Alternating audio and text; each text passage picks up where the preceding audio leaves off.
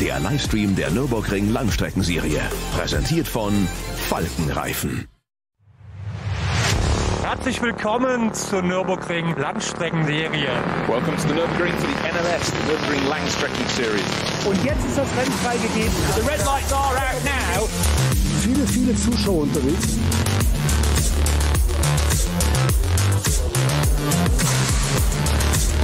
I would think that's very, very close. Jetzt kommt er ran, zieht sich ran.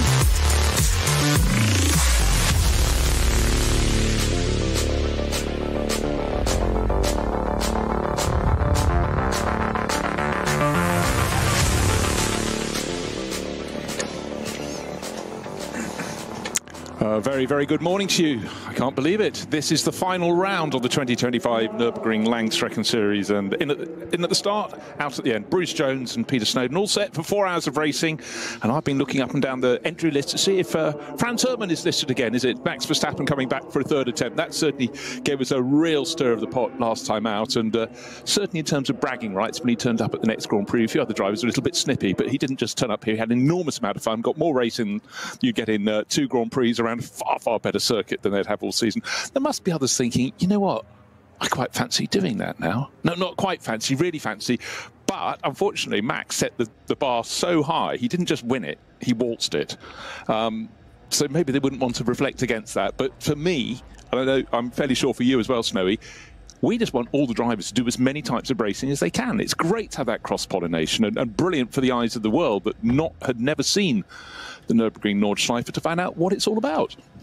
Morning, Bruce, and everyone else. Yes, it is. That's the era we grew up in, isn't it? With people driving multiple disciplines of cars, and even at a Grand Prix weekend, driving a Formula 3 car or British saloon car, as it was in the UK, British touring cars now, and in other countries as well. Same here in Germany. But I think one of the things that I just like about that, the Verstappen thing, is that the reigning world champion comes across and does this race and brings us a load of PR. I do feel a little bit sorry that the person that didn't get enough attention was his teammate, Chris Lullum, who did a great job, and not to underestimate it. Verstappen didn't choose him per chance. It wasn't a lottery. So, great that Verstappen gets all the headlines, but there's that. Like to see him out in some other stuff with some stiffer competition. That would be good. But you mentioned about the bragging rights going to the next Grand Prix. It reminds me of Nico Hülkenberg when he won Le Mans. And the next Grand Prix weekend, he happened to be part of the media interview, and there were the 3 of them. And he just breezed in with the trophy. And it was Hamilton, and I can't remember who the third driver was, but basically he walked in, parked it on the table and just said, what did you do with your weekend off, boys? And Hamilton just creased up laughing and just round of applause and touche, that's quite cool, coming back with the Le Mans 24-hour trophy. Point is, going off and doing other disciplines. And we forget, drivers, we see all this media attention, especially in the hyperbole of Formula 1, where it's such a goldfish bowl. And to see somebody so young, already 4-time world champion in Formula 1, still embracing it and enjoying and loving racing. And also it was very much a Verstappen start, wasn't it? P3 to P1 with the first corner and bye. No biggie. Yeah, exactly. That's what I do. But also, the fact of the matter is that Chris Lullum, you talked about him.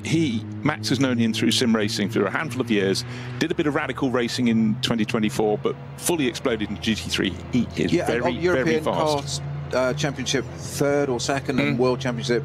He was 2nd and 3rd each of those titles in karting. So no slouch on 4 wheels when he's got 4 wheels underneath him. No, exactly. And to come to a circuit like this, it's great. But also, it's not just racing against this circuit, which we still think is the ultimate challenge in motor racing. 172 corners, 170. Who cares? Yeah. Mixed weather. In fact, they got off lightly because it was dry throughout. But multi-class racing as well. That's another element you have to net in. So many drivers never get to do multi-class racing. But here, this morning, it was also about quick-fire qualifying. And taking a look back at the highlights, when the cars went out, it really was not very light indeed. But that's so often the case. And it's so quick-fire because, of course, you've got a lap that's going to take you more than 3 minutes, we'd say. And so really, it's all about just getting a feel for the car for this weekend. And okay, the last round was only 2 weekends ago, but it's about just slightly different track temperatures. The conditions very different. Actually, this time we had a few people mixing in. We always have the alternative fuels class. It's always been an element of the NLS, and Today, car number 22, Max Cruz Racing, actually went out and qualified third fastest, so mixing with the regular GT3 runners. But it's the two Haupt Racing Team Ford Mustangs bringing, you know, their brilliant meaty rumble to the Nordschleife that went out and worked their way to the front of the queue. Not everybody made it around without damage. I'm afraid that's a feature of the Nürburgring Nordschleife, and one of the BMW class cars, kind of a 653, will take more than a bit of polishing to get it going. But come the end, it was the number 9, the blue and yellow Haupt Racing Team Mustang that went to the top. Fabio Scherer setting the time in that, and he took pole position. 7 minutes 48, but in so many times it's really, the timing is slightly inconsequential. As long as you're near the front of the grid, you've got a very good chance. But anyhow, 2 Ford Mustangs, first and second. The first one, car number 9, chaired by Dennis Vetzer, Patrick Assenheimer and Fabio Scherer. 3 seconds faster than the sister car number 6, driven this weekend by Vincent Kolb and Frank Stippler.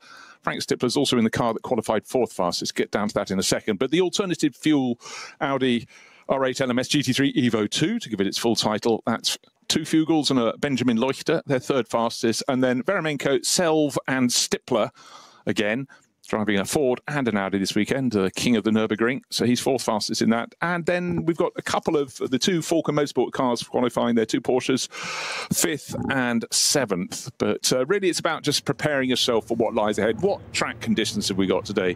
Well, the skies hopefully will clear a little bit, but I think we can chalk this one up as a grey day on the Nürburgring Nordschleife. But again, you get the job done in qualifying. We had 100 cars on the entry list, 96 cars went out to qualifying.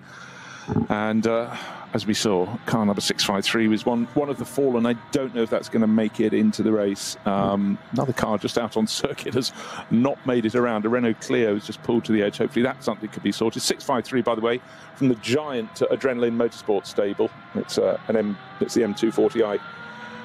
Racing Cup class, so that's Salerno, Mao and Engelmann.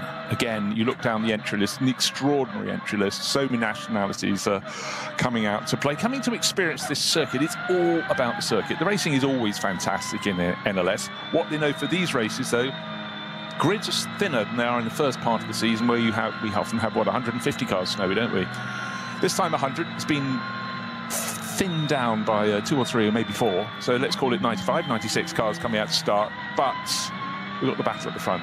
Ford Mustangs. They've, you know, 2nd season of the Ford Mustang GT3, and it's just such a wonderful sounding car. And Hubert Haupt and his team from just across the road in Moispath, they've been working really, really hard to get it to work very well. And seemingly, as the season comes towards an end, it's very much at the front. 1 win already for them in the bag. Let's see if they can do it today, 1st and 2nd.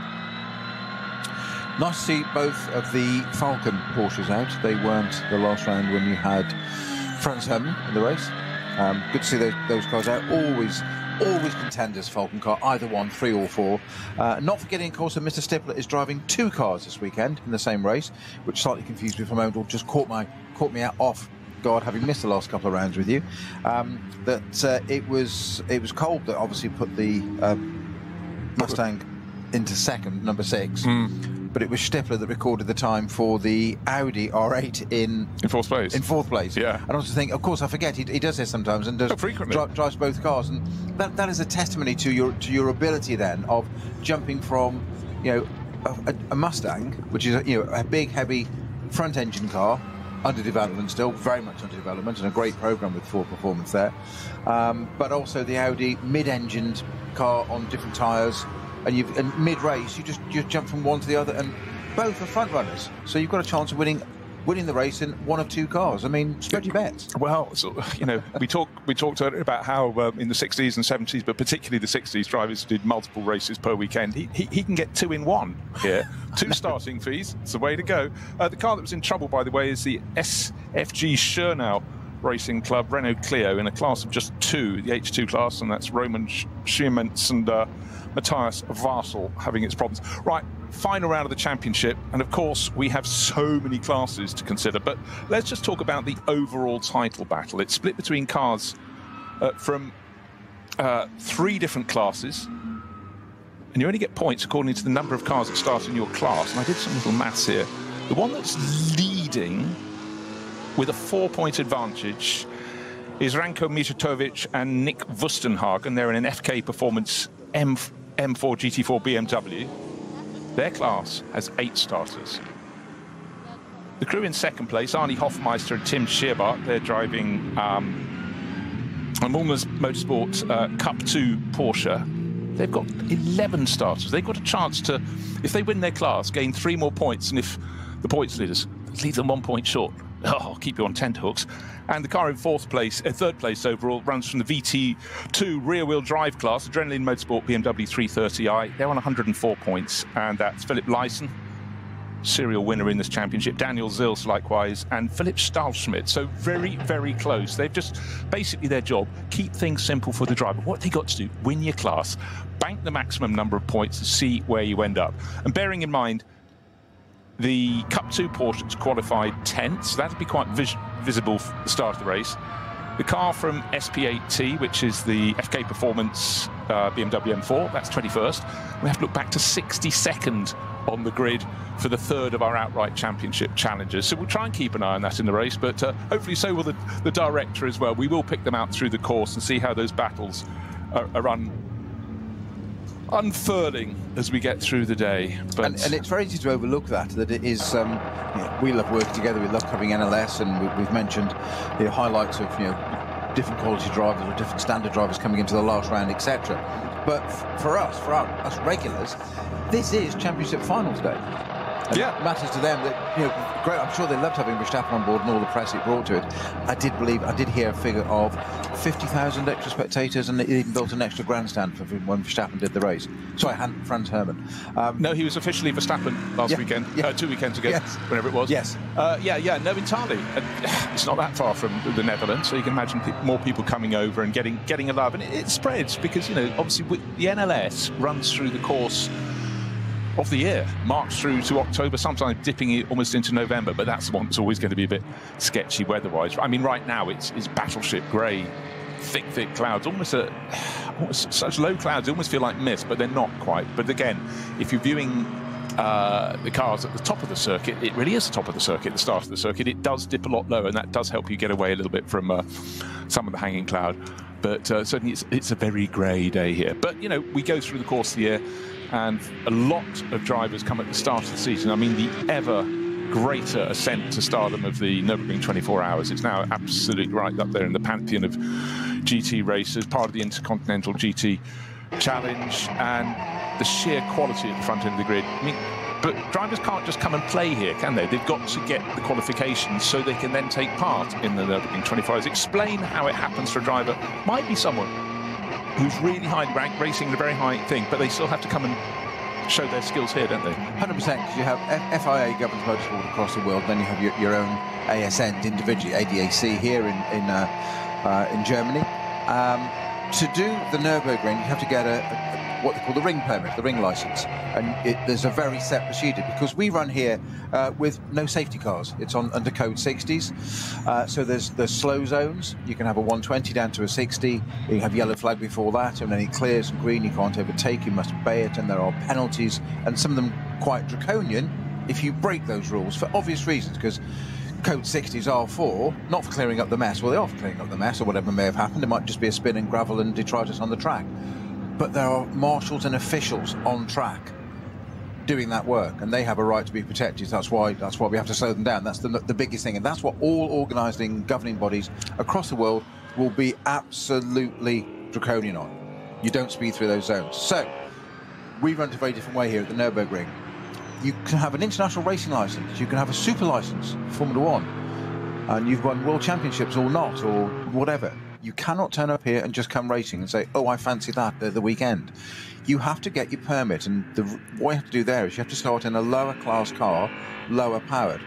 Now, the most obvious example is obviously Verstappen did it a few weeks ago. He did his first race in a Cayman with 100 horsepower taken off that Cayman for standard. To basically, you have to do two-hour stints. So you can do. So he did the double-header weekend, so he did a 2-hour race, 2 hours of each day. You have to complete that with no anomalies, no chats with the clerk of the course, that type of stuff, or the stewards, or the officials, and basically show that you can race at that and understand the system. Understand the system, understand the circuit. Correct. And the vagaries and understand the rules and all the vagaries, all the nuances of how it works.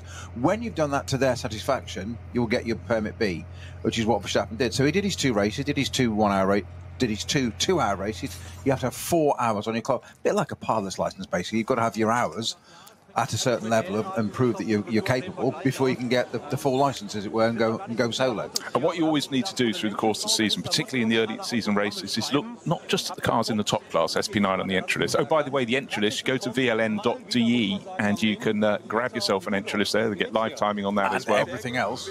And everything else. And some garage news allocations and all sorts. You get the works. There's a way of staying in touch. And it just enriches. But you look down, you think, oh, they're all the top runners. You just happen to be flicking down to entry number 140. You go, oh, really? Okay. They're planning to do the Nürburgring 24 hours this year or perhaps next. And for a lot of drivers, I mean, particularly for Formula One drivers, bear in mind they're busy another 24 weekends a year. So trying to even find a gap in their diary to be able to nail one down. I'm sure Max was thinking about it, probably a year before and just trying to make it work. But it's good.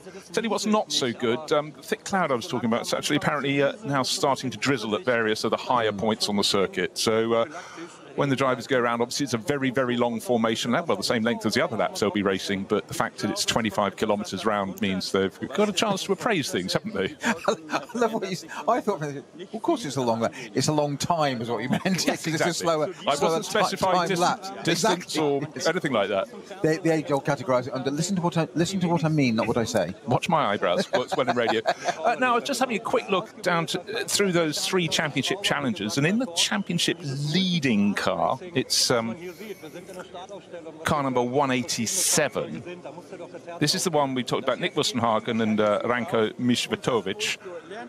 It's also got Reinhold Renger on board. He's a driver who crops up a lot in the Far East. He was actually Blancpain Asia GT4 champion quite a while ago, 19, I think not, 2018.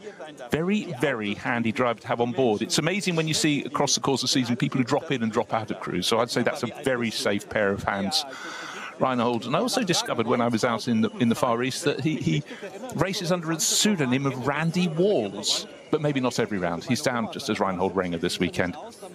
Reinhold Renger with an apostrophe, so who knows? That's not his co-driver, the apostrophe. No, not at all. But yes, do if you want to just, and also if you go to live timing, you can get even little sort of tracker map where the little dots move around the circuit. That's Snowy always has it set up on his right-hand side, and when a car goes missing, quickly sort of zooms in. It's really good. I can't have one next to me because I'd be all consumed by it and fail to do any commentary whatsoever. But this is it, the 10th and final round of the Nürburgring Langstreckenserie Series for 2025. Drizzle just before the start. And of course, you start the circuit. You don't do all of the Grand Prix circuit. You don't go the whole way down the hill. You go to the start complex, the very sharp turn 1, turn 2. It's what we used to call the Mercedes complex. And then you only go a little way down after that and turn right. And then you use the rest of the Grand Prix circuit. Then you go into the unknown. Well, this is on your first time round. You go onto the Nordschleife. And this is something that time after time, people, if it's on their first race, they go, hey, there's so much space into the first corner of the Nürburgring. It's the last time you'll have any space. And 2 weekends ago, there was a move coming down into the first corner, and a driver gained a couple of positions, then speared sharply across the front of the pack to the left and tumbled down. So Hero Zero interface. But that first corner can literally sort of suck you in. It's especially at the start of a race, because it's a rolling start. We've got our 3 start groups, so we get our SP9 GT3 cars and GT4s going first. But you do get drawn into that because it's slightly downhill, and there's this visual look for a driver. And don't forget, vision in a car is very limited anyway. You've got a helmet on, a visor, probably a visor strip, a banner strip on the windscreen. Very little peripheral vision, so you're very, very focused. I know drivers do tend to be pretty self-minded and focused anyway, but you've got a very small bit of working space around you with other cars, and you get drawn into this sort of nugget of the apex, and your peripheral vision, whatever it may be, is a little bit to the left-hand side. You think, oh, look, there's lovely big bits of tarmac and space over there, so I can go in a bit quicker. And what happens is you've got all this intention of diving down the inside, taking a nice tight line and getting it nice and controlled and not messing it up at the first corner of a 4-hour race. Always good with the team, that. And then you get drawn into something that happens with drivers, that somebody blocks you on the right, you can't get over to the right, so you won't acquiesce, you have to try and go around the outside, so you get drawn into this space, and all of a sudden, you run out of road, tarmac, and talent, usually simultaneously, and if you're lucky, you just run wide and cost yourself 4, 5, 6, 7 places. At worst, you T-bone and spear into somebody else, which is not popular, and shunting race cars is never popular with a team.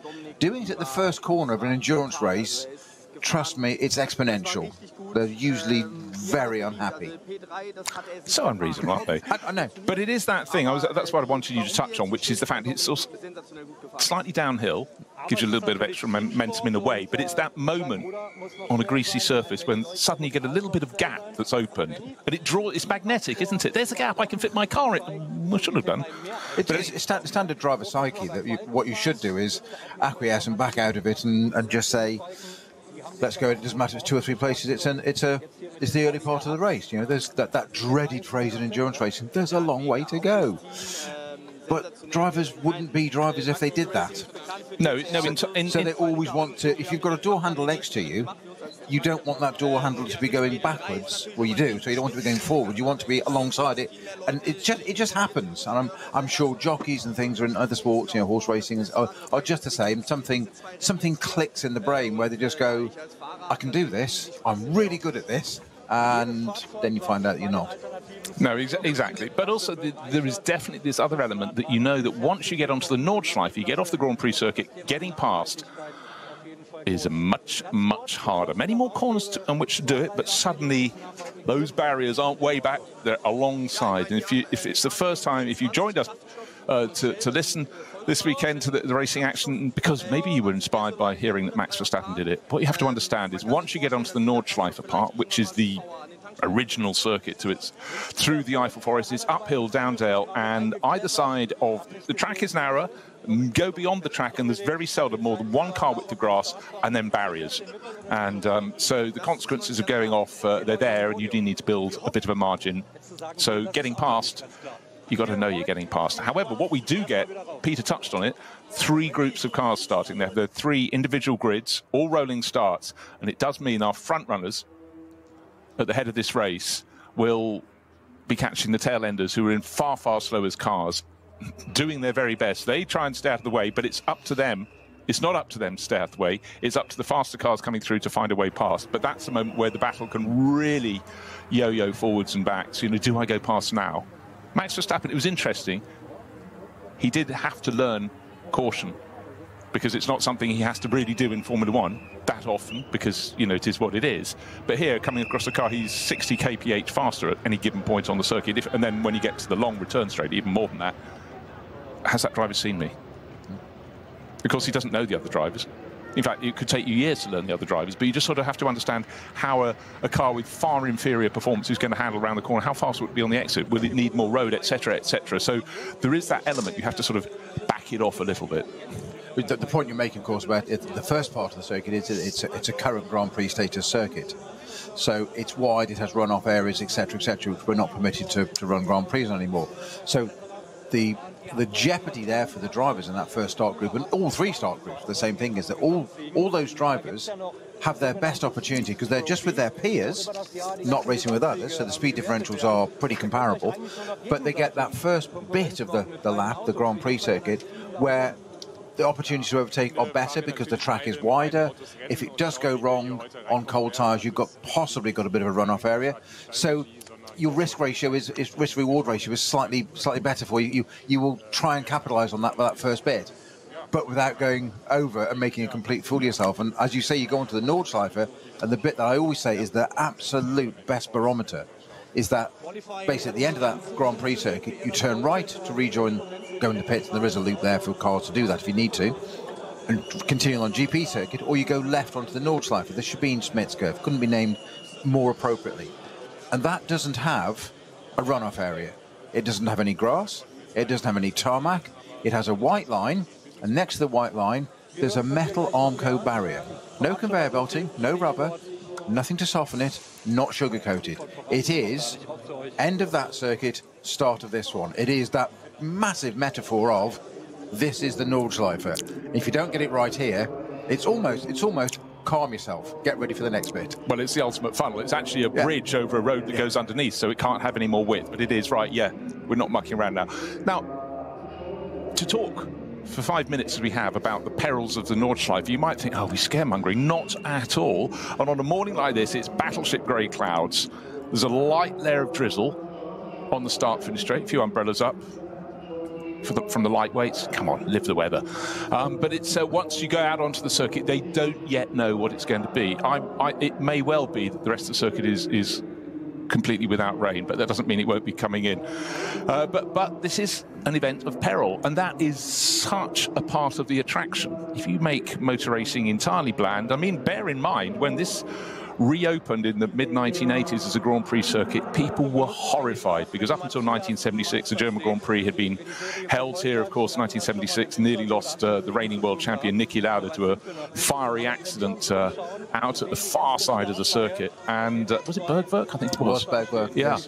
And 3rd of August 1976. Very good, very good. Just before the summer break, they didn't have, but they didn't need to with just 16 Grand Prix or whatever it was that year. But it is such an incredible challenge, this, and that is why people do it. And I think you get the thrills, and of course everything breaks down, and particularly at this final round where we're trying to sort the ultimate championship from across all of the classes combined. Whoever has sort of the most points wins the championship. But obviously if your class, you score your points according to how many cars are in your class. So if you race all year and do well in a class that has many cars in it, you're likely to be at the very front end. I was just looking out of the window, Bruce, and we've had this a couple of times earlier this year and indeed last year of fog and drizzle on the pit straight. The rest of the circuit absolutely fine. We can't then run because you can start the race, and it sounds really odd, but one of the main barometers, what we can run or not, is if the medical helicopter, which is based at the end of the pit lane, can take off. If the conditions are that it cannot take off, you can't run the race. Today, having a little look around, we're having almost the opposite. Do you remember the 24-hour last year where we sat there for ages, and I think it was the shortest 24-hour on record, actually. We sat in the Dorrit Hotel, drinking endless cups of espresso, trying to keep ourselves awake and not fill our bladders too much, whilst the fog outside just didn't go away, but we had spectators messaging in saying, what's going on? It's perfectly clear. It's lovely and sunny out here. We're having bacon, eggs and suntans. I'm just like, yes, but we can't do this bit because they can't take the helicopter off. Looking out now, it's almost the opposite way round. The pit straight is okay, but it's looking a bit miserly on the rest of the circuit. Right, in fact, we're about to find out. We're starting our formation lap. Yeah, the formation laps. So these will be the pioneers. Of course, it's a very long lap, 25 kilometres, and just getting reports in. 25 laps, actually. Yeah, slight drizzle at Arenberg, and if you wonder where that is, it's about probably a third of the way around the lap. You've had the really fast run when you've exited Hatzenbach, you've gone through Kittelbacher, Hurt, but at Arenberg, it's a flick to the right. To say it's a very tricky corner, well, that doesn't really separate it from the others. They're almost, at least half the corners are very tricky, again, because the track is so narrow. And the other place where drizzle's been reported is at Schwalbenschwanz, which is very much towards the last bit of the twisty section of the circuit before you get that massive blast on the dotting corner to bring it back. Yeah. The big thing about Arenberg as well is it's the top of the Foxhole, Fuchshöhe, which is that sudden, if you talk about roller coasters, I always think there's two main roller coasters here, Hatzenbach and Foxhole. And those are the two where you suddenly descend and it looks like this ribbon of tarmac through, but you've got to place the car absolutely precisely, even more so on slightly colder tyres, yet more so on the first lap and drizzly, and get out at the end of it in one piece, because it's a lot quicker than you think, and it really is. Roller coaster just absolutely sums it up.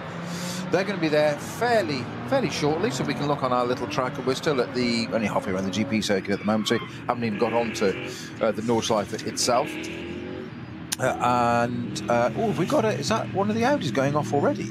I think it is, you know. Yeah, you know what? That's the alternative fuel car. And Max Cruz racing car. Max Cruz racing car. Dominic Fugel on board. Well, that would be the wake-up call that he maybe didn't have earlier. So anyhow, that's a save, because that is on the Grand Prix circuit. Yeah. So he wasn't sliding across the grass and clanging into a barrier. He only got a couple of wheels on the grass and had space to breathe in. Now he's going to pick his way past the cars that went past him. Must have been thinking, well, that's one down. Alas, not from their point of view. But So back into third place. Dominic Fugel, that will definitely get the heart racing. He must be going, God, I was nearly a hero there. I'd love to or hear, the opposite. I'd love to hear the radio message between himself and the team on that one. I've just spun it and dropped it on the warm-up lap. And it did rotate and just connect, went across the grass into the barriers. At that point, there are tyres and conveyor belting, so hopefully it's a soft impact. But you just never know what's been done. It can be the back of those Audis just after the rear wheels on R8 is all venting and ducting, which they're prone to coming off in any kind of contact. Even light contact, we've seen those bits come off quite a lot over the last few seasons. So you've just got to hope that, and it now puts into your mind, have I damaged it? You know, the driver will be undoubtedly going, I've got away with it. And the team will be going, but have you? Yes, really. It's not a 10 lap of this. This is 4 hours.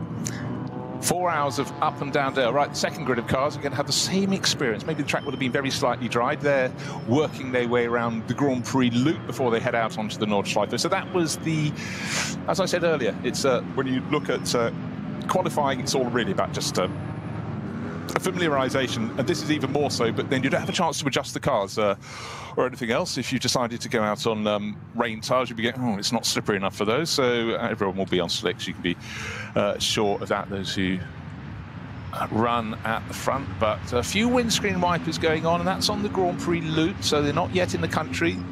It's very, very grey. But as we heard just before the cars went out, at opposite ends of the circuit, there is drizzle. But then again, how much drizzle makes a track wet? Is there any wind? Not notably. And also, an awful lot of the Nordschleife, you spend your time running between trees, so it's not. There are various points where you'll be exposed, but I'd say once you get onto the Nordschleife, 70% of it, you're pretty much surrounded by trees on one side or the other. And someone else had a little spin on the Grand Prix circuit from the second group of cars. It's a BMW facing backwards, so classic case, I think. The track bit's not too bad with drizzle on it, but the white curbing on the outside can be a little bit slippery if you hit that. So again, that was just after the cut through.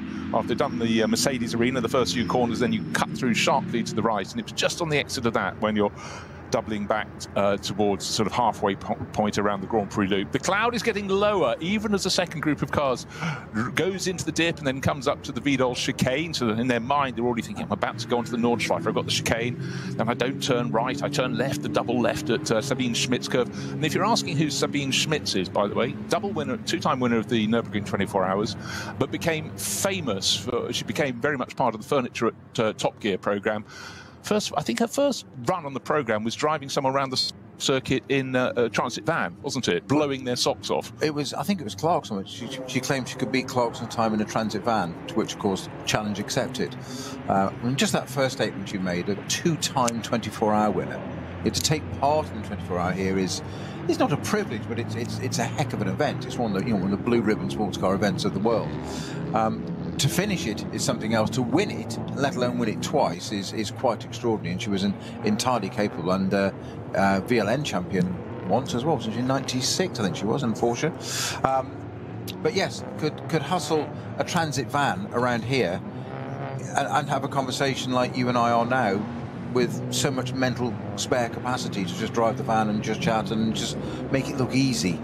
Well, she literally lived on the Nordschleife. Of course, you can come around with your road car, report to a ticket booth, effectively, and you'll set off one at a time, and you can go and drive this circuit. I mean, how many great circuits can you drive? This isn't just a great circuit, it's a superlative circuit, but caution is required, because whatever you're driving, there's probably someone driving, or even more importantly, riding something a whole lot faster. So you do need to look out. Vieler Rennfans, der für die allermeisten nie Realität wird. What have we got? Mit dem neuen Gran Turismo 7 aber ein ganzes Stück realistischer. Mit der neuesten Auflage des Kultspiels für die Konsole fahren wir zu den wichtigsten Streckenabschnitten der grünen Hölle. Die AMG Arena. Erstes Nadelöhr nach den Starts. Und durch die unterschiedlichen Linien ein toller Ort für Positionskämpfe auf der Grand Prix-Strecke. Auffahrt Nordschleife. Nach der Wiedel-Schikane biegen wir ab vom Grand Prix-Kurs. Hier beginnt der 20 Kilometer lange Ritt durch die grüne Hölle so richtig. Fuchsröhre. Mit Vollgas bergab, durch die Kompression und den Berg wieder rauf. Wie so oft auf der Nordschleife, kein Platz für Fehler. Breitscheid, der tiefste Punkt der Nordschleife. Die Brücke über die Hauptstraße von Adenau ist ein Zuschauermagnet. Das Karussell, benannt nach Rudolf Caracciola, einem der ersten Heroen des Rings. Die alten Betonplatten der Stallkurve sind Kult.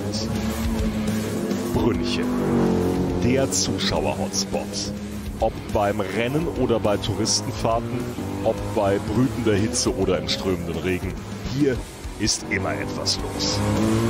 Die Döttinger Höhe, Windschattenschlacht bei 270 km/h und die Überholmöglichkeit schlechthin am Ende der Nordschleifenrunde mit dem neuen Gran Turismo 7. Und damit von der virtuellen wieder zur realen Nordschleife.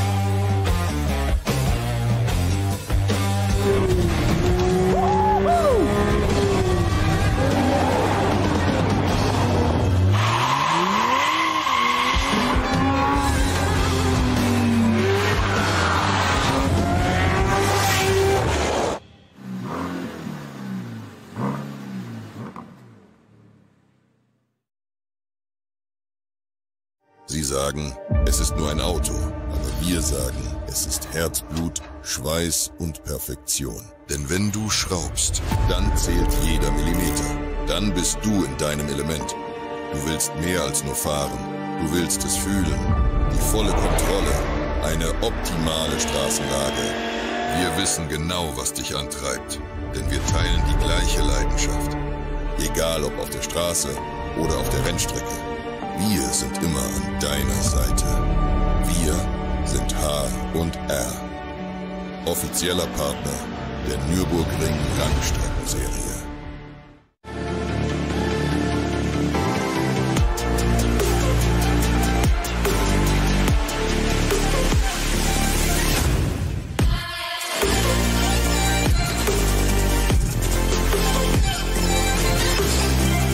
Falkenreifen.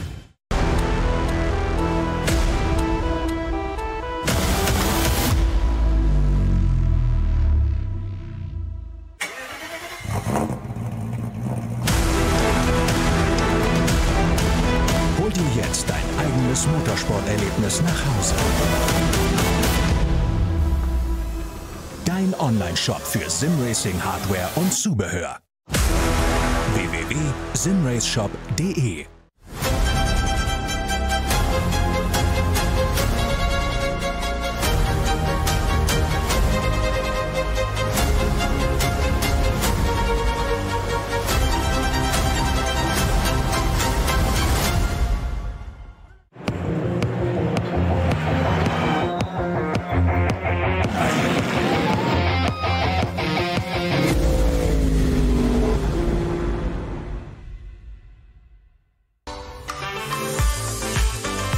Liebe Fans, Lovely fans. besucht uns auf unseren Social Media Kanälen. Follow us auf Facebook, Instagram, YouTube und TikTok. Willkommen bei der NLS.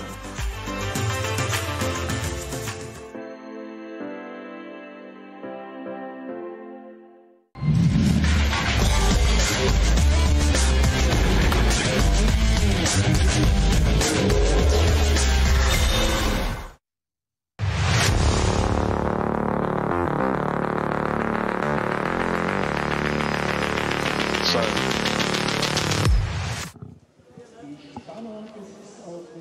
4 hours of racing, line up ahead. Ford Racing, as it's now called.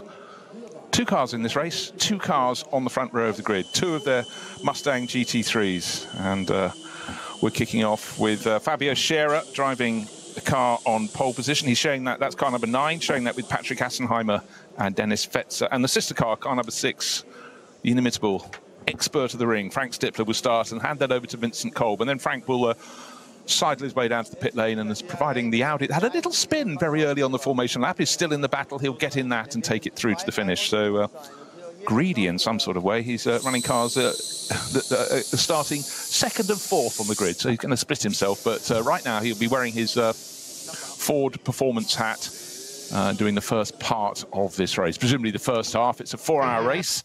And we will see how it unfolds. The last time of the year. And I'm sure we're going to pick up some phenomenal action today.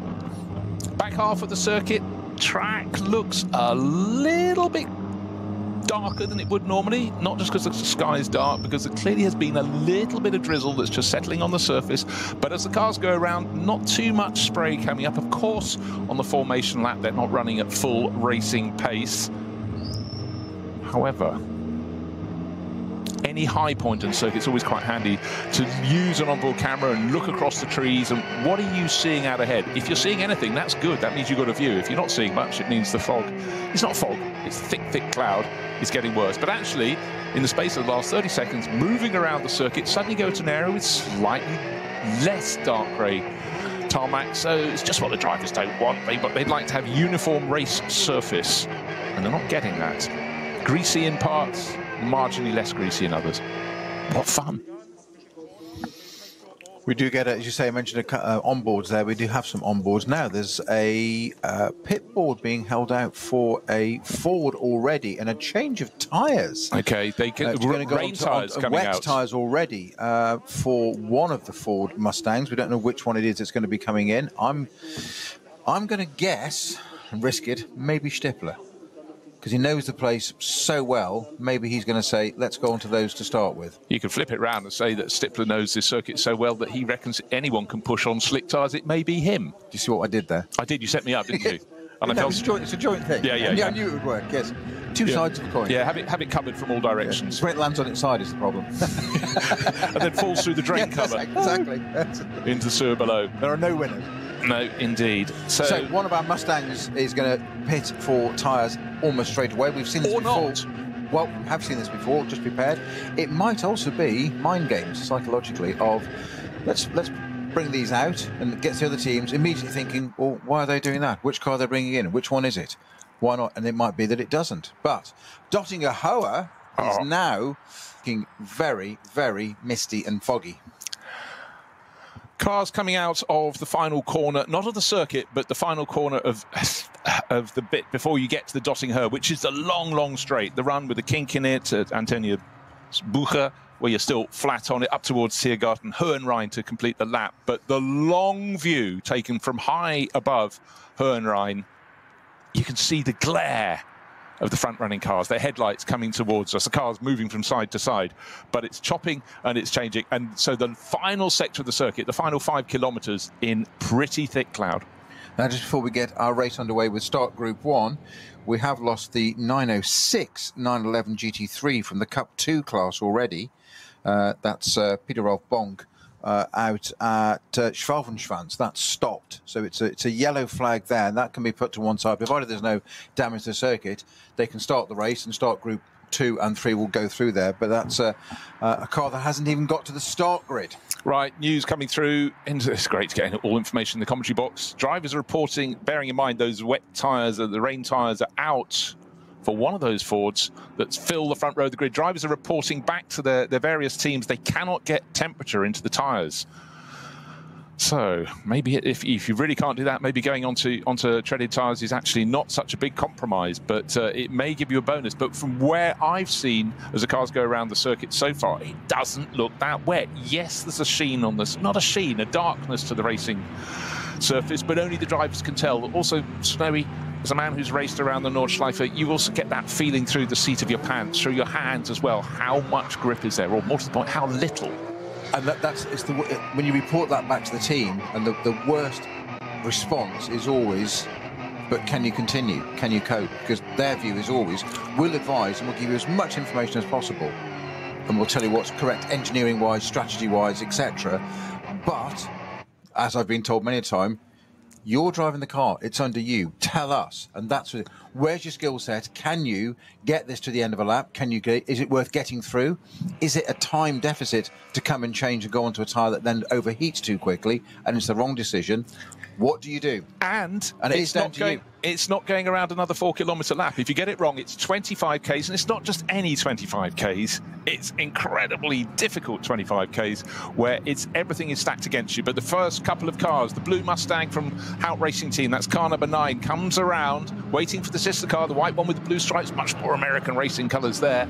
To pull up alongside, and they can just about through the mist see the red lights on the starting gantry, waiting, and who peels in? Neither the Mustangs, but the Audi from the back of the top 10 has peeled in. But right, the lights go to green and the Mustang's blasting, rumbling down towards the first corner. One of the Falken Motorsport Porsches, car number 4, moving from side to side, but it looks as though our pole starting car with Fabio Scherer will lead down to the first corner, covered off from behind, almost being attacked down the inside from the sister car.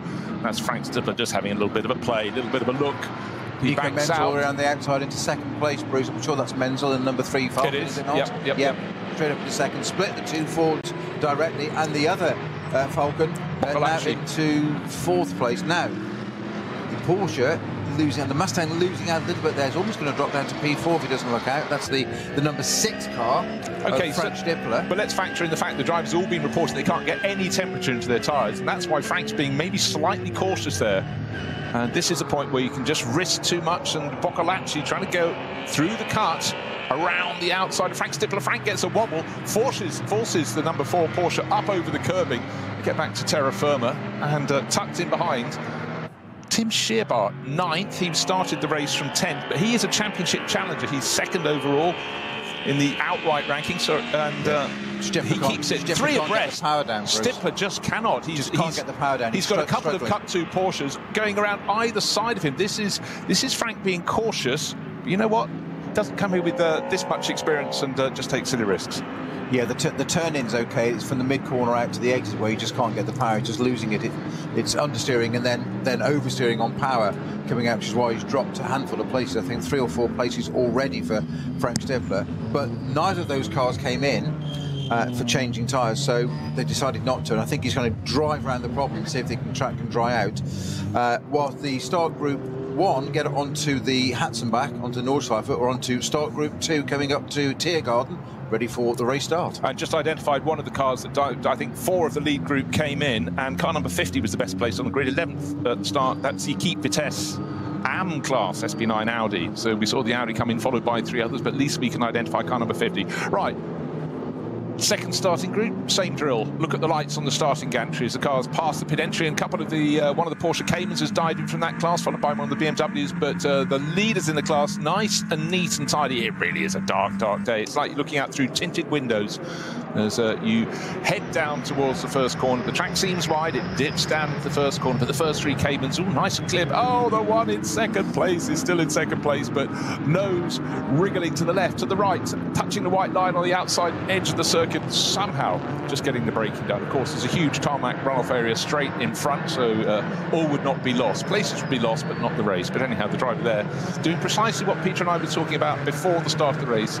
Just a little bit too much of a hero into the first corner. Could have been a full, could have been a 0, got away with it. But again, just showing Snow just how little grip they have, just trying to get temperature on a coolish morning, but it's super, super great. And that little sheen of moisture, clearly very tricky indeed. Well, P2 in this start group is lucky to be in P2 still. He tippy-toed all the way around the outside, as I said, into that, drawn into that bit of runoff area, and he's still having issues with the back of that car, snapping away in Oversteer, and he's run wide again.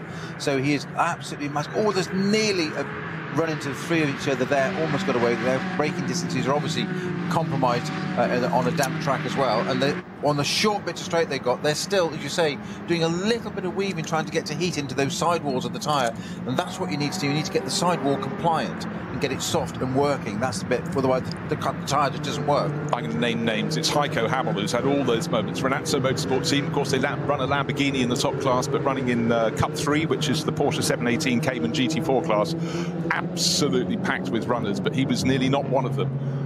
And so, again, you know, you have a moment in the first corner, you somehow collect it, you haven't taken anyone else out, you still press on, just where is the grip level? And for the next few corners through the Mercedes arena, certainly Heiko Hammel was pushing a little too hard, but he kept it together, still at the front end of that group, but he could so easily have been off. But again, your races, you've got to push, find out where the limit is. Take the Gilles Villeneuve hits Formula One routine as he turned up at the British Grand Prix in, what was it, 1977, racing for McLaren, and he spun at pretty much every corner and then wound it back a little bit. Right, that's the spinning point, let's come back a little bit. So slightly riskier place to try that here. I understand it was 26 spins in his qualifying session to establish where that breakaway point was. I mean, that's a gift, isn't it? Start Group 3 comes out of Tiergarten and onto our pit straight. Same pack drill, different batch of cars, different performance level. These, the tail end cars in this group with Supras, Caymans of different specifications, millions of BMWs again of different specifications, different classes. These will be the cars that will be caught first by our front runners when they come through. And at the moment it's Fabio Scirea from, well, at the start of the lap it was Frank Stifler, but Frank's obviously fallen back a little bit with the Falken Motorsports cars from 5th and 7th. Nico Menzel and Dorian Boccolacci moving into 2nd and 3rd positions. Right, third group down to the first corner. Again, neat, tidy, a few drivers running a little bit wide, but there is tarmac there, so they can do that. But again, it's that moment where you're not on your formation lap, you're on your racing, and it's easy to get it wrong. Into the second corner, out of the second corner, into the third, and then the flick to the right, the tight flick to the right, turn 4 on this circuit. Unusual to see an Alfa Romeo in the little group back there. We're so used to seeing this class full of BMWs, the odd Toyota Supra, but great to have at the front end of the class an Alfa providing something just a little bit different, and that's always been a feature of the Nordschleife races, of the long distance races, that you have very, very different groups of cars, and it's, you know, the more the merrier, I say. So of the first group, the ones that pitted of note was the number 50 Max Cruz Racing R8 that came in and had its tyre change. It did have the first sector quite quick, but sector 3 actually. That's Daniel Fugel, wasn't it? Dominic Fugel, yeah, he had his little flick, but that's sort of going okay, running. Well, it started the race in 5th, but he didn't start the race as you've highlighted. Conditions still tricky.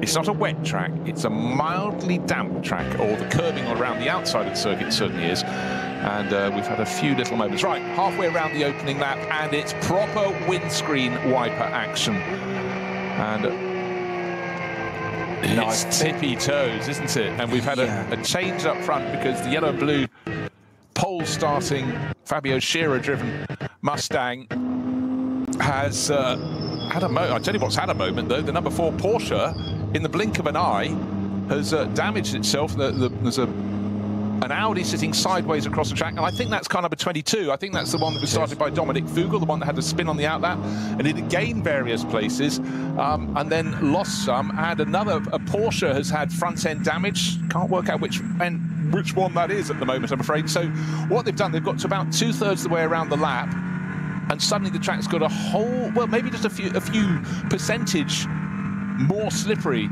and suddenly an incident, and it really throws it into perspective. What happens if you come around one of the many corners? There's a car sitting sideways across the track, as we had with that stricken Mercedes. So certainly something has affected Dorian Boccolacci's number 4 Falken Motorsport Porsche. That had moved itself up into 3rd place by the time they went through Hatzenbach. Lost what happened after that, but bear in mind, all the cars, the front end of this field, were just pushing very hard to find how fast they could go into corners, what level of grip they had, and it would have changed in the sort of effectively 15 minutes since they were last at this point on the circuit, because remember they had the formation lap and then they come around, but definitely the second half of the lap there is more drizzle in the sky, and how hard do you push? And certainly it's a big question, but also you don't want to back off, because this could be the point where you could squander 20 seconds, which could be night and day in this race. But you have to be so aware of what could be around the next corner, so looking at what flags the marshals may be showing is absolutely crucial. Slow zone upgraded to code 60 at Hedvigshöhe. That's quite a long way around the lap. You're right, absolutely right about the number 22 car. That's now stationary at Wipperman, so that's become a code 60 at that point already, early into our race. And it's what else was involved in it that I thought I saw from the very quick onboard we witnessed on the number 4 Falcon. which is Boccolacci and Menzel, isn't it? So I thought it was Menzel in the car, so it's actually Boccolacci, isn't it? Yeah. I thought I saw, yes, I did, the slippery surface flags being displayed. So yellow and red stripes, they are indeed. You can see them dotting her. Now he can get a headshot. It's Boccolacci's Porsche. It's Boccolacci's. Menzel's in both of them. That's why it's slightly confusing. So but he's still ahead of the sister car with Menzel on board. Minus the front right wing. So in fact, the car that's first one around to the end of the lap is clearly so fast because it's lighter than it was before, but it's the number 4 Porsche. Now, has he got to pit? Because if the tracking and all that set would sliding there through Tiergarten, is he going to have to pit this Boccolacci? Yes, he is. He's diving to the right-hand side. So there's some bodywork damage. So the front wing is obviously kind of cosmetic, if you like. Basically, it's a very expensive, shapely headlamp carrier. That's what it does. It's not structural to the car. That's gone, but it depends what else has happened to it underneath. So you've got to have the car come and check. So it looks like it was the number 4 Porsche that had a collision with the number 9 Haupt Racing Mustang of Fabio Scherer. Yeah, they were very close together. Number 4 into the pits, and I'm afraid he started a bit of a trend. Loads of other cars are likely to be diving in. 948 is in. That's from the Cup 2 class.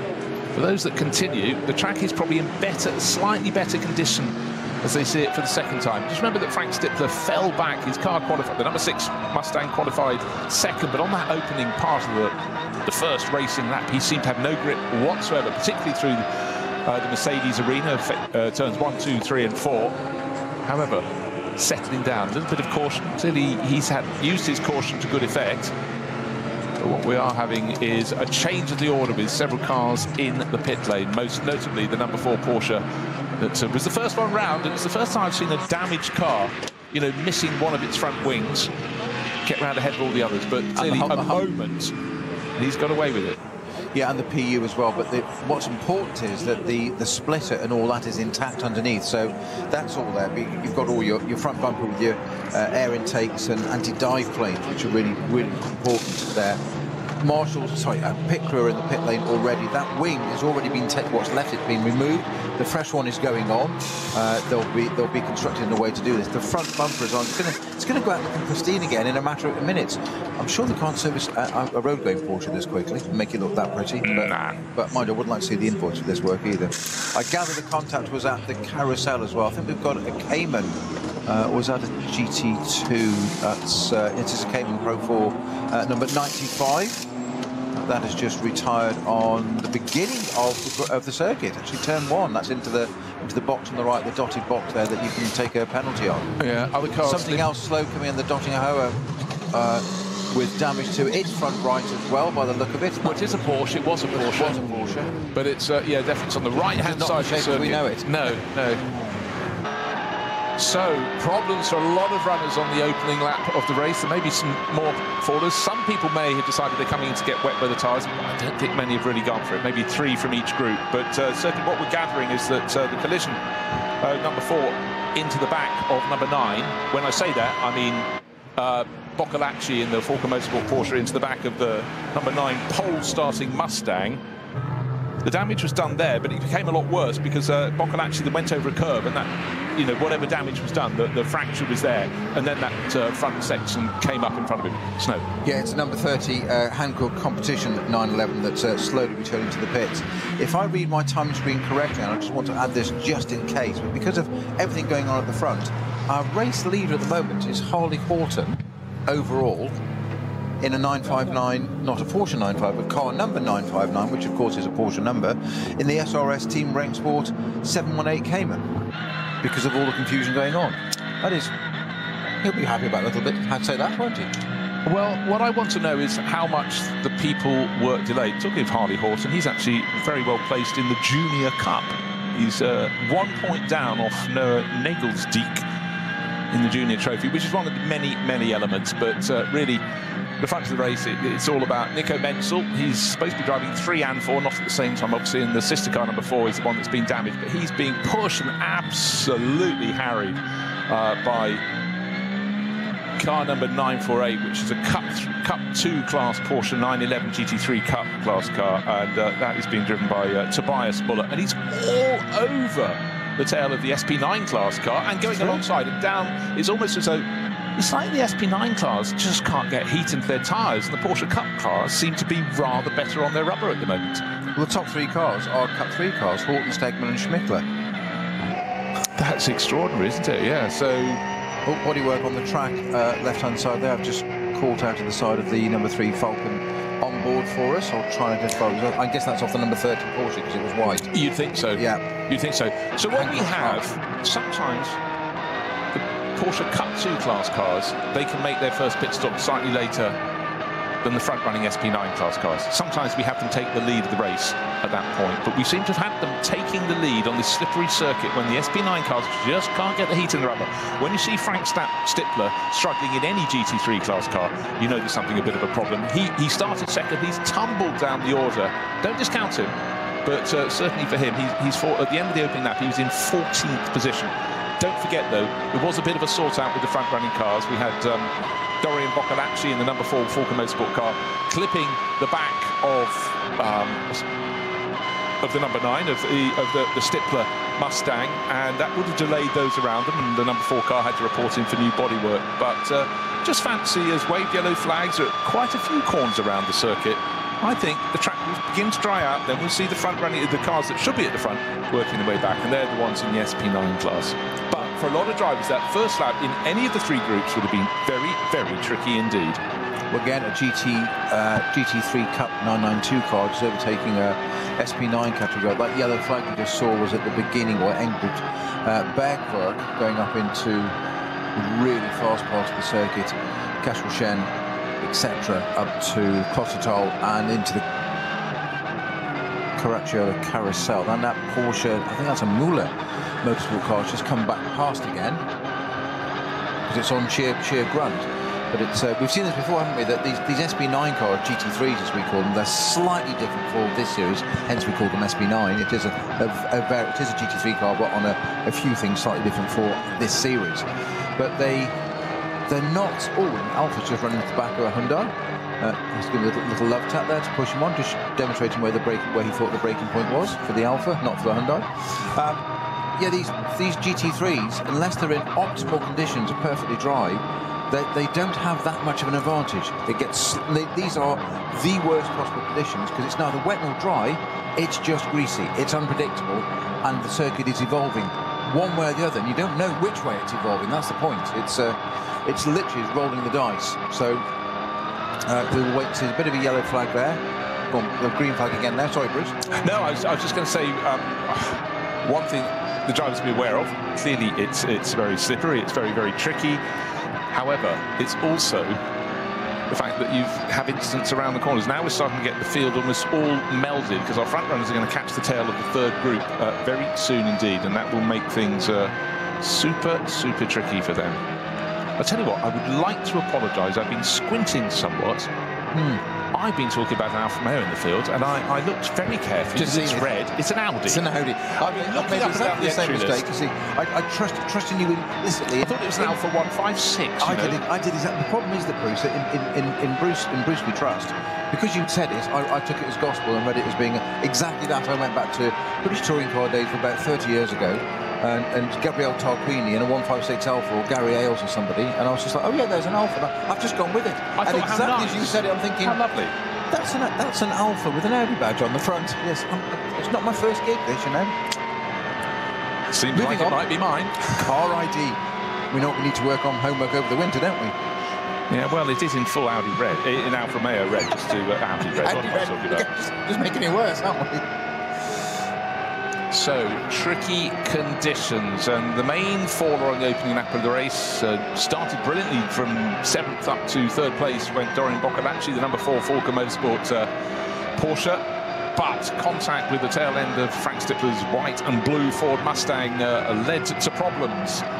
And certainly, even though it got around the lap sooner, the opening lap, ahead of the Mustang, it had to dive into the pit lane for body work repairs. So that has tumbled out of the top 50. We started with 96 cars on the entry list, well, 100 on the entry list, 96 starters, but there have been a few little fallers. But very, very tricky conditions. The long view along the Döttinger Höhe slightly better than it was when they completed their formation lap, but there is still a low-hanging cloud. It's enough that when the cars approach, their lights diffract through the mists and the drizzle, but it's still a very, very fast part of the circuit. Still cars slipstreaming each other. But really, the story of the race so far is just the fact that the SP9, the top-class cars, at the moment, they're starting to move their way forward. The two Mustangs nose to tail, and then a whole group of others behind, and they're starting to build their pace up again. Well, they are, but they're struggling to get by. I'm just watching there to an absolute treat of Nico Menzel. Right, we talked about the number 9 Mustang having been given a little shove up the back by Dorian Boccolacci's car. There's a little bit of bodywork damage on the left rear corner, but it is just bodywork, flapping in the breeze and a few stickers slightly loose. I think that's a technical term. Yeah, the danger of that, of course, is whether the officials decide it's something that's dangerous and may come off. There's actually quite a bit of bodywork and quite a bit of aero and carbon involved in there on the left rear, as you say. And if that's going to fly off and cause damage, that can be black flagged and brought in to be removed. The quick thing I was going to say about Nico Menzel was, Bruce, he was having an absolutely fantastic battle with one of the Schmicklers in front in the number 950 entry. It's either Stefan or Markus Schmickler. I'm not sure which one's in it. But Nico Menzel in an SP9 car couldn't get past the car in front, and it's a Cup 3 car. Yeah, it's crazy. But again, just think about that. And I just want to correct myself. It was not Stippler's car that was just up the back. It was the pole starting car, and that's the one Fabio Schirra. That's the yellow and blue Ford Mustang from the Hout Racing team, not the white one with the blue American Racing livery, the stripes, nose to tail. But it's the simple fact that Nico Menzel is still stuck behind Tobias Muller. Tobias, as Snowy just pointed out, is in a Cup 3 car, but they've got plenty of poke. But if you put them around the course of a circuit, they have inferior lap times on a normal surface because they don't have as much downforce. But at the moment, going across the Sabine Schmitz over the bridge, it's left and then left again and down the drop. Still, the race is being led by Tobias Muller. He won't be laughing his head off, he'll be concentrating too much. But here he is, leading the race in the early stages in a Cup 3 Porsche. Now, you are, Snowy, suddenly transported out of the commentary booth into the wheel of the number 3 Falken Motorsports Porsche. I know it's a miracle, but focus on the job in hand. How are you going to get past this Cup 2 Porsche in front of you? Take the lead of the race. Where's your advantage coming? Well, it's not this part of the circuit, that's for sure, and it's not my problem to make happen. It's actually it's Muller that's got the issue because he's the one under pressure, and you're just going to pressurise him. And what you're going to probably start doing is placing the car in his mirrors a lot, and making him watch the mirrors, not concentrate on the road, and try and force him into an error. It's basically just that little gap where he catches it a bit wide or just gets on the throttle or has to get out of the throttle and cost you a bit of time. But you've got to watch it like a hawk as well and find your spot without running into him as well. And it's, as you say, it's that hero to zero thing. Because in your head, you know you should be ahead of that car. But the track conditions say you're not. And how do you process that? You've got to just take your time and remember it's, what are we in? We're 3 hours 37 to go. So there's no point in trying to do it now at this point, but what you don't want to get is delayed, as you say, and lose 10, 15, 20 seconds behind a car for a stint or a couple of laps, or in this case we've seen now 4 or 5 cars bunched together, and that's 20 seconds that you can't get back. So as the driver, you want to get ahead but want to be cautious, but the team don't want to lose out on the time because of the strategy, and they might sort of suddenly come on the radio and say, push on, and you're just like, push on. I've got no front end, I've got no grip, I've got no power, I can't get it down. And where do I push on? And that's where they'll just turn to you basically and they won't even say it, it'll just be assumed, well, that's your job. That is your job, entirely so. Just to give you an idea, we've had various, actually at the moment it's largely, I think it might be green the whole way round, so we could have a quicker lap time, but the previous couple of laps have been yellow flags and a lot of the corners as drivers had their moments, and a lot of the field, even in the SP9 class cars, were lapping about 1.5 minutes and more slower than qualifying. Now we've just had a move at the front and we've suddenly had a Mustang moving through. Stippler, isn't it? Stippler leads at the Nürburgring. Well, there you go. He's worked his way not just past the number 3 Falken Motorsports 911, similar class car, but also the 948 Cup 2 Porsche that's been leading the race. He took just one and then the other in no time at all.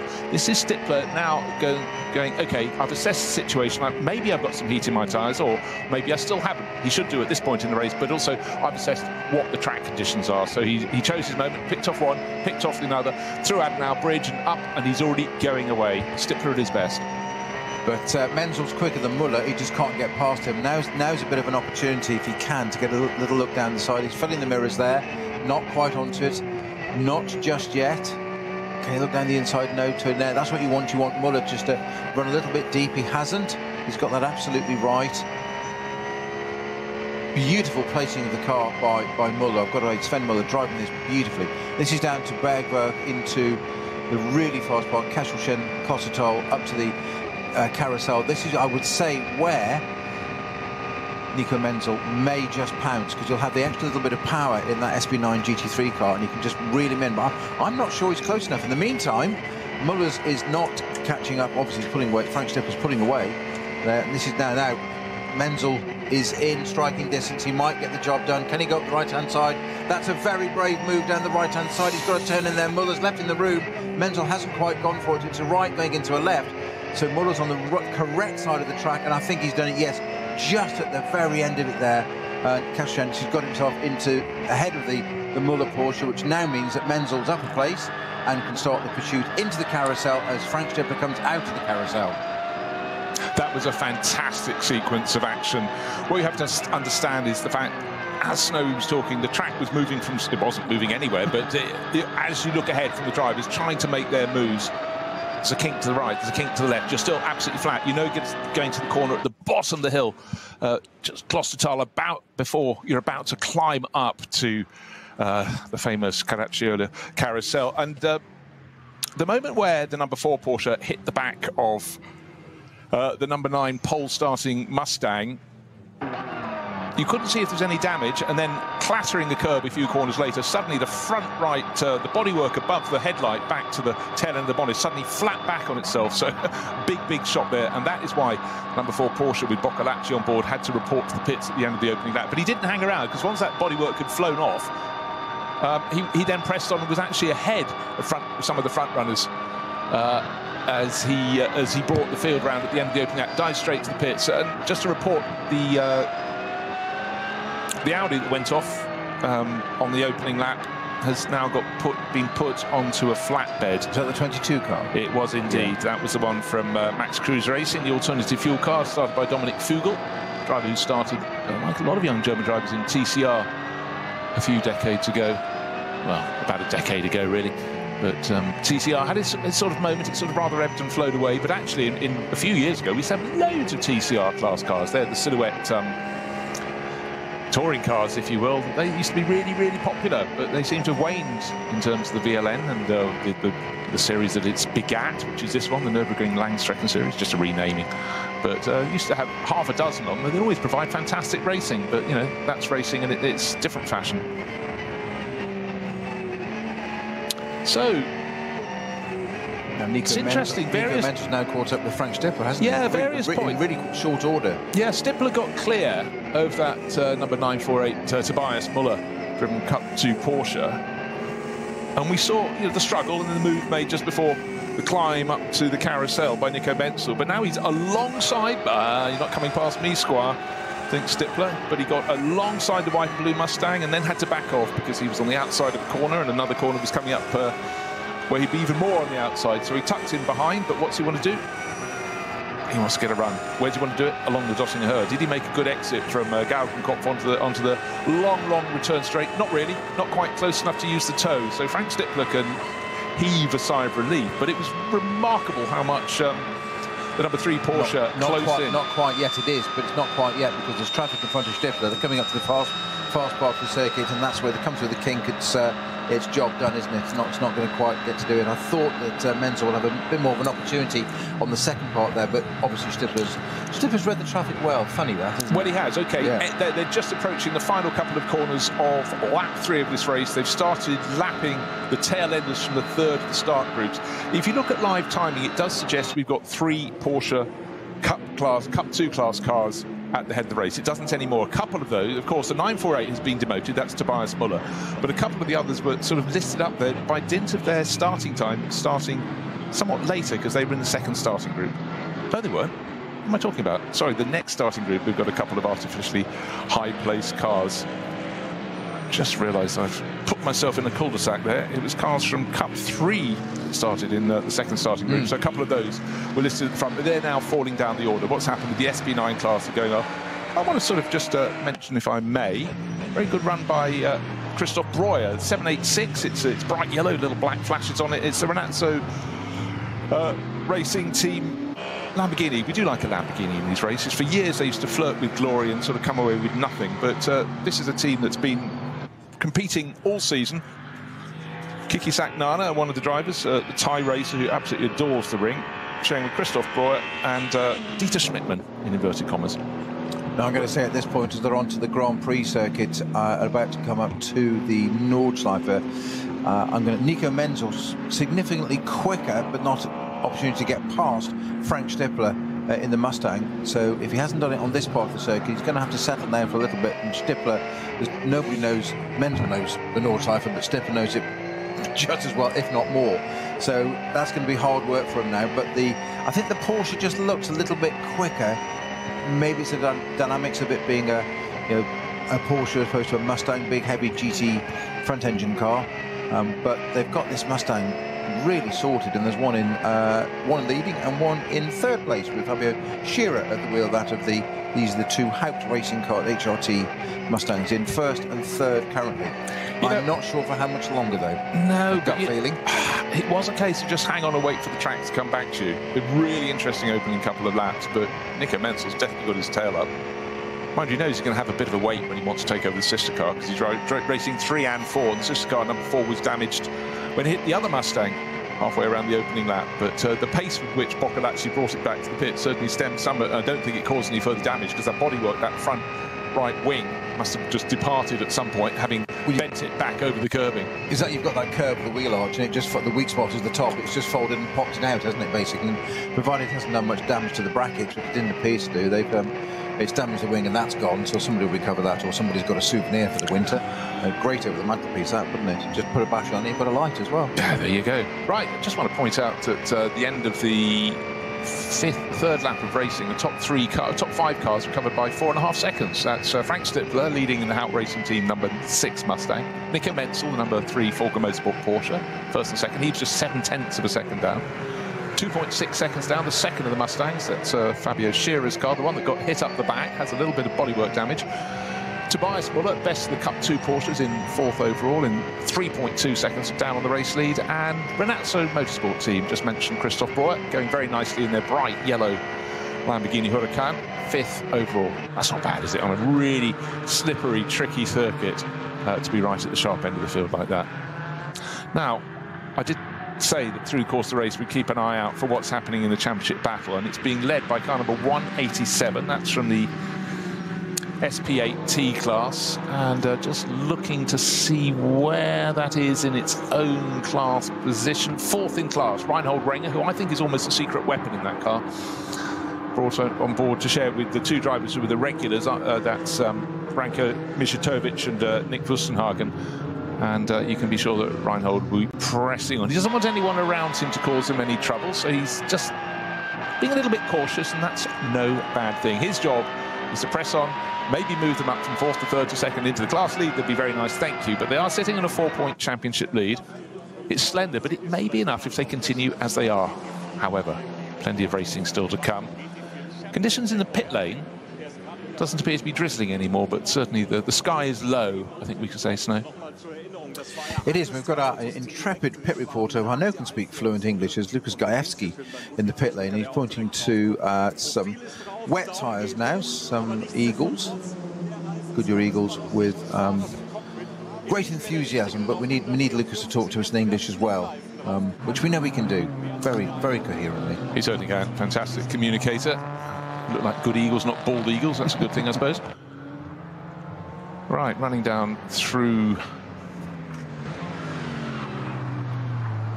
The orders, what you always have to do in the field is just work your way down. There are so many different class battles to celebrate, and car that's been delayed, but it does go well. I'm delighted they're showing it to us now, because it's car number 144. We haven't really talked too much about the effectively the GT4 class cars, and that's one that's had a visit to the pits, and with rising German star JMO Hartling at the wheel, that's picking its way back up. But it's obviously made the call, pitted, presumably for wet weather tyres. Correct. That was one of the 5 that pitted at the end of the first lap and dived in. That was one of them, and went from slicks to wets, which is proved to be the wise move for their car at the moment. Yeah, I know, it's a gamble, isn't it? It's not an easy thing. So that's drop them down the order, but they will reap what they've sown. And actually, I tell you what, I thought as much. It has just come out of the pits again. They've made 2 pit stops in that car. That's why it's so far down. I didn't think it would have dropped below outside the top 30 if it had that 1 pit stop and then 2 subsequent laps. But we'll keep an eye out. Why did it come in the next time around? Maybe it came in the first time for bodywork to be repaired, because it certainly was having a few moments on the opening lap. When, don't forget, a lot of cars were having their moments 2/3 of the way around the lap, cars sitting sideways in the track, and when you're at the head of the pack and you're sitting sideways, A, you start breathing and praying, and B, everyone else coming around the corner will be hoping that they've understood what the messages were from the flagging marshals. A lot of points around the Nordschleife, you don't have much of a, let's say, line of sight in advance. So this battle rages at the front still with Stippler and Nico Menzel, and I think Menzel's moved ahead. I think Menzel got ahead, yes. I've got a slight delay on one bit of footage I'm seeing here, which is not corresponding to. That's a back marker. Yes, indeed, Menzel, we've just caught the end of it there, yes. So, Frank Stippler, unlike Frank Stippler, got caught behind looked like one of the 330 BMWs, and just waited for a moment. That exactly what you were saying earlier, Bruce, of do you wait, do you be a hero? And he just waited for a second, and Nico Menzel went, well, if you're going to wait, I'm not, and went straight through it. Yeah, right-hand side, so there it is. Blue flag's being waved, the 330 stayed in. I've got to say, it's a left-hander going into a right. The BMW did exactly the right thing and stayed on the left-hand side, and it was Frank Stippler who chose to wait behind and not dive to the right and take the door that was open. I'm not saying it's the wrong thing to do. It's probably better in greasy conditions not to risk it, but Nico Menzel did risk it for a biscuit, in fact, for the race lead, and has done it. He did, and he was certainly 3/4 of the car over the white line beyond the edge of the circuit, and you don't know what the conditions are going to be like over the sort of grass creek curbing at the top, but he managed to get away with that. And by the way, yes, confirmation, car number 144, we saw it, it's the Schnitzelarm racing Mercedes, and when it was brought in by JMO Hartling for the second time, it changed from wet to slick tyres. So maybe they went from slick to wet with the first pit stop at the end of lap 1, and then back the other way. Right, very, very tight at the end of lap 4. It's nose to tail. Last time around, it was the Mustang, car number 6, Frank Stippler, ahead of the number 3 Falco Motorsport Porsche, and it's been flipped over the other way, but the gap much the same. It was 7/10 of a second at the start of the lap. They're just competing, and it's come down 0.4, but the order has been changed. It's not Ford ahead of Mustang, it's now Ford ahead of Mustang. It's not Mustang ahead of 911, it's now 911 ahead of Mustang. 2 cars, very, very similar lap times, doing things in a different way, and that's one of the beauties of GT3 as a formula. It's grown so enormously and for so long. Since 2006, the modern iteration of GT3 was launched, and next year we're going to have a whole load of racing series for the early GT3 cars, 2006 to 2013. Plenty to celebrate. A lot of people have suddenly found a lot of value in a car that was getting dusty at the back of their team garage. So I think a lot of people are scouring the world to find, because they're going to be European 2 series in Europe for GT3 legends, and we're racing on the Peter Auto Classic Tour as well, so it's great. No one likes to see a car sitting doing nothing, but these are they're such bulletproof cars. They're just, they've proved their mettle, proved their worth, and it's great to have them revived. It's, for a lot of the drivers, it's a bit scary to think that what they raced when they were young are now historic cars. Tell me about it. And they're still young. Let's not go there. New fastest lap by our race leader, Nico Menzel, at 8:11.676.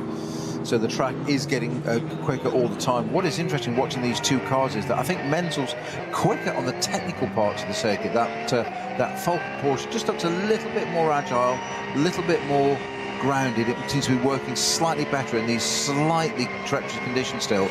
What the Mustang that's under Frank Stippler's got is absolute grunt in a straight line. And what I have noticed is it's monster on the brakes.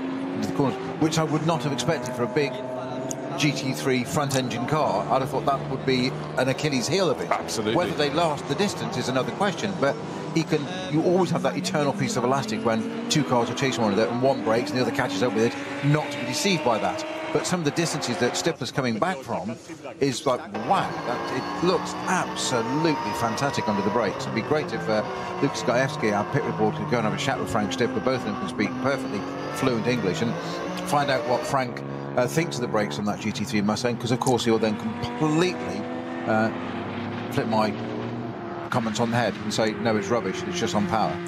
Well, just to spite you, really, I suppose. He's like that. Yeah. No, he's not. Keeps us straight. No, he's a gentleman. He's not. He's an absolute gentleman, yes.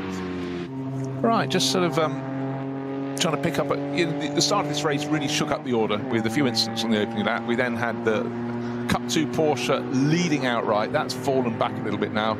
Tobias Muller tumbling down the order a little bit. But conditions were very greasy. Still visibility, it's very low-hanging cloud mist, call it what you will. But now we've got 3 SP9 cars at the front of the field. It's Porsche ahead of the 2 Hout Racing Team Mustangs, but it's still slightly slippery offline, so any move you've got to be fairly convinced the car in front has notified you and been aware of you, because if it pushes you slightly out, you get on a bit other people haven't been driving over, and that could be tricky. But those that blinked first, we saw the race-leading Hout Racing Team, the Ford Racing crew, coming out with wet weather tyres for drivers at the end of the opening lap. They didn't come in, others did. It seems to have been the wrong way to have gone. Came out, and the track, I thought it wasn't even marginal, but a lot of teams might have thought, you know what, it could be about to get worse, because the weather isn't just what you have now at the Nürburgring, it's what you know or think you know is coming in. May I just say at this point, trees look magnificent around the circuit. Absolutely fabulous autumnal shades here. Meanwhile, on the track, but... you know what it is. They're not out for a drive in the beautiful part of the country in the Eiffel Forest, but it's certainly occasionally, come on, Snowy, in a racing driver, occasionally you might look up and go, looks rather attractive today. Oh, you do take it all, and the danger is not to take it all and not concentrate on what you're supposed to be doing. One of the slight advantages of a track being in this condition is that obviously it's the same for everybody, but certain cars have different strengths. But there isn't so much of a drying line, so you have a little bit more freedom. You can go off a line, it not be such a problem. When you've got that dry line and it's wet either side, you don't go on that at all, so you've got to be really strict about it, almost like slot car racing. When it's dry, it's fine, until you get marbles. So at the moment, it's kind of, if you're brave, and fortune favours the brave, and we saw that with Nico Menzel when he had that opportunity when Frank Stippler sat behind the 330, he just went, oh, just wait a second, and Menzel went, no, I'm going straight through in that Porsche. But he knew, he just timed it to perfection, that as when the left-hander, the right opened up, and Menzel could just get on the gas and just fire it at the apex and stop it and get past the car. And Stippler, that certainly got his dander up, didn't it? Yeah, well, it has. He's now coming back, right on the tail, flashing the lights right under the rear wing of Nico Menzel, who's not really looking backwards at the moment. He's looking forwards. He's trying to work out what is coming next. But the Mustang, I mean, if you had to go, paint the face of an angry racing car, children. Go on. That's what you do. Great big maw on the front of that Mustang. Big twitch at the bottom of the hill on the rise up towards Carousel, and Stippler corrected it, but that lost a bit of his momentum. Then onto the concrete. A massive amount of lock on the inside of that car catching that. It looks like a little twitch from the outside, from the inside. That's a lot of work, and it's a moment, a definite moment for the driver. We think, oh, but Frank Stippler, that's just day at the office, isn't it? Yeah, 100%. So we just heard from Benjamin Leuchter. We saw his car, the number 22 alternative fuel Max Cruz Racing Audi that qualified so well, qualified third on the grid. We saw that off on the opening lap, and it was at Wipperman, as Snowy pointed out. But for Dominic Fugel, through Benjamin Leuchter, through the driver still in the pits, who won't get a race today, one feels, unfortunately spun in the Wipperman area on the first lap and hit the guardrail. Well, unfortunately so. And for those behind, they had to scramble, but everyone on the opening lap, we just commented about how the visibility was poor, the track was going to be greasy, little flurry of drizzle, no more than that, about half an hour before the start of the race. But for everyone, they did the formation lap, but what was it going to be like at racing speed? We soon find out with quite a few spins on the opening lap. However, damage not too much, but actually of the top 5 cars on the grid, about 3 of them ended up with some form of damage. Well, one of our pitters on that first lap was the 910 GT3 Cup Porsche.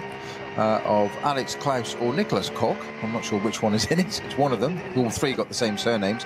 That was one, say, 9-10. That's one of the first. They've just gone on to slicks and a driver change. Meanwhile, at the front, Frank Stipper's got caught up behind the, I'm going to call it a new name, I'm going to call it the Alpha Audi. Yeah. Because it's alpha-coloured Audi car. So, but every time I catch that side, that you could, if you basically said, take a racing car and make it look like a 30-year-old 156 Alpha in the livery, it's caught my eye every single time, and I go, Audi, not Alpha. But Frank Stipper got caught up behind that phone, just given Nico Menzel a little bit of a breather for a few moments. I'm sure it won't last for long. They're into the Kleiners carousel now, or Nico Menzel's out of that already, and Frank Stipper just coming out of it as well. So he's got 10 car lengths, but it won't be long. And of course, the Dottinger Her is where the Mustang will suddenly start to close in again, because it's got the sheer grunt of that Mustang down the straight. You know what? I mean, it's allowed Fabio Scherer in the second Mustang to get right on the tail of Frank Stipper. Frank lost, I reckon, about 5 seconds in that moment, or the ensuing moments thereafter. So just at the bottom of the hill, coming up towards the carousel, the first carousel, the main carousel. And it was a mighty, mighty save. But again, this circuit is still cool, still slightly damp, still very, very tricky.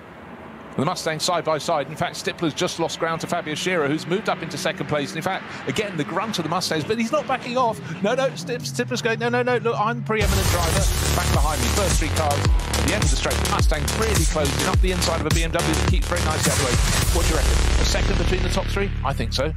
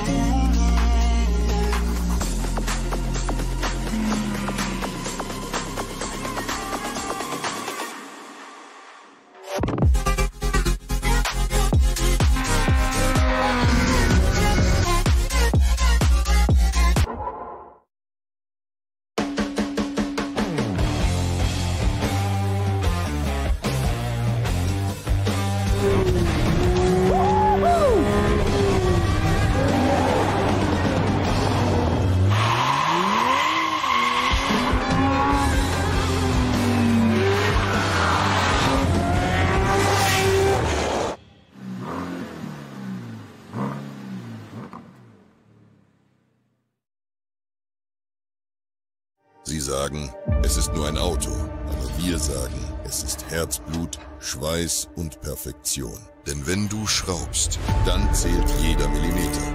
Dann bist du in deinem Element. Du willst mehr als nur fahren. Du willst es fühlen. Die volle Kontrolle. Eine optimale Straßenlage. Wir wissen genau, was dich antreibt. Denn wir teilen die gleiche Leidenschaft. Egal ob auf der Straße oder auf der Rennstrecke. Wir sind immer an deiner Seite. Wir sind H&R. Offizieller Partner der Nürburgring Langstreckenserie.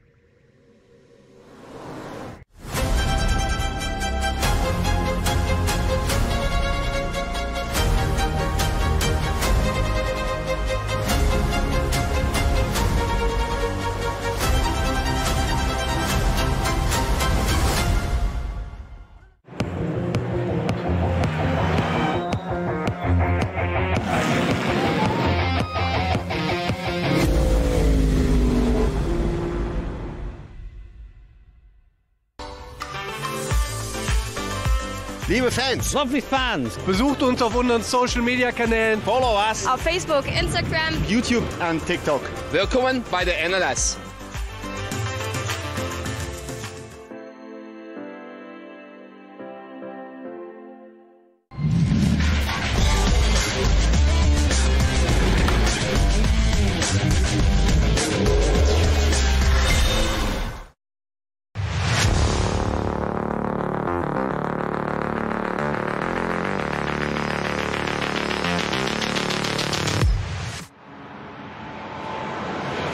Well placed in its class, suddenly the outright championship battle could swing their way. And they are, I think, third in class. Oh gosh, they're almost all going to end on the same score. How fantastic is that? Who writes these scripts? Absolutely excellent. So, the clouds are not lifting, nor are the drivers. And that's the point. That's why this lead battle is so good and all the way down the field. The drivers heave that sigh of relief when they get onto the start straight. And it was a brilliant move for Frank Stippler down the inside of Nico Menzel to take the lead in his Ford Mustang. But Menzel just is never say never. He doesn't back off. They turn left at turn 2. Menzel on the inside in the Porsche, but sweeping around the outside goes the white and blue Mustang. Then the sister car, Fabio Scherer, number 9, also tries it. They get to the third corner. And the number 9 Mustang's the one with the slightly tatty rear end after contact. In fact, still slightly surprised hasn't been called into the pits for that rear left bodywork hanging off, but it doesn't seem to be slowing the drivers. But Menzel, every time you think he's just being pushed back into third place, he fights back into second. Brilliant, brilliant action on the Grand Prix loop. They know that within the next 20 seconds they'll be on the Nordschleife itself and life will become a little bit harder, but fantastic racing. Well, that section you used to describe as the Mercedes Arena, so turns 1, 2 and 3, that's where the Mustang defies all laws of physics, and as I said, is monster on the brakes there. It's incredible, and that's where both Stippler could take advantage of that and Fabio Scherer. It was then Nico Menzel who said, I'm having a little bit of that back again when he got out of that arena, got the power down, a little bit more versatile and adaptable through the technical part, the Porsche, and just managed to get one ahead again of Fabio Scherer. But it was only just, it was nip and tuck, and what I did like about that was, you said Menzel didn't give up. Stippler's got the job done. Menzel didn't give up. Fabio Scherer was all for it as well, but he left Menzel room. How much room did he leave him? The width of Porsche. No more, no less, but respectful racing, as in, okay, if you're brave enough to go around the outside, I'll leave you the room for your car. Let's see if you can do it. And okay, you've done it. Fair enough. Respect. You can almost see that between them physically on the track. It's there's not pushing each other out of the way or running out of road or opening the steering, whatever. It's just decent, respectful racing. And Nico Menzel, I think, is going to retake the lead. He's coming through sideways from Frank Stippler. Why is he sideways? It's raining. It's now properly raining. This is the heaviest rain. We had a little sprinkle before. If Menzel does not back, his Porsche is twitching left, it's twitching right. He is on a mission. Maybe he's coming in at the end of this lap because we'll get towards the end of the opening hour. Because right now, I think this is the time, this is the crossover moment to come in and change to wet weather tyres, because it's certainly there is now rain on the screens, and you can even see, whenever treated to a rear view, you can see the spray coming off the back of the cars. But Menzel is rocketing clear of his rivals. And looks as only one of the Mustangs in the background. What happened to the number 9 car of Fabio Scherer? He was, bear in mind, the start of the lap, 3 cars covered by under half a second. And Scherer not in the rear view shot. Frank Stippler in second place looks as though he's about 3 or 4 seconds behind, maybe slightly more, but Menzel is absolutely rocketing clear. And again, as you said a while back, on the technical parts of the circuit, which is pretty much all of the Nordschleife, that the Falken Motorsport Porsche just looks supreme, but it's a very, very twitchy ride. I'm not sure which of those cars I'd rather be in at the moment in these conditions, whether it's which is the trickiest to run. I understand the front engine car a bit better because I've had more experience of those. At the Porsche, I have not enough experience to have driven one of those and comment on it, but Nico Menzel clearly does. Comes out of Galbenkopf onto the Dottinger Höhe and down the pit straight. Now the question is, as race leader, will he pit and go? Are the conditions bad enough to warrant a tyre change yet? I thought there was about a third of a lap ago. As they go along the Dottinger Höhe, it doesn't look as damp there. But that's the point, isn't it? That's the point. Well, what's the call? You also, to come in now, you know, again, we can talk a little bit about the timing of your first pit stop and how long that needs to be. It's all fixed according to a chart that still has me awake at night. But how wet is wet? How wet is not quite wet enough? Frank Stippler still hanging on in there. So actually, again, along the Döttinger, he closes and closes. The Ford pony certainly can gallop. I think we're going to see our race leader dive in. Yes, we do. So Nico Menzel has come in. His handling was certainly getting looser and looser, but I would take my hat off to him. That was a fantastic last half lap. Cars along the start-finish straight, windscreen wipers on. This is the point that Frank Stippler goes, either that was a really good decision or I've got 25 kilometres that could become increasingly difficult. But again, who's one of the most important person on the team for any race, any season at the Nürburgring Nordschleife? Your team meteorologist. And after a good 20 years of racing around this circuit, you have to feel that Frank Stippler is his own meteorologist in so many ways for the immediate reaction to the track conditions beneath him. And that's where the phrase teamwork applies so currently, because I was saying a minute ago that I'd be on the radio saying weather check, or weather update, because the team can tell you is it crossing, because it's such a big circuit, is it crossing one corner, which normally could be a third or a half of a circuit. Here it could be a fraction. So it's not worth pitting on such a long lap to do that and getting your strategy entirely out. But we will see. Menzel chose to, I think that was a stellar last lap for Menzel to keep that thing on the road and pull out the distance over Stippler. And I think he put qualifying brain in for that, to get it back, knowing full well that it's coming back to the pit. If you've got to do a stint like that, it's quite a risk. You're operating without a safety net. There, he was just like, right, I'm going to get this back to the pit. It might be a little bit leery, but we'll get it there and job done. So that's going to be it's going to be a driver change, is it not, in that car? So you're going to have Joel Sturm into that, taking over Nico Menzel, number 3 car. Joel's already strapped in. Bear in mind, Nico's supposed to be driving the number 4, the sister car as well. Busy afternoon for him. So the car stands still in the pits, but I touched on the issue of how long your pit stop has to be. If you pit as he has, after 6 racing laps, bear with me on this, 328 seconds. Next time around, when Frank Stippler and the gang come through, their pit stop has to be 23 seconds longer. You go, man, that might not be fair. However, if you make your first pit stop later, it means you'll probably make your final pit stop later, and then that's allowed to be a shorter one. So it sort of makes the field ebb and flow. I tell you one thing that's not ebbing and flowing is our lovely Alfa liveried number 480 Audi has been having nick and tuck with this Hyundai that all race. You keep thinking all race long, isn't it? This is a replay. One leads from the other, then that gets swapped over. So having a really good battle, and this is really what it's all about. Brilliant circuit, people to play with, what a stage on which to be doing that. So right, 480. That is entered by it's Christophe Dupre sharing with Jürgen Nett and Joachim Nett, and the Hyundai 467 is Michael Bohrer, Gerrit Holzhaus and Stefan Epp, obviously not all at the same time. But what matters, the mist is descending again on the Grand Prix loop. That seems to be the sort of greyest part of the circuit until you get that return leg. But it's a cracking battle, and it's just great to see that. Actually, every time I look at, I think it's now for 156, and you talk about Gabriele Tarquini, I think about his enormous moment at Knockhill when he went barrel rolling down the hill, and an amazing sequence of photos that followed. Everyone was delighted he was okay. But in terms of sort of when British Touring Car Championship was having one of its peaks, that was sort of definitely one of the moments, wasn't it? It certainly was. It was pretty memorable. I remember that at the time. That's 30 years ago. Yeah. Scary. Absolutely. By the way, you know, we talked about the number 22 Audi that's qualified third, going off on the opening lap and clipping the barriers. Dominic Fugel at the wheel. We're having reports come through that the Hankook Porsche we saw limping back with the front right wing, not really how it should be. Marco Seefried was at the wheel, and he had contact with the Audi. So that is what pitched it off. But on the opening lap, it was super close, super greasy, and definitely something that was tricky. Right, important thing. Lead battle in the SP8T class is the number 175 Aston Martin. That was leading at the start of that, which has been passed by the number 155 BMW M4. But the third car in class is the outright overall series leader. So that's gone up a position. Car number 187. It's all about just keeping it neat and tidy, working your way up the order, and yet could be heading towards the championship. You have to feel on a grey day with greasy conditions and rain starting to come in, there are many things that can happen. Yeah, well, that's just changed over again to the 155. BMW just been overtaken by the Aston again.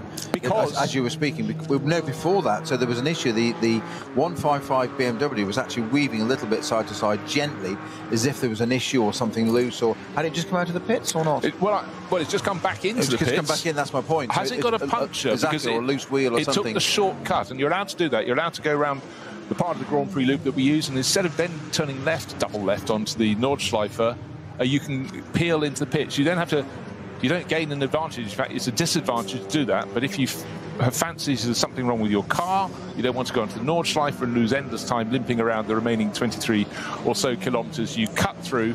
It means you have to start the lap all over again, but it's better than any time wasted around the Nordschleife. So at the moment, the whole crew coming, I think it's just a puncture, left rear puncture. This is the M4 GT4 Plus line car, number 155, with Richard or Philippe Grisec at the wheel, and it does look like they're changing the left rear only. It's on a set of slicks.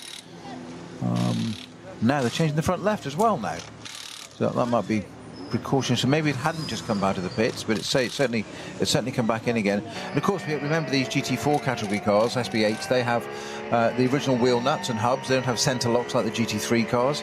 You're not allowed air drills and air guns, so you have to use, we see in the garages all the time, drills all charged up and ready to go in case one's flat or the wrong socket or it drops off. They often have 2, 3, 4, 5 ready. 5 wheel nuts, off they come, unwind and back on again. But there's and also quite a long, there's a 959 Porsche in. That was, well, most of that's Harley Horton, isn't it? It is Harley Horton's car. That was the car that a lot of front left damage. Just before that, we've had, might still be in the pits, I will double check, Bruce, but 904, one of the Muller Motorsport car, it's more tape than paint on the front of that car now. That's been in for quite a while. But Harley Horton, our one-time race leader, is into the pits with significant front left damage. Yeah, just want to point out that was in the race lead from its class, because its starting time was after the lead. It was in the second group of cars. And so its elapsed time put it artificially at the top of the charts. On the track, the Cayman was not leading the race. It was at that stage, actually, it was another Cup class car, but a Cup 2 class Porsche 948 driven by Tobias Muller. But the SP9 cars have settled down, but the conditions are changing. It's now full windscreen wiper around the back of the circuit, and I think maybe for Frank Stippler this is not good news. He didn't pit at the end of lap 6. And Nico Menzel did, and I think Menzel's called that right, because he's had a pit stop as well and changed over to Joel Sturm in that car. Yeah, no, but what I'm talking about, Nico Menzel was right to bring it into the pits after 6 laps, whereas Stippler has decided to chance going to 7, which actually would fit timing-wise better into a standard pattern for this race. But this lap is going to be way slow. Well, I think the fastest lap we had in this race, didn't we see 8 minutes 11? Fastest lap in qualifying was a 7 minutes 58, but you know, bear in mind the early laps were greasy. There were also quite a few yellow flags. So it was the one lap that was pretty much green for the front runners that went round. That's where the track was, but it's much slower now. There are times when I try and catch you out, and after all these years of working with you, I should know just not to even try anymore. It's just because I catch myself out. It's a point of exercise. Well, you can do that. That's an own goal. That's fine. But yeah, I can never catch you out. I should know better. But every now and again, I build up like a little coil spring and get brave enough and go, I'm gonna and back down you go. So there you go. Years of broadcasting gold. Yeah, years of being arrogant. Fits beautifully. I don't think I was that bad, but okay. Tricky conditions. Easier to get it wrong than to get it right. And in this race, anybody who's had a moment, you can't discount them, because if it just corresponded with you coming in for repairs and they decided, you know what, we'll stick on wet weather tyres right here, right now, it could help. One of the cars that fell very early on, halfway around the opening lap, was the number 4 Porsche, still fighting its way back up the order. Dorian Boccolacci, after that first pit stop, bodywork repairs, started this lap, which is lap number 7, in, get this, 10th position. He would have fallen down to, what, 90th something? We had 96 cars start the race, so pressing on. Very impressive Frenchman, but obviously got caught out, hit the back of the number 9, Fabio Scherer, pole-starting Mustang on the opening lap, as people were just discovering the SP9 class cars didn't seem to have the grip that the Porsche Cup 2 class cars did. Harley Horton now down in the pit lane is probably trying to explain why he had a slightly different livery on his car at the end of his stint, because we saw the front end of his 959 Porsche really rather rubbed. Okay as it can in these tricky conditions, and then rain started to come a little bit more, and all of a sudden the tire pressure was, I think, lower than the others. We came into Stahlstrecke, where it's quite wet at the moment. Hit the brakes nice and early and completely skating. Just about got it slowed down, but into the barrier with the front left. Yeah, it's not what we want, and it's really tricky out there. So let's see what we can do. But there's a bit of damage to obviously the light and the radiator area. This, by the way, is the thoughts of Harley Horton. Again, just talking about tyre pressure, just going away a little bit. There's changes in the wet conditions, and he'd be very frustrated, the young British racer. And did that happen on your last lap before coming into the pits? No, we haven't on, I think, lap 5. But because of the fuel splits, we stretched it a few more laps because the car was fine, it was drivable. And then we came in at the earliest opportunity, so we didn't have to do an extra stop. Right, we had the impression that it's getting worse now in terms of rain on your last lap. What were your impressions? Well, the last 2 laps was just driving around, getting the heat back into the tyre, because obviously stopping for 10 seconds and being on the grass. Well, we've got Lukas Gajewski, who we know can speak fluent English, interviewing Harley Horton, who I know can't speak fluent German, but unfortunately we can't get the volume of that. It would have been good to hear what Harley got to say about the reference marks on that car and quite why it was in the shape it is. What I will do is I'll go old school and I'll message him and see what happens and see how quickly he responds. I've got to say, last weekend when colleague Andrew Marriott and I were covering Estoril Classic for Radio Show Limited, it was the amount of updates I was getting from people, it was absolutely incredible. Couldn't keep Tom Canning off the line, could you? Well, no, we couldn't. And others, Jack Layton and Nick Padmore and other people, and Ollie Bryant. I did have to say this on air. Ollie Bryant doesn't just send you a message, he sends you a report. Very good. And it's almost like he may as well send me the data, as I said, literally, of the lap. It's absolutely incredible. It's so detailed and so much appreciated as well, for the avoidance of doubt. Not so long ago, in a commentary booth, you would have a moving image and you'd have a timing screen. Now there are so many places you can look. It's great drivers can get in touch, but sometimes you're really enthralled in the battle, commentating away, and notice they've sent you something that would have been pertinent 20 minutes before, but you know, it is away, and we do have many different screens to look at and many different knobs to turn to bring up the volume or not in the case of interviews like that, but it's worth giving it a try. And if you have to strain your ears, I apologise, but we're trying our hardest to get the message. But interesting there was the fact that Harley, you know, I know he would have been working hard in the car, but there he was standing in the pit lane on a cool day with sweat running down his brow. I mean, I know I would, but he'd be a fit young racer. But it just goes to prove how hard it is around the Nordschleife for any season. But I think for the drivers today, just not finding the grip that they'd ordinarily have by the bucket load. Can you get grip by the bucket load? Anyhow, we'll go with that one. It's a struggle. You can, but it's expensive. Yes, I know. Yeah, plus VAT. Right, other cars diving in and out of the pit. So the Mustangs have come in this time around. So they made their first pit stop. Always have to remember to note this down. After 6 laps, bear in mind, the number 3 Porsche came in. That was Nico Menzel, got out, handed over to Joel Sturm. After 7 laps, the 2 Mustangs in the order of 6 and 9. That was Stippler coming in and Fabio Scherer coming in. They're making their pit stops after 7 laps. That means, just remember I said, their pit stop 23 seconds slower. So don't expect them to come back out and slot onto the tail of that number 3 Porsche. Porsche has shown its hand early on, and I think it was intelligent to do that, because the next lap, the last lap for Stippler and Scherer, was on much greasier track. It would have been a slower. They've come out of the pits absolutely nose to tail, weaving around as they go up towards the Wiedel chicane, trying to keep some heat, get some heat into these new tyres. Windscreen wiper going on. Stippler's car goes sideways over the curbing as he comes out of the chicane, just gets it back, his white Mustang, ahead of the yellow and blue Mustang. But that was a massive twitch. But wind the clock back to the start of the race, and we saw Stippler not at all happy at the first time of asking when going out after the formation lap. Through, the lights went green around the opening lap. He lost about 4 or 5 positions. Then he came back in the race, worked his way into the lead. But that was nearly the whole lot going out of the window.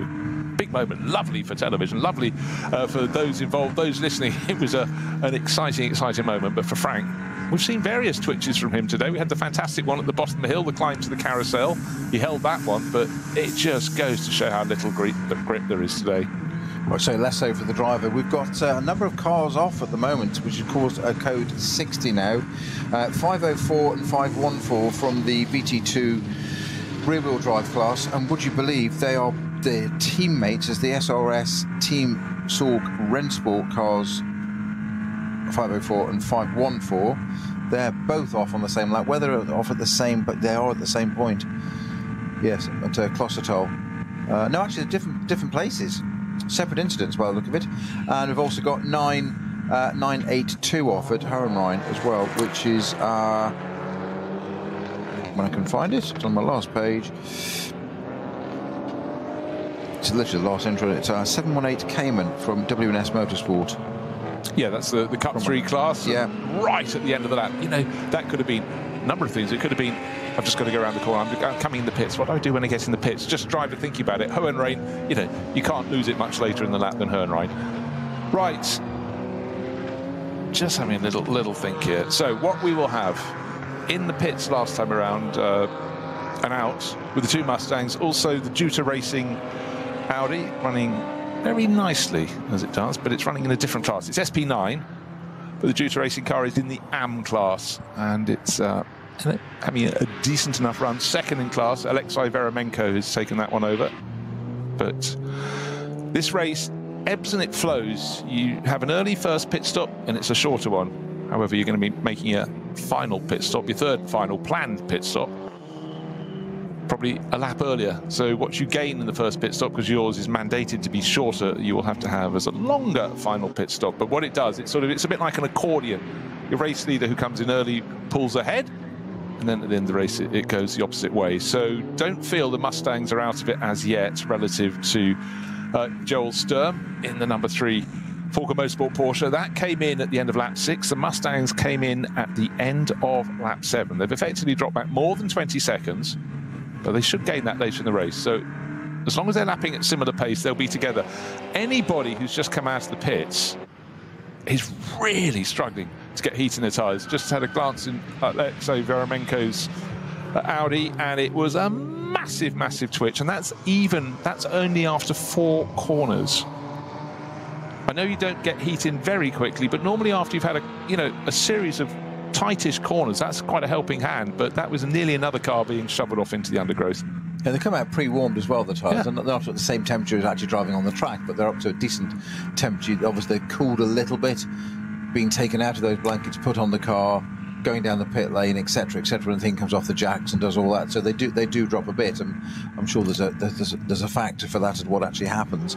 But water on our windscreens are some of the cars with wipers on almost all the time now. Of course, not the one I'm just talking about, because that wouldn't work at all, would it? But is this rain going to set in or not? I think the weather is going to be the deciding factor on this race. Yeah, I definitely think so.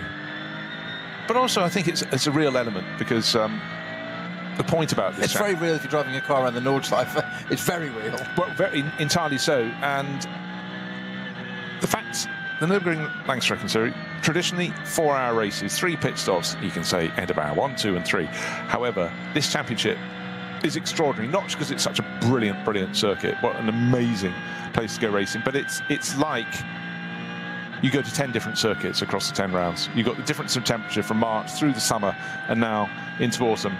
Wet or dry, or what we have here in between. It's such a challenge. Where else do they race this series? Well, of course they don't. It's all here. It's Nürburgring.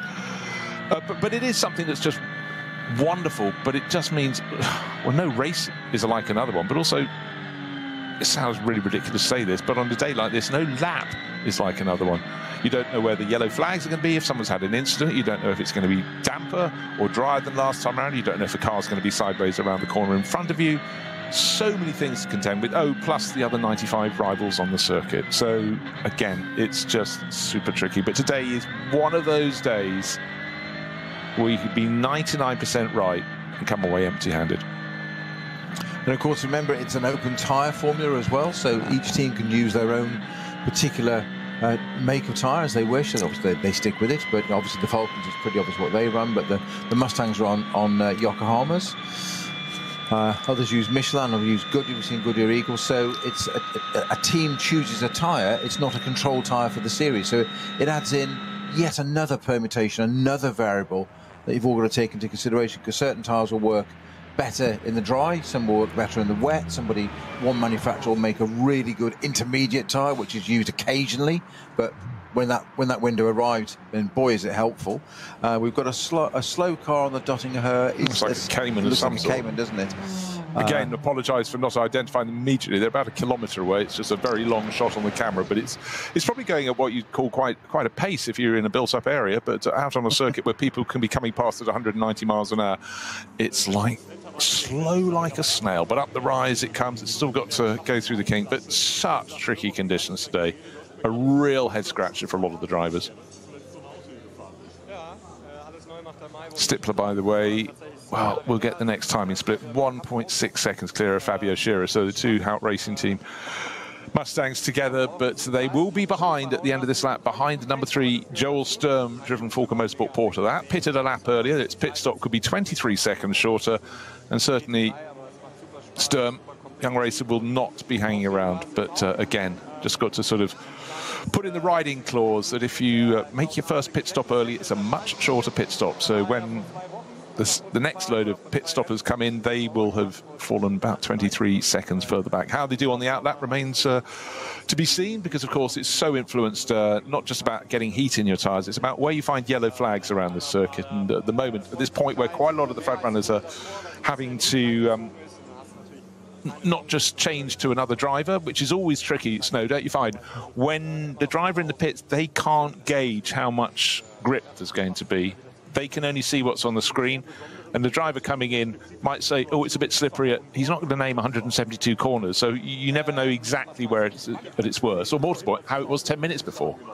That's right, because of your driver, outgoing driver will always try and inform the incoming driver, and it's usually their responsibility to do the plug-in of the water and the radio and that kind of stuff. But that part of that is the reasoning of that, the methodology is to give that ingoing driver some information, some data.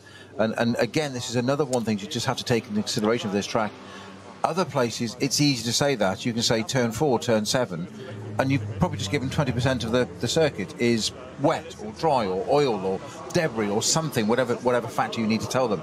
Here, as you say, you can say, oh, Flugplatz is, a bit wet. And you're like, well, what help is that to me? Because it's one corner, it's at such a tiny, tiny fraction. So it's actually quite hard for the outgoing driver to give relatable, credible information, because you want to, because you want the team to do well, and that's one of the things I love about sports car racing, is it's a team sport. You all help one another, and that even comes down to how the car's set up as well. You may have, that's where the pro cars, we've got 3 pro cars in the SB9 class this weekend, but you have the way the driver sets up. The 2 pros will probably have a very similar sort of setup, but these other teams will need to drive to the basic, bit like an army, march at the pace of your slowest man. You've got to go with that and drive accordingly. It's no good one driver riding 5 seconds a lap quicker and doing whatever damage to the car. So our 2 Mustangs at the front, just coming over the pit straight. Was there a code 60 there for a minute? Because they suddenly seem to slow down and speed up over the pit straight. But Stippler and Scherer it is at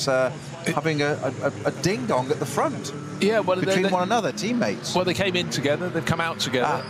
But, yeah, no, it's great stuff. But it does seem, and I just cast my mind back to the start of the race, I think the Yokohamas, they are not as effective in cold, wet conditions as the Falken Motorsport Porsches, the rubber underneath them. Falken have stuck with the VLN, which is the predecessor to this, the NLS, same series, different name, through thick and thin. Some years they've run even 2 different manufacturers' cars to get more experience. And the effort they've put in to succeeding and learning the Falken Tyre Company here on the Nordschleife. And bear in mind that just across, when you see the cars going onto the long return straight, the Dottinger Her, if you're given a high shot, you can see the main road that's running just the other side of the hedge, the other side of the barrier.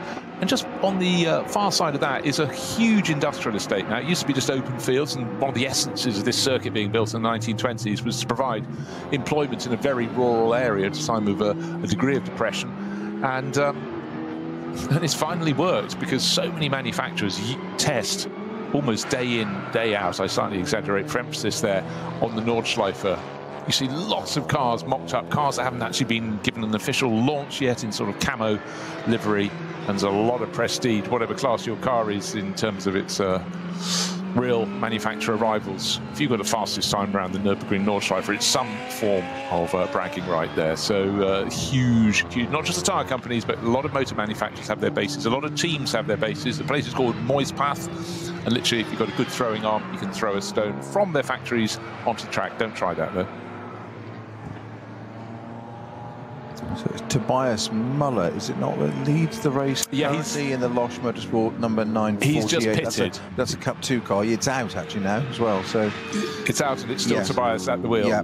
Yeah, he was the one that was leading the race outright ahead of the SP9 class cars, and eventually, as the track dried out, they got past, but he was going great guns. He runs deep, so he's pitted after 8 laps, so he will have a longer first pit stop, and we'll drop him back. But through the course of the race, what we saw from him was some great driving, but it was the way he could keep. It was Nico Menzel, wasn't it, in the number 3 Porsche from Falken Motorsport, could keep him behind. And Menzel was getting more and more desperate to get past, and eventually the Mustangs came through, but then that's all been sorted. And as the rain, it's not heavy rain, and it's not even constant rain. Of course it isn't. It's the Nürburgring Nordschleife. You get a bit here, a bit more there, but it is more often than not, when you see the cars now, it is windscreen wipers on. It's tricky, it's slippery, and it ain't uniform.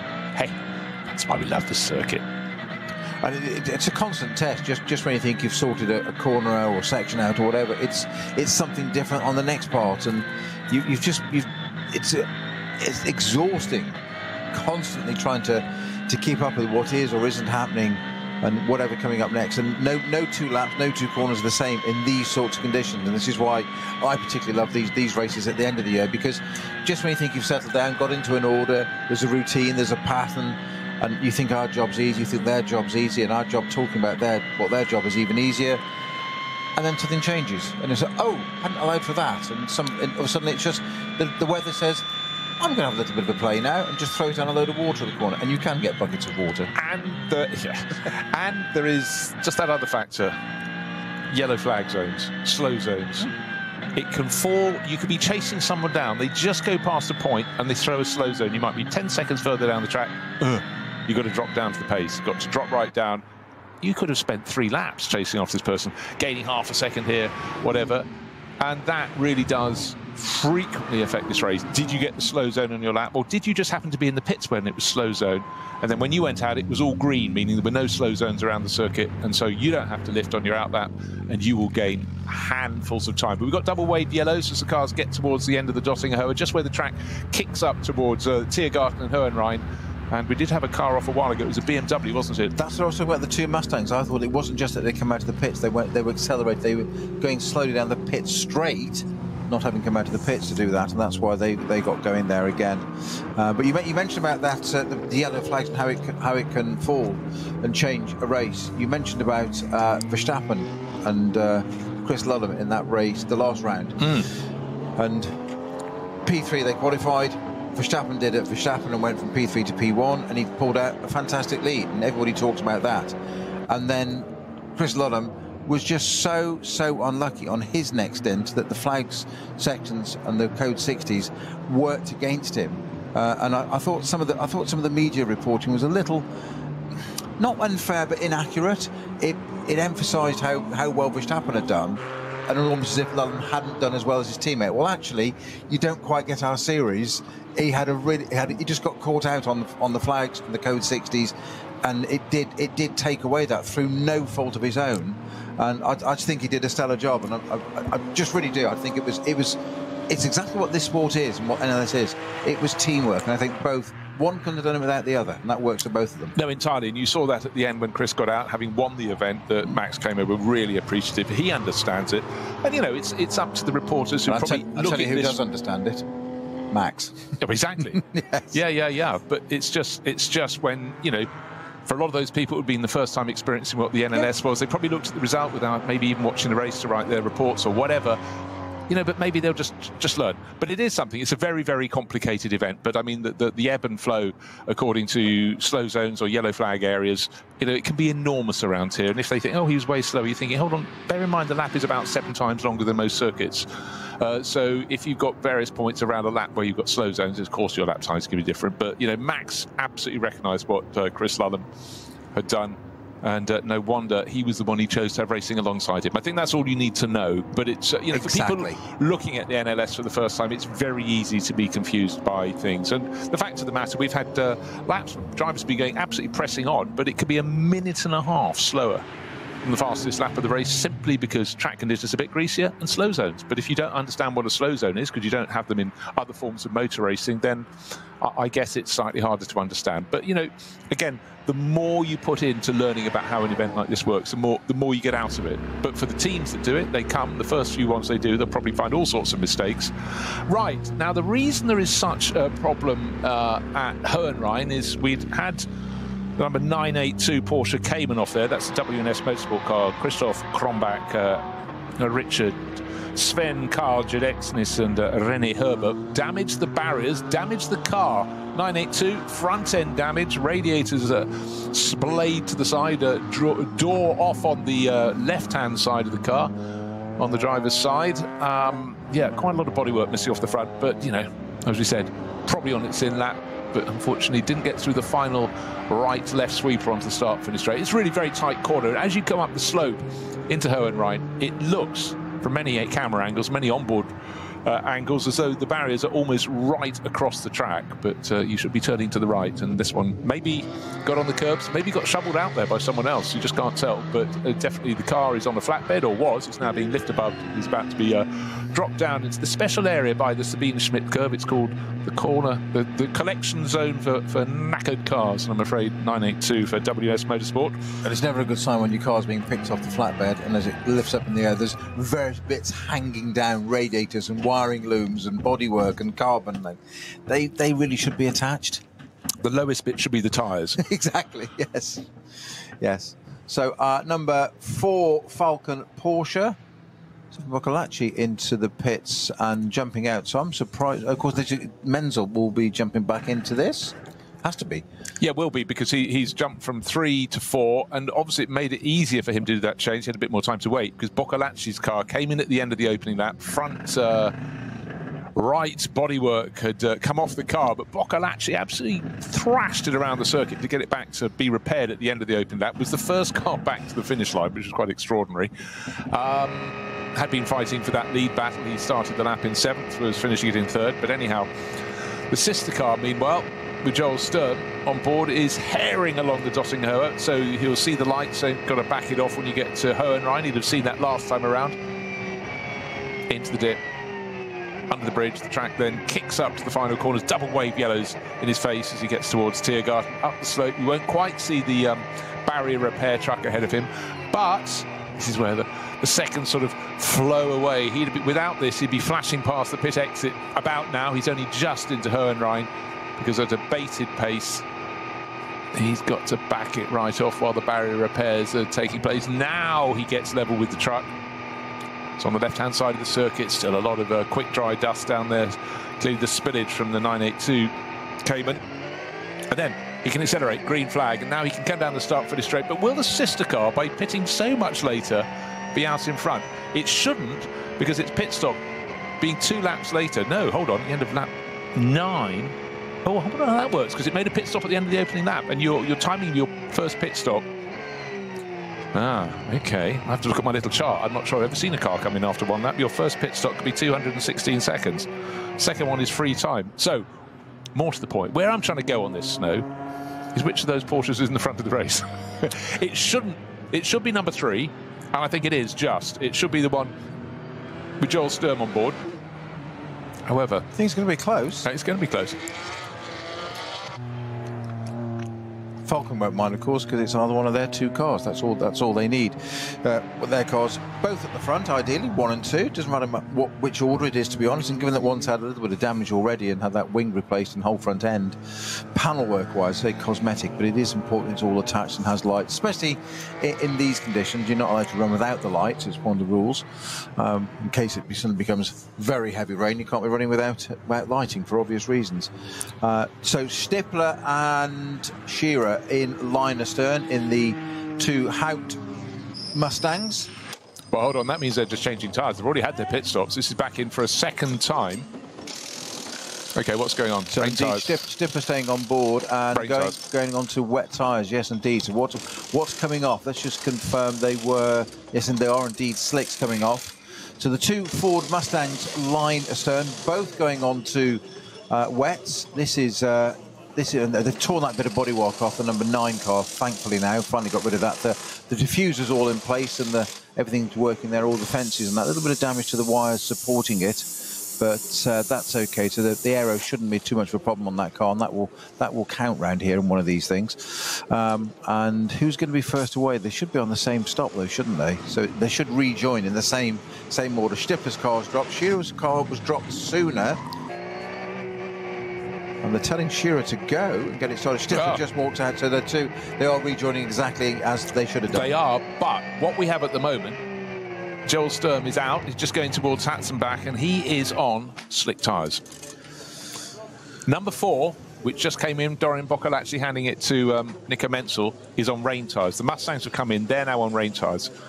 So we're talking multiple pit stops, whereas at this point in the race, we'd normally expect we should be just running between our first pit stop. We're halfway to our second pit stop. But for the front runners, with the exception of the number 3 Falken Motorsport Porsche, they've had 2 pit stops. Okay, slightly different situation for the number 4 car that Menzel's driving now on rain tyres, because that came in at the end of lap 1 for bodywork repairs. Wow, I talked about variables and the timing of your pit stop and how long it can be. The later into the race, the longer your first pit stop. We've got those out of the way. We're now on the second pit stops. But these are simple tyre change ones. But it does mean we've got a pack and slow-moving vehicles on track. There's a flatbed being protected by a course car behind it. And number 3 Falken Motorsport car, Joel Sturm, around the outside. Again, lost a second or 2 there. These are the moving elements that can really dictate whether you're closing up or losing ground. Variables. That intervention vehicle moving the car back, the flatbed, is going to help your Porsche there in the damp, but of course then he comes into top of, just clears out the right hand and goes into the top of the foxhole, and he's got to open it up and get his foot down again and accelerate down the foxhole, which I've said earlier in the show is a really tricky part of the circuit. Never mind when you're driving it at racing speed, you're in the zone already. When you're picking up from going round at a slow vehicle, as in an intervention vehicle, 60k, you're suddenly going to add on 50, 60, 70 kilometres very quickly in damp conditions in a rear-engine Porsche. That's why these guys are paid to do what they do. Joel Sturm doing a fantastic job. And the number 3 Porsche there, getting it completely sideways. He was going down to Goodwood Festival speed, doing a bit of drifting we saw back in the summer there. That was, let's book him up now. Let's get him there. Get him alongside Jared Dander. That was the man I was trying to remember, yeah, Jared. The Neanderthal, this great big Californian showman who was so entertaining to commentate with. But just remember, at this point in the race, Joel Sturm is on slick tyres. His teammate and the 2 Ford Mustang crews are on wet weather tyres. Is it getting wetter, or does Joel think he can hang on? He made the first pit stop after 6 laps. Ideally, it would go to the end of lap 13, do a 7-lap stint, but he's got to make the call. The team's going to be contacting him. What's it like? Is it getting better? Is it getting worse? Right now, it's just seeming to do... It's so marginal whether it's getting better or worse. It's small elements, but it's a question of what we can't see at the moment is how Joel's feeling in the car. How much heat has he got in the tyre? But I tell you what, not a lot. It's moving around so much at an hour. Oof. Well, what we can see is, what I can tell you is that Joel Sturm can cancel his gym membership because he's doing complete cardio workout inside that car. So save yourself a bit of money there, Joel. Fantastic stuff. You've got to remember, he is on slicks. There's a reason Hout Racing brought not one, but both their cars in simultaneously and put those Mustangs onto wets. So Shearer and Frank Stipper, they did that for a reason. They will have had a lot of input into that. So we've got a white flag on the right as we come down to Bergwerk now for Joel Sturm. This is our race leader, technically, in the number 4 car. Nico Menzel, Sturm's in the number 3 car, isn't he? Yeah. And it's Menzel in the number 4 car now, because he's often in the 3 car, or has been in this race. He's just greedy, just wants maximum race time, doesn't he? It is. You know, what they do with the Falken Motorsport team, they rotate Porsche Works drivers through the course of the season. It's almost like... around Nico Menzel, seemingly. Yes, yeah. But a lot of them get cycled through, and sometimes they run, over a course of a race like this, they run 4 different drivers. They bring 8 drivers for the 2 cars, all in preparation of the one they, above all. It's not around this championship, but it's very much integrated, which is the race that was the middle of 3 24-hour races in the summer. Le Mans, Nürburgring, Spa, etched on my mind still, but that is hugely prestigious. There's so many drivers, not just the top class cars. Someone has made a real mess of a tyre wall. Has Joel Sturm got a problem? He's going very, very slowly up to the carousel. He is struggling. I think he's got a problem. That's not because he's on slicks. No, that's not he's on slick. I wonder if he's hit something. I wonder if he's slid off and hit something we didn't quite see on camera. So double yellows at the carousel as Joel Sturm goes in. I can't see. We might get. There's something up there. Oh, is that the 144 Mercedes? It's the Schnitzelarm Mercedes, yes, the GT4 class car. On the outside of the carousel. It's parked right against the barrier. Well, that's where you end up, isn't it, on the carousel? Right against the barriers at the top. Yeah, definite problem for our number 3 Falken Porsche, which is Joel Sturm at the wheel of that. Because there's not a code 60 that I can see, so he's running at that sort of pace. Now he's picking it up again. He's picked up pace again, but he wasn't. That was longer. That was longer than. So he's back up to pace again. So was there some kind of alt control delete reset there or something? I did see him sort of putting his hands against his eyes, as it were, from inside the bit of camera footage we got inside the car. It's chronic understeer. He's got about 15 arm turns of lock on there, trying to get that through on the right-hander there. The car just pushing on, and it's ever so slow. He's absolutely pussyfooting around. I'm surprised how much curb he's using, given it's probably a bit more grip on the grass, isn't there, than the track at the moment. Yeah, pretty much. The grass is wet too, but it's just really tricky for the teams, and I think trickiest of all for Joel Sturm. Still out on slick tyres, still slow course vehicles out ahead of him. He sees the white wave flags, trying to work out how soon is it. It's a bit like on a motorway when they say there's a lane restriction up ahead. How far ahead? Yeah, you don't know. Sector 3 for Menzel, and the other Falken car was a 2 minute 17. Sturm was a 2 minute 35. Yeah. So something was awry.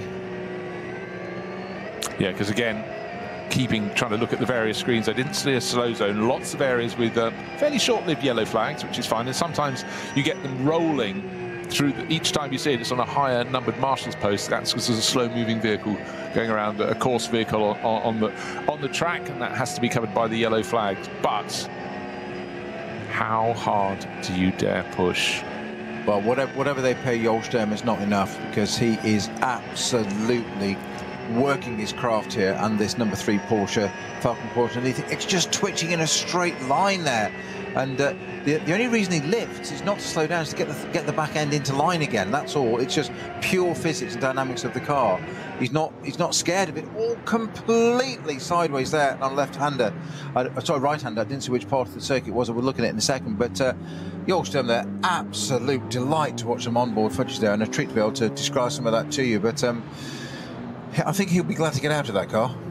Well, probably not, actually. Probably can drop it, want to stay in it, put it on some tyres underneath him, some tready tyres, and get some grip. Yeah, maybe he also knows the conditions are improving, or having, a message from the team meteorologist. You might be thinking, oh, I've had the hardest of conditions. Either it's going to be fully raining coming up, I wouldn't mind that, or fully dry. But at the moment it's chopping and changing, and again with such a long lap, it's 25 kilometres and more around the Nürburgring Nordschleife when it's combined with at least half of the Grand Prix loop of the Nürburgring.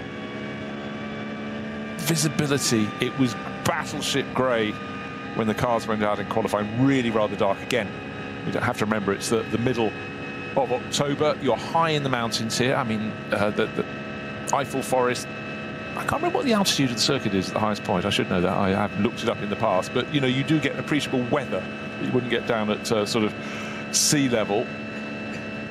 And certainly this is one of the more tricky weekends. I think they'd rather prefer it if it was completely cold or completely warm, completely dry or completely wet. But it isn't. And for all the people concerned... Oh, come on. You don't want consistency in the season finale? No, of course you don't.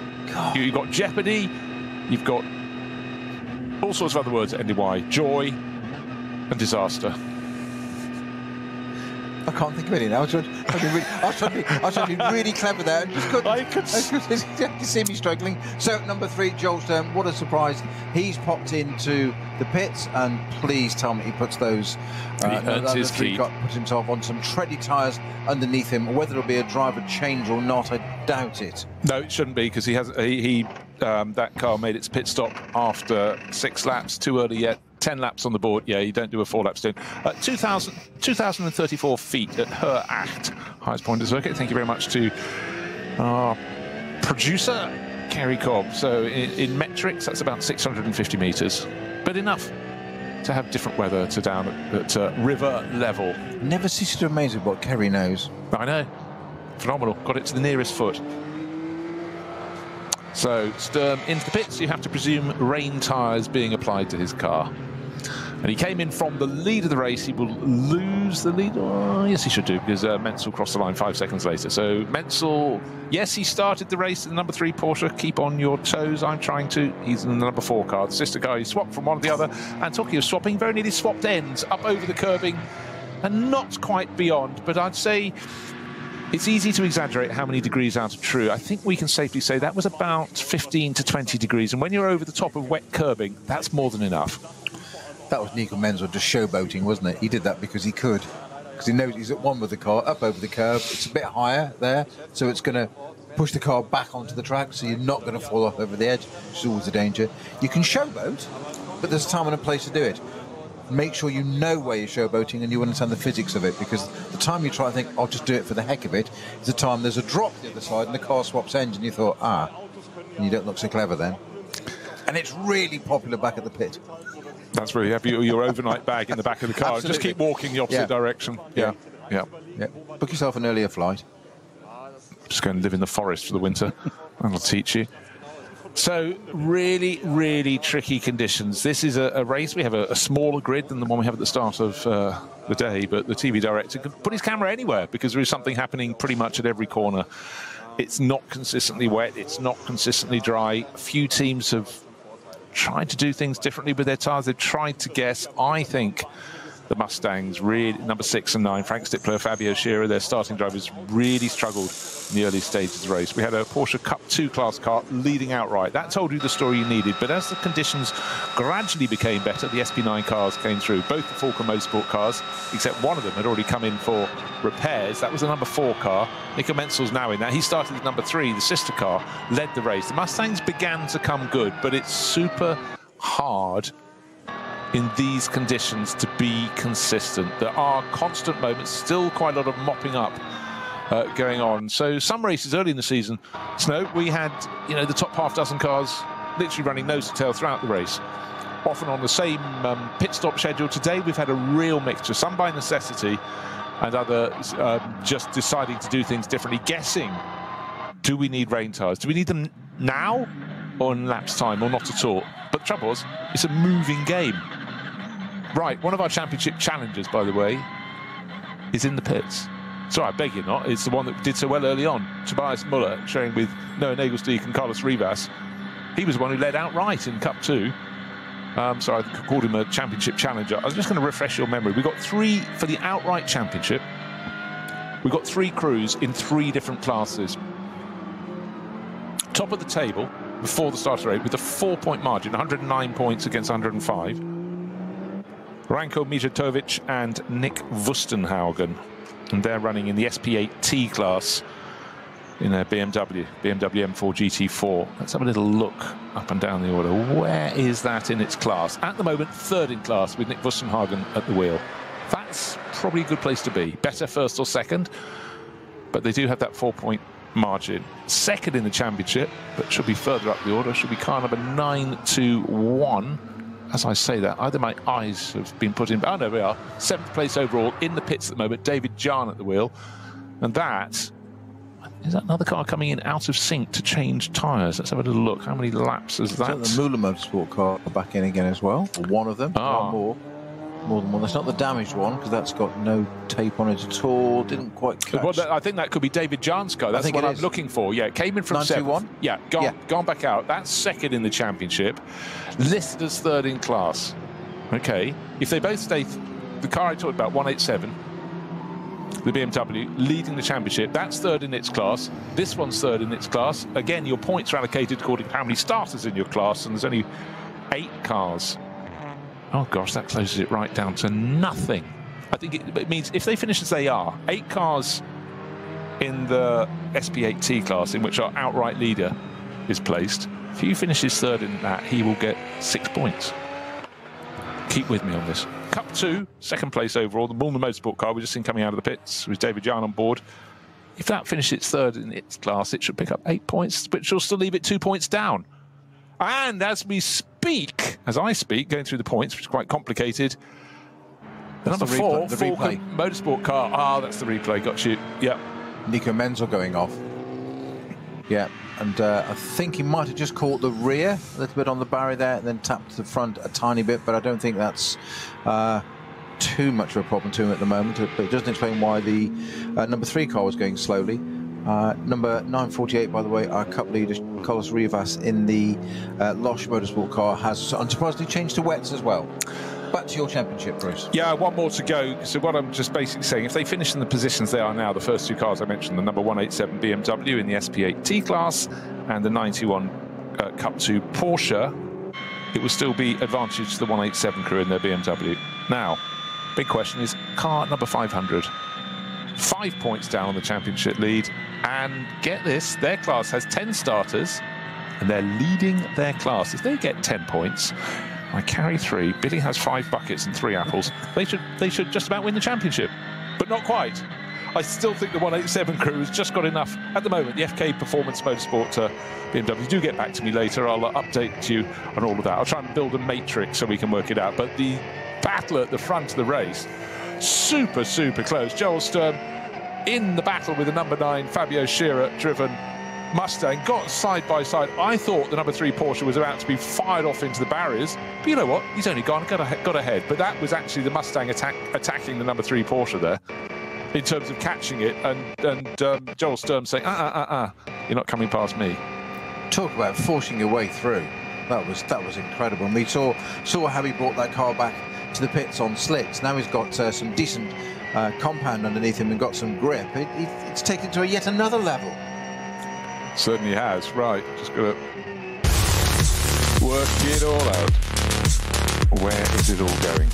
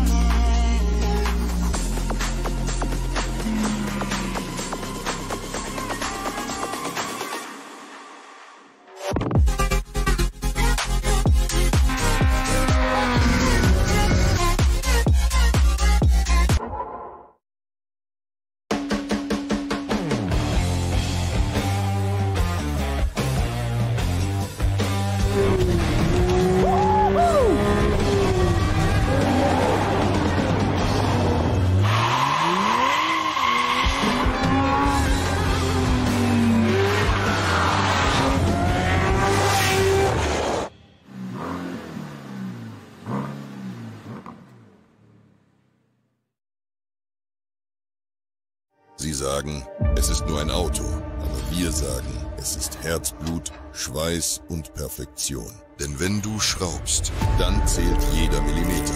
Dann bist du in deinem Element. Du willst mehr als nur fahren. Du willst es fühlen. Die volle Kontrolle. Eine optimale Straßenlage. Wir wissen genau, was dich antreibt. Denn wir teilen die gleiche Leidenschaft. Egal ob auf der Straße oder auf der Rennstrecke. Wir sind immer an deiner Seite. Wir sind H&R. offizieller Partner der Nürburgring Langstreckenserie.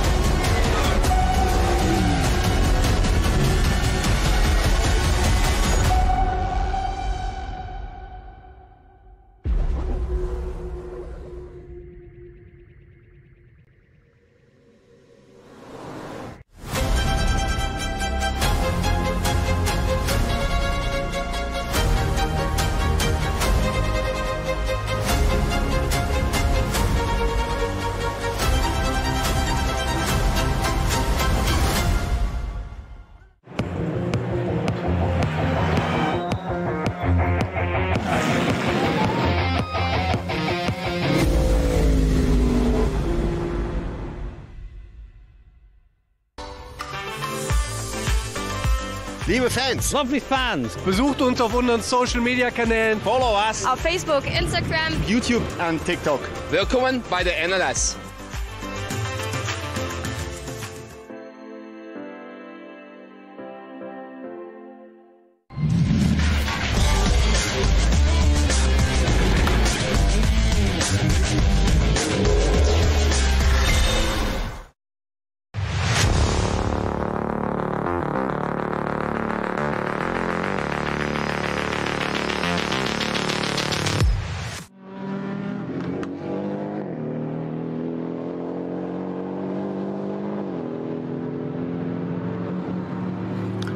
Cars tiptoeing out of the final corner. Why do they have to do that? Because there is a rescue truck at the edge of the circuit still, or not rescuing anything, just simply rebuilding the barriers. But conditions still very hazy indeed. Hazy, misty, call it what you will, but it's tricky.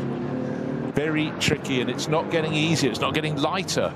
But it's still the battle. Falken Motorsports et al. Against the two Hout Racing Team Ford Racing Mustangs. One is white and blue with American blue racing stripes. The other is blue and yellow, so you can pick them out, but only just. It's a very, very Swedish colours. grey day. Swedish, yes. Now, not so long ago, we had a moment. We had Joel Sturm on a massive run, and he got his nose sort of alongside the rear quarters of Fabio Scheirer's number 9 Mustang, and then found his right-hand wheels on the grass. Do you know what? I think Scherer saw that in the mirror and just thought, do you know what? Because he then seemed to let him through, which he shouldn't have had that position on, because it hadn't worked for the Porsche. And I think Scherer saw that coming and thought, I'm keeping out of the way, that you're going to have a massive moment. And he did, but not the moment he thought. And it was just like, how annoying is that as a driver? You do what is the right thing. You avoid contact. It's a non-contact sport. You keep out of the way. And he gathers it all up and goes through. You just go, really? Yeah. You're just taking the position off me. It should be in the barriers all sideways. Yeah, I know. It does seem the Falken Motorsport, the Falken tyres. What the hell? Yeah, it's on the radio. But it's a big advantage they have when conditions are at their slipperiest. I mean, the Yokohama Shod Hout Racing Team Mustangs, both drivers, Fabio Scherer and Frank Stippler, doing an exemplary job, but they're going to get out absolutely drained after this, because they're having to fight really so much harder. And bear in mind, the number 3 Porsche, Joel Sturm, was at a setback because it stayed out on slicks longer than its rivals, and with a lap of 25 kilometres around here. That is a long time, a long distance to struggle. And having pulled clear of the Mustang of Fabio Scherer, sorry, it's Frank Stippler, isn't it? Oh, left him. I mean, in the space of, the blink of, 20 seconds? There's a gap of about 4 seconds between them. The Mustang is absolutely on its tiptoes. But it's mighty on the straight as well, dusting it. That's where it catches up again. Just to be sure, to certain what am I clear on the Fabio Scherer incident, not incident, overtake. He didn't shut the door. No. He didn't shut the door at all. Somebody in a Falken Porsche forced it wide open, and it was literally the metaphorical salesman's foot in the door. Got it through without any contact. Quite an extraordinary piece of driving, and that's about the third or fourth example we've seen this race from him. It's just amazing stuff. Well, Sturm has got a lot of confidence in that car. Clearly, there's a fair degree. I mean, are you sure? You feel his style of delivery, he'd still get your package and lob it over your garden gate. But you don't want to re-evaluate that or think about it. You're certain he's got some confidence in the car. No. I meant to say confidence in the car on the grass, because he's been on it quite a lot. Sorry, I didn't finish the sentence. He's been to the Kevin Estre Racing School, hasn't he? Pass on the grass. At the start of the race, there was talk of drizzle. Mentioned at the far side of the circuit. In fact, we heard reports. Some was at Arenberg, and some was the opposite side of the circuit. So basically, almost all of the Nordschleife would have it to some degree or less. Did you put your windscreen wiper on or not? Did you keep it off? Now, cars almost in entirety around the lap, they're almost on full windscreen wiper usage. Not fast motion, but it's always that thing. How much blade do I use? You know, do I just let it sit? Do I wipe it? But it's, again, certain points on the circuit, you're out of the trees and you get a bit more rain, and other bits you're within the trees, you don't get as much. Oh, plus you're doing the turning bit as well, aren't you, going around the Nürburgring? So it's super tricky, but Joel Sturm putting on a fantastic performance, must say, certainly entertaining me. Well, and myself too, you're watching me shaking my head at this, shaking my head in awe at what Joel Sturm's doing. That when he left the hotel room this morning and chose whatever he was going to wear before his overalls, he put his big boy pants on, and boy is he hustling that Falcon Porsche around. Absolutely incredible in these conditions. Now, we talked about it being changeable. It's again getting wetter and wetter on the pit straight. It's now full rain there, is it not? No, really. Oh, Porsche sitting facing the wrong way there. It's the 986 Renazzo Lamborghini. Very, very kindly painted in, highlighted yellow for us so we can see it in these gloomy conditions. Yeah, and so is the sister car running one of the junior classes. But yeah, very fortunate there. Suddenly find one of the Cup 2 Porsches sitting sideways across the track right ahead of you, but just enough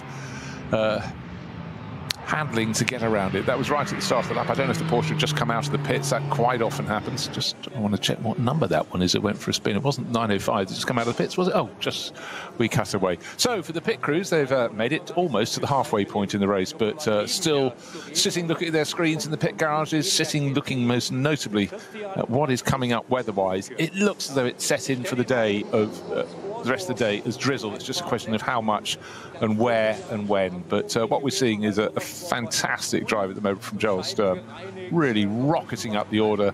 I reckon this lap he'll be about 4 or 5 seconds faster than his rivals, but he got close to Stippler, got past Stippler.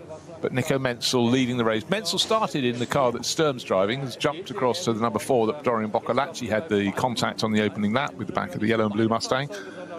And just waiting to see at the end of this lap what the gap is between them. Just remember, the number 3 car was sort of out of stint with the others because it came in later to change to wet weather tyres and certainly was compromised. But as soon as the wet weather rubber's gone on board, Joel Sturm has been absolutely flying in the number 3 Falk Motorsport car.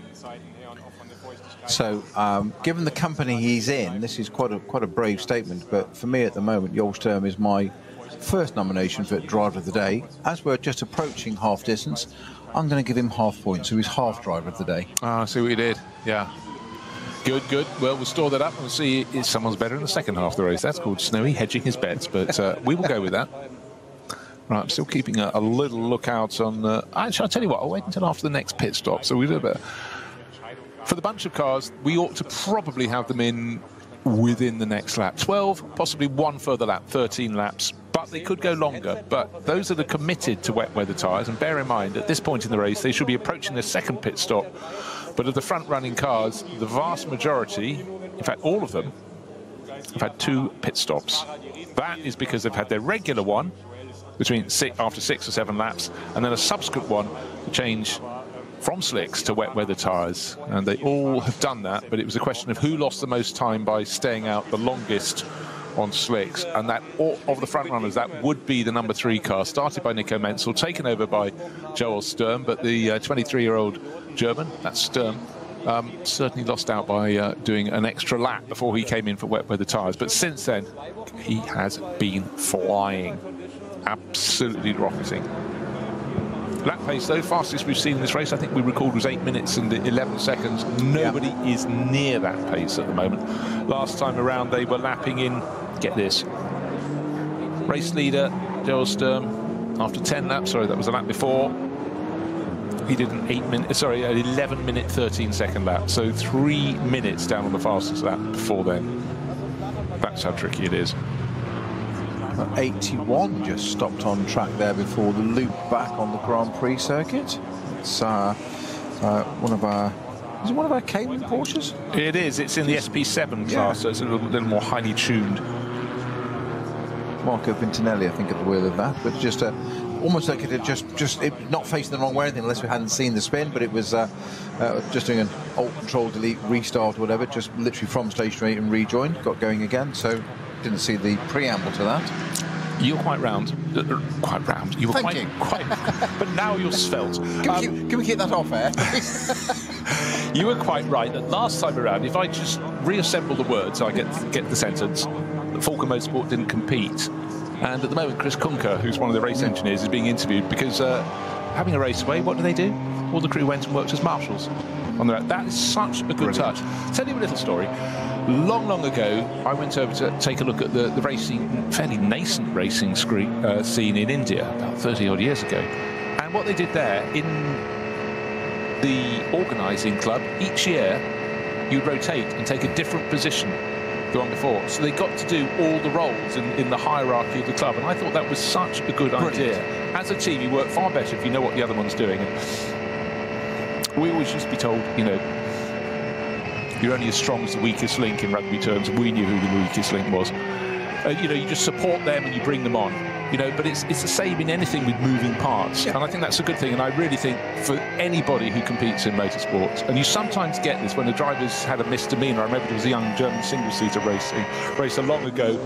He'd had far too many accidents and just was considered a little, how should we say, over-ambitious on the track. And they said, right, you're banned from the next round and you're serving as a marshal. You'll go and work as a marshal on the posts. And for a sort of up-and-coming 16-year-old, that was a sort of the slap they needed, but also it would have given them an insight they would never have got otherwise. And I'm a firm believer in giving anybody involved in motor racing a turn on a marshal's post. Yeah, I mean, I've been in a situation where I've had that put upon me, where we quite literally, I took a particular car into a gravel trap at Barcelona in testing, and it was just before lunch. So the view was, in test, it was quite a big gap in lunch as well because of the restrictions on noise and whatever, so it was something like an hour-and-a-half gap. And the mechanic's view was, why should their lunch time be impinged because of my inability literally a lap before the end of lunch? So it was my job to strip the front splitter off, the splitter, there's only one at the front, get all the gravel out, put it into a neat pile, put it into a box, brush it all up and whatever, don't reassemble the car, but this is what you've got to do. Well, absolutely tip-top. Well, it's been quite a race so far today. You just have to say, nothing is predictable. And when the crews were formed up in their 3 separate grids ready for the start of the race, a message came through before the formation lap. It's drizzling, but not uniform. The cars blasted off, and it was a brilliant start to the race, but seemed neat and tidy down to the first corner for our leading group. The 2 Mustangs at the front of the race, with Frank Stippler almost starting to take a look at Fabio Scherer, who was leading into the first corner, but the number 3 Porsche went around the outside, got into second place. That was Nico Menzel on the charge, but unfortunately there's been contact between the number 4 Dorian Boccolacci driven car from Falken Motorsport and one of the Mustangs, and its front wing came off, and another car involved in damage was the Hankook Motorsport Porsche.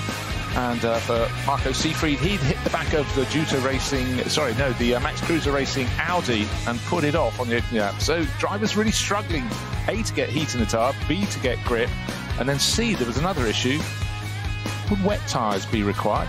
The Ford Motorsport team had its crew out there from Out Racing team with wet weather tyres on the ready. The drivers went no. At this point in the race, we had a Cup 2 class Porsche, Tobias Muller at the wheel, leading the race outright. Yep, you heard that straight. But as the temperatures got into the tyres, we started to see the SP9 cars coming through to the front. Championship leader 187 running in the SP8T class, trying to keep it neat and tidy, knowing its 4-point advantage is quite an advantage if this is the final round for the outright championship title, split across all the classes, and so just keeping the nose clean. But then the battle at the front got tighter and tighter, and the two Mustangs on the Yokohama tyres started to get going. And at one point we had the top 3 cars, including the number 3 Nico Menzel driven Porsche from Falken Motorsports, covered by, well, a blanket, 2 blankets, half a second on the start-finish straight. But whenever you got to the twisty part of the circuit, it seemed the wetter the conditions, the better it was for the number 3 Falken Motorsport car. Joel Sturm doing the second stint in that car. He stayed out longer than the rivals on slick tyres, but came in for a set of wets and really started to fly and close in on his teammate, Nico Menzel, who'd started number 3. Handed it over to him, and Menzel then got into number 4, is leading at that point. But we're at the halfway point in this 4-hour race, the final round of 2025. The visibility is, well, absent. Long view down the Döttinger Höhe from the end of the lap, and you can just about picture car headlights coming out of the Galgenkopf onto that long back straight. Really tough, but mainly it's the conditions under tyre that's the real issue for the drivers at the moment. And to think they were only a matter of a couple of minutes over half distance. It's been nothing but exciting all the way through, from the warm-up lap through. Cars diving into the pitch, as you say in your recap there, Bruce. Can the second half bring more? I think this weather's going to come in further. I think we're going to get more and more rain. It's going to change the conditions. That will make it potentially, if it's more consistent. You described a few minutes ago that it's an inconsistent track at the moment, but it will make it more consistent. So not a nightmare, but a challenge for the strategists, certainly. That's what, because you've got this idea how you're going to run the race, and then you say that message at the beginning, whether it to be us or them or weather checks or radars or whatever at the start of the race. Dressel's coming in, and one of the big factors that you mention every time that you can't lose sight of is it's not an ordinary circuit length. It is not 1.5, 2 minutes to make a decision. And okay, we can hold it for a lap, get a feel from your driver, ask your driver, give us a bit of input. Is it better? Is it worsening? You can get an idea of the scale. You can't do that here because A, the lap's so long. We're talking in damp conditions, let's say a 10-minute lap, nowhere near the 8 we should be doing. Plus, you can waste all the time. Plus, because of the topography of the place, the weather can be over 1/3 of it. So the bottom side of the circuit, if you like, on the circuit map can be okay or not, and the other side can be okay or not. And just when you think as the driver you've reported back to your pit and just said, yeah, do you know what, it's okay, I can manage on these tyres, whatever they may be in front of us, underneath us. 3 corners later, you suddenly go, oh, cancel that. And then you've fed that bit of information in, and then it's actually cancel that, and they're like, well, make your mind up. And that's where they rely on the data that they gather every single meeting and go testing, because they can sit there and go, in this situation, we've got these permutations and whatever, and it comes back to do your job. And another element within that is the fact that Falken Motorsport, when the conditions are greasy, seem to have the tyre for the day. What happens if we shift to full rain? Will suddenly the Yokohama tyre on the Mustangs be the one to have? But certainly in these mixed conditions, and there are periods when it gets a little bit damper, but look, conditions in terms of visibility, at the start of the race it was a low cloud, then it got lower and lower, but it doesn't seem to have got a whole lot worse. But are we going to get proper rain to go with it? With this low cloud, the track isn't going to dry. And in fact, looking at the branches on the trees, there is no wind to be spoken of, so that's even more reason for the track not to dry. But I'm beginning to wonder if the Mustangs and the Hout Racing crew are going to go, you know what, I think we need proper rain, because certainly in the battle as it is at the moment, it's definitely advantage for Falken Motorsport. And why is that? Because their cars are first and second in the race still. It is a very big lead, by the way, for the number 4 car, Nico Menzel. But that will have to come in sooner for its second regular pit stop, because remember, it pitted once at the end of the first lap, whereas the rivals are out. Right. Now, in terms of regular pit stopping, it looks though the Renazzo Motorsport Lamborghini is coming in. That's been running, well, it's fallen down the order, just in the pits, fallen to 15th overall. Okay, no, I think that's just a regular pit stop. They've got a busy driver lineup in that car. Conditions still super tricky, even at this point in the race, with drivers late in their stints. They're still snaking under braking when they get to the first corner. They want to get the car down the drop towards the apex. They're sailing way past it, but mostly staying within the white lines that demarcate the edge of the circuit. But if you want to swing the tail around in your Porsche Cayman, this is the place to do it, isn't it? The Mercedes Arena, but don't try that in the Nordschleife a bit.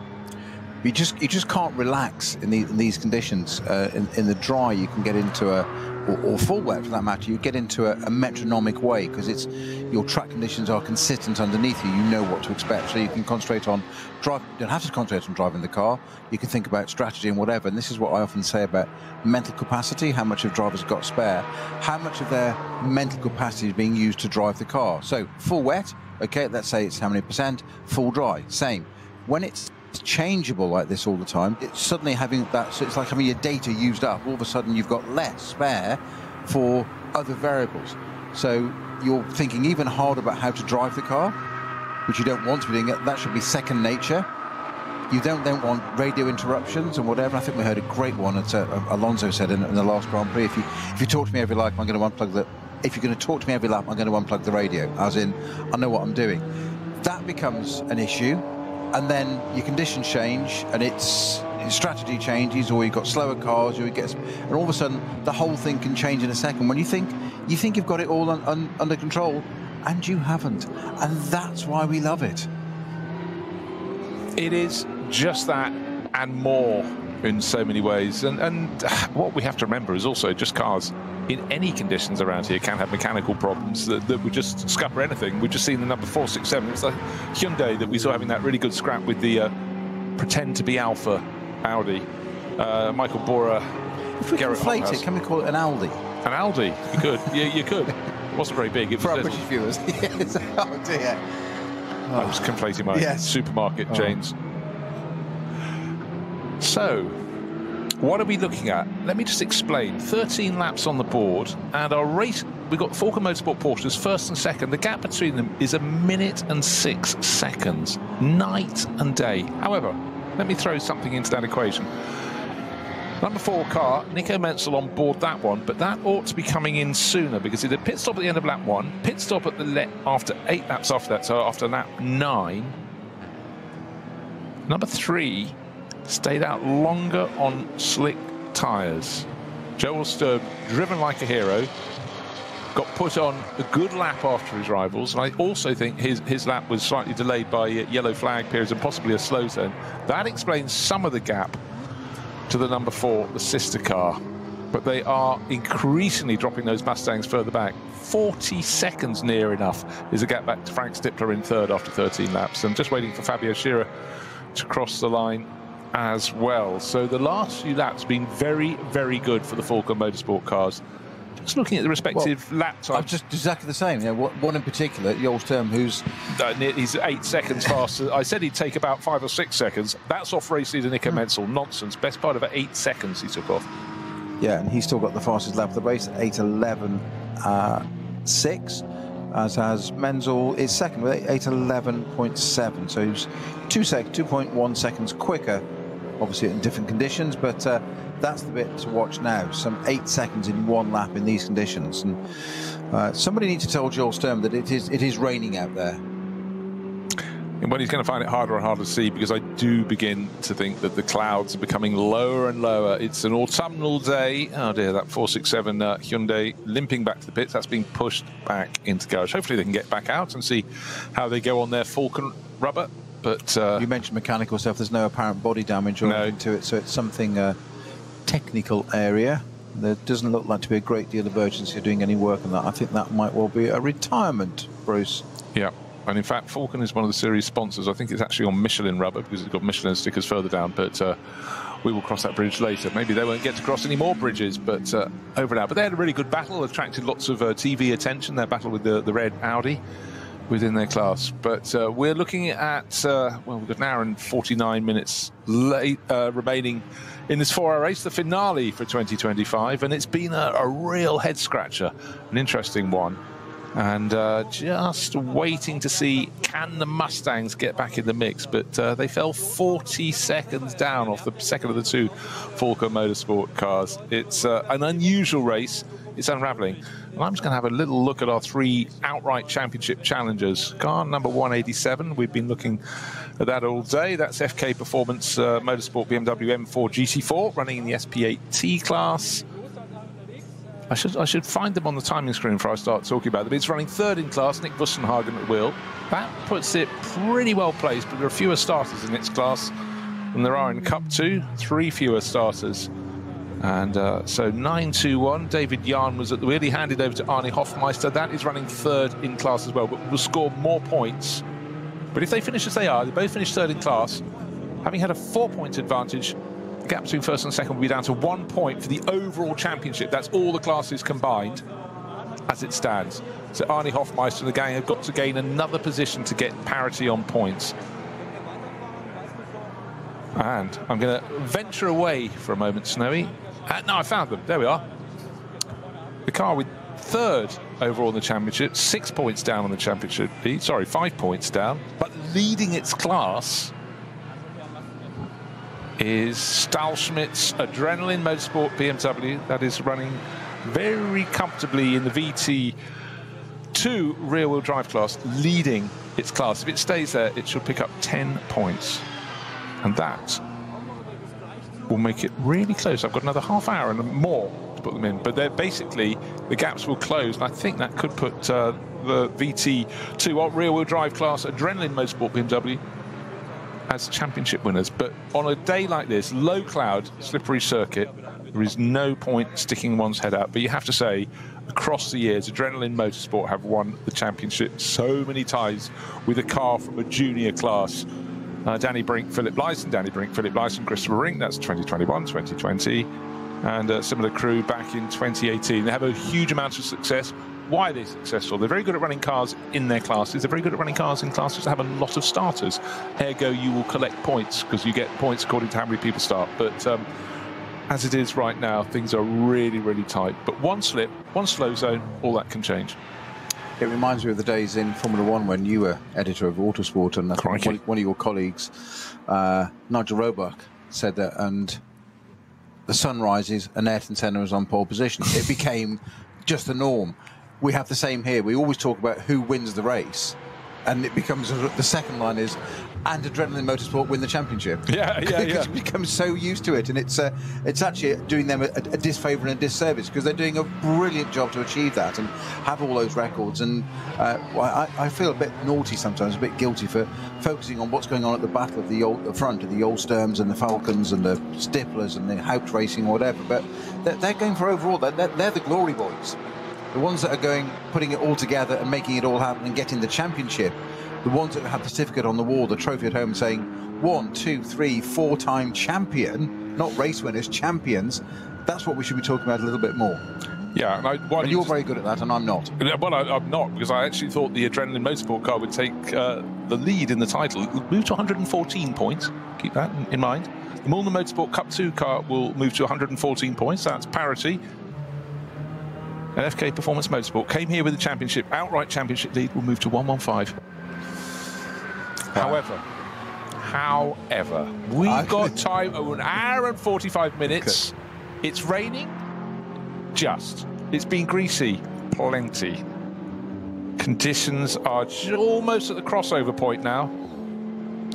And if you see a car with 1 on the door and on the bonnet, they were last year's champions. And it's often, invariably, not a car from the very, very top of the championship. It's running in the M240i Racing Cup class, the BMW class. Market, Vombach, Richney, and they are running around. Car number 1 is you have the honour for the entirety of the next season. Everything else on the entry list is in sort of numerical order, but you get these outliers, but you get to wear the badge of pride, the number 1 on your door for an entire year. It really is an honour, because, I mean, it's easier to muck up than get things right around the Nordschleife, isn't it? It is. I'm not sure you want I always think that the number's a target. It's Max Cell, it says down the side of the car, and Max Cell 1, and it's in great livery, actually. That sort of palely sort of not quite turquoisey blue, but it's almost checkered, isn't it? Because it's different side to side of the car. So blue and predominantly blue and black on the one side, and predominantly black and blue on the opposite side. So it's different side to side. And to prove the point, what team ran that car last year? Adrenaline Motorsport. So that's running in a class that's normally pretty well supported. Today, only 7 starters in the M240i Racing Cup BMW class, but the cars always look fantastic, I must say. Beautifully presented, and again, you almost have some competition cars created pretty much specifically for this series. And BMW, for a long time, they've sort of rotated through a number of derivations of cars.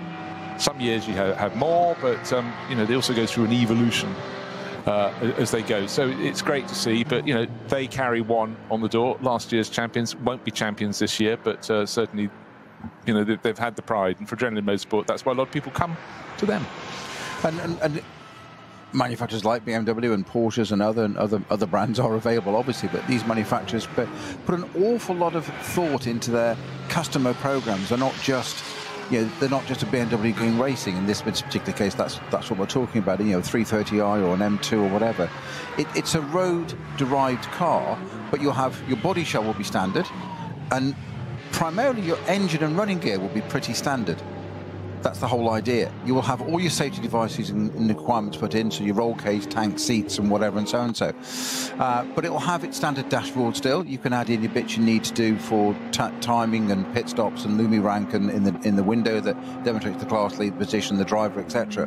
But the trick bits are suspension and tyres, mostly suspension. That's where it's and brakes.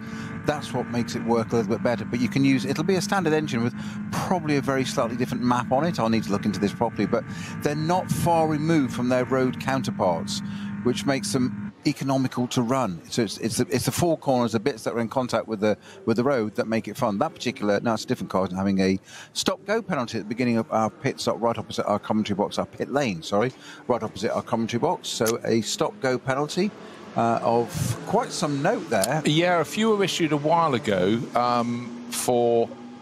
Oh, hello. Is that Car 500? It is. Car 500. This is one that, bear in mind, was third in the outright championship coming to this race, and that has been, I think it was a 45-second stop and go. That has taken them out of the class lead. That could be the clanger of the season for them. Of course, nothing hinges on the final race. You combine 10 rounds across the championship, but will they still be in the lead of their class? I didn't see what their margin was when they reported to the pits, but Stahlschmidt gets to take it out onto the track again. Philip Stahlschmidt sharing with Daniel Zilson, Philip Lyson, who is a multiple champion, but that is a very, very big setback for them. They've fallen to second in class. Yeah. So that will cost them about a point, and that will drop them a point. So actually, as it stands, they'll be on 113 points. The car that's second in the championship outright, Adrenaline Motorsport, will be on 114. And if it stays where it is, the FK Performance 187 car from SP8T, their BMW will be 1 point ahead. So 115, 114 and 113 after 10 rounds. Yep. You can't get a better definition of being closer than that, can you? That is extraordinary. And that 45-second stop and go penalty, and that's just what they've said. They've literally driven in, stop-go penalty box, 45 seconds stationary, straight out again. No tyres, nothing else, no calling at their pit box. So that's what they've served, and wise to serve it right now. It's job done. So that way we know what happens on the track at the end of the race. We know exactly what it is. There's nothing to be added on at the end, or suddenly, oh, hang on, they've got 15 seconds, take that off, and you've got to start working it all out. It's not a problem to us, but I always think it's never the best way to finish a race. With your cars across the line, people want to know, we want to be able to tell people, you listening, watching, that is the result. And oh, actually, the car that crossed the line first is actually third, because it's got. To me, it just doesn't present well. No, and also you do get that scenario where after the checkered flag's fallen, suddenly your timing screen seems to go berserk as cars, as you said, finish sixth, suddenly go down to 10th because a time penalty being applied. And some championships, particularly the longer distance races, you get a lot of the results almost, after about 4 hours of appeals later that night. You really want the cars to be in their realistic position on the track when they take the checkered flag, not just to help us, but to help all the fans who are sitting in the grandstand and been here for hours. They'd like to sort of understand it, but always tricky, particularly on a circuit like this where many incidents can happen. But anyhow, we can get off that hobby horse, we can put it back in the stables. Where we are at the moment, though, 14 laps completed. We had Joel Sturm in the number 3 Falken Motorsport Porsche catching the sister car for the previous 2 laps. He actually lost a few seconds, so he's 1 minute and 8 seconds down. It's a huge margin, but I would suggest next time around we'll possibly have the start of the flurry back into the pits. Who's going to come in? It's been slightly delayed by the all the front-running cars, the two Falken Motorsport Porsches, the two Haupt Racing Team Mustangs, having made a second pit stop already. So they came in to have the wet weather tyres put on, which sort of maybe lengthened their stints. But we're going to see who blinks next. Conditions tricky, and I think another penalty is about to be issued because quickly looking across the timing screens, because what happens, you get so many incidents around the circuit, and a lot of timing screens off the bottom side. If you go to vln.de, you can pick up a timing screen. You also get the signal of everybody who's gone in and out of the pit. So if you have a penalty and you look away from that screen for literally 30 seconds at a time in the race when people are pitting, the message hits the top of the list and then drops off the bottom of your screen. And Mühlner Motorsport kind of a 904. Okay, it's being explained is the teams are given a very clear sheet of paper, and there are lots of boxes on there. That horrible phrase, ticking all the boxes. Luckily, in this case, they've only ticked one, but it still means to a punishment. So they've given a very clear message on the warning, which car number it is, what the offence was, and what the punishment will be. It's then signed by various officials with the time, the date. Well, you know what the date is. It's the 11th of October. And the exact moment at which the penalty was issued. But bear in mind, a lot of races that you suddenly get periods where things are going slightly wrong. And on the opening lap of this race, some people might have been pinged for exceeding track limits or various other offences, but they all have to be dealt with in turn by race control. You do sometimes feel for them. You think their heads must be on, almost rotating. They have so many things to think about in a race. But clarity of thought and speed of getting the messages to the team is always welcome. Because what if you tell your driver to push on because you're 3 seconds behind, and then you find out later the car in front had a 10-second penalty and your driver's gone off in trying to catch up. So, it is about getting the message through clearly and as quickly as possible. But it's not always easy, not on a day like this. Well, the message has clearly got to Nico Menzel because he's in Sector 3. He's 6 seconds quicker than his teammate Joel Sturm in second place in the number 3 Falken car, and that's a relatively short section as well. In fact, it's a 3 kilometre section. That's all it is. Yeah, but every time we look at any of the sectors at the moment, any of the sector splits, the Mustangs just are not able to match the Porsches. That is the story of this race. They gave it a really good shot. The Mustangs struggled in the damp conditions at the start of the race. They came back into the mix, but then the rain came on a little bit. It's not been heavy rain at any point in this race, but conditions cold, as you might expect. Not always cold in this point of the autumn in the Eiffel Forest, but today it's certainly pretty black. If you're sitting in the grandstands, you probably have, definitely be wearing a jacket, possibly big thick jumper as well. Windscreen wipers always on? No. Even at this race, I think the rain that we've had, particularly in the part of the circuit around Her Acht, which is the highest point of the circuit, if I remember, 624 metres, in terms of altitude, then it seems to be raining a little more heavily there. But this is just typical Nürburgring Nordschleife. You never know what you're getting around the next corner. Yeah, and it's hark back to the summer and the 24-hour race where we had sunshine and barbecues and all sorts of sort of festival atmosphere. You look at this now, it barely seems just a few months ago. What a change in the place. But that's why I feel it's effectively a race with races at rounds at 10 different circuits, because the conditions change so much between the early season ones, the mid-season ones, the end season, and we've seen pretty much every weather condition you can imagine. Bar plagues of raining cats and dogs. We've had everything else across the years, across the seasons, and that is why this is such an enthralling event. Thrown in how difficult the track is, the logistics of calling your pit stops right and tyre changes, getting your tyre changes. I'm not talking about when you come in for a standard stop. I'm talking about, do we need to change from slicks to wet or wets to slicks? And again, the consequence, you just hold off for too long, your driver doesn't get the signal, or you haven't decided to go past the pits, they've got to suffer for 25 kilometres if you've left them on another lap when on the wrong sort of rubber. So many things to knit in. Oh, plus it's multi-class racing, and you have an enormous spread of performance from the very fastest to some that are going as being driven absolutely beautifully. In fact, little Honda Civic Type R in road trim, that's quite quick, but it's in H2, which is, sort of historic class, effectively a road car with a roll cage. And I can't emphasise enough the fact that it's open tyre formula. So many series across the world have what we call a control tyre, i.e. it's the same tyre, one manufacturer. You have different compounds, obviously you have your slicks and your wets, your intermediates, of course you do, for different conditions. That's a safety issue, but you have what we call a control tyre under that banner. So we've all got the same. It's a level playing field, so it comes down to cars' strengths, weaknesses, teams, drivers' strategies, etc.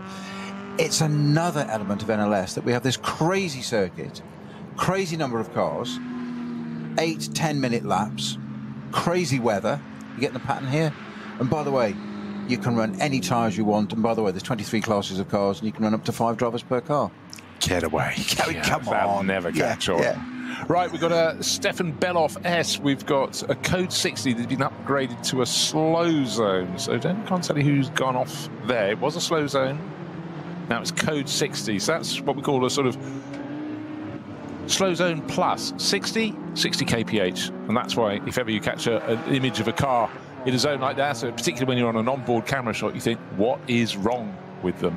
However, that is so this incident could be cleared up, neat and tidy, and more importantly, safety. That is what we are looking for, and that's what we expect, and the standards are notably high. And with a circuit as complicated and as hard to manage logistics as this one, a circuit with a degree of a free zone of danger, because it's a very tricky circuit. I think the job they do is astonishing, but clear line of signalling absolutely imperative in this. So again, because a lot of corners you can't see really what's around them, you rely on the marshals. If someone has put their cars partly off the track, partly into the barriers, partly sideways across the track, you need to know, you need to be able to slow.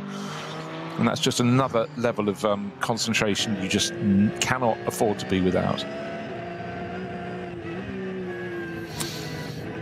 So it's, as we know, it's Nico Menzel in the number 4 Falcon Porsche leading at the moment from his teammate, doing a great job. They are a little bit of onboard once again with Nico Menzel.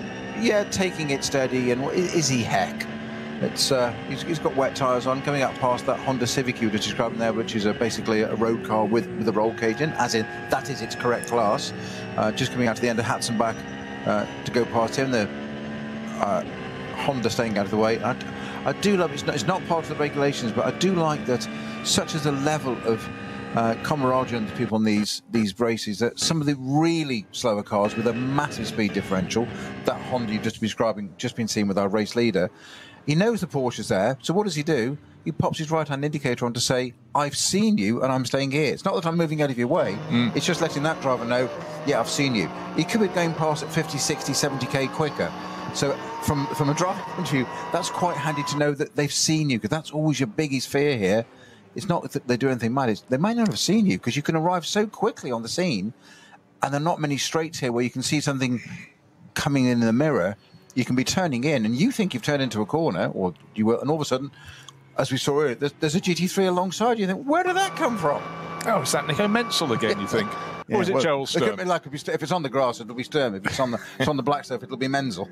Yeah, so if you're going along the Dottinger Höhe, which is the long return leg of the circuit, the massively long straight, you might pick up a car coming much faster. But the point is, if someone's lapping 30 seconds a lap faster, as you can on a 25-kilometre circuit with cars of enormous performance differential, then you may not see them. They may be coming around a brow, and they have closed in so quickly. Course vehicles out on circuit, looks like more barrier repairs.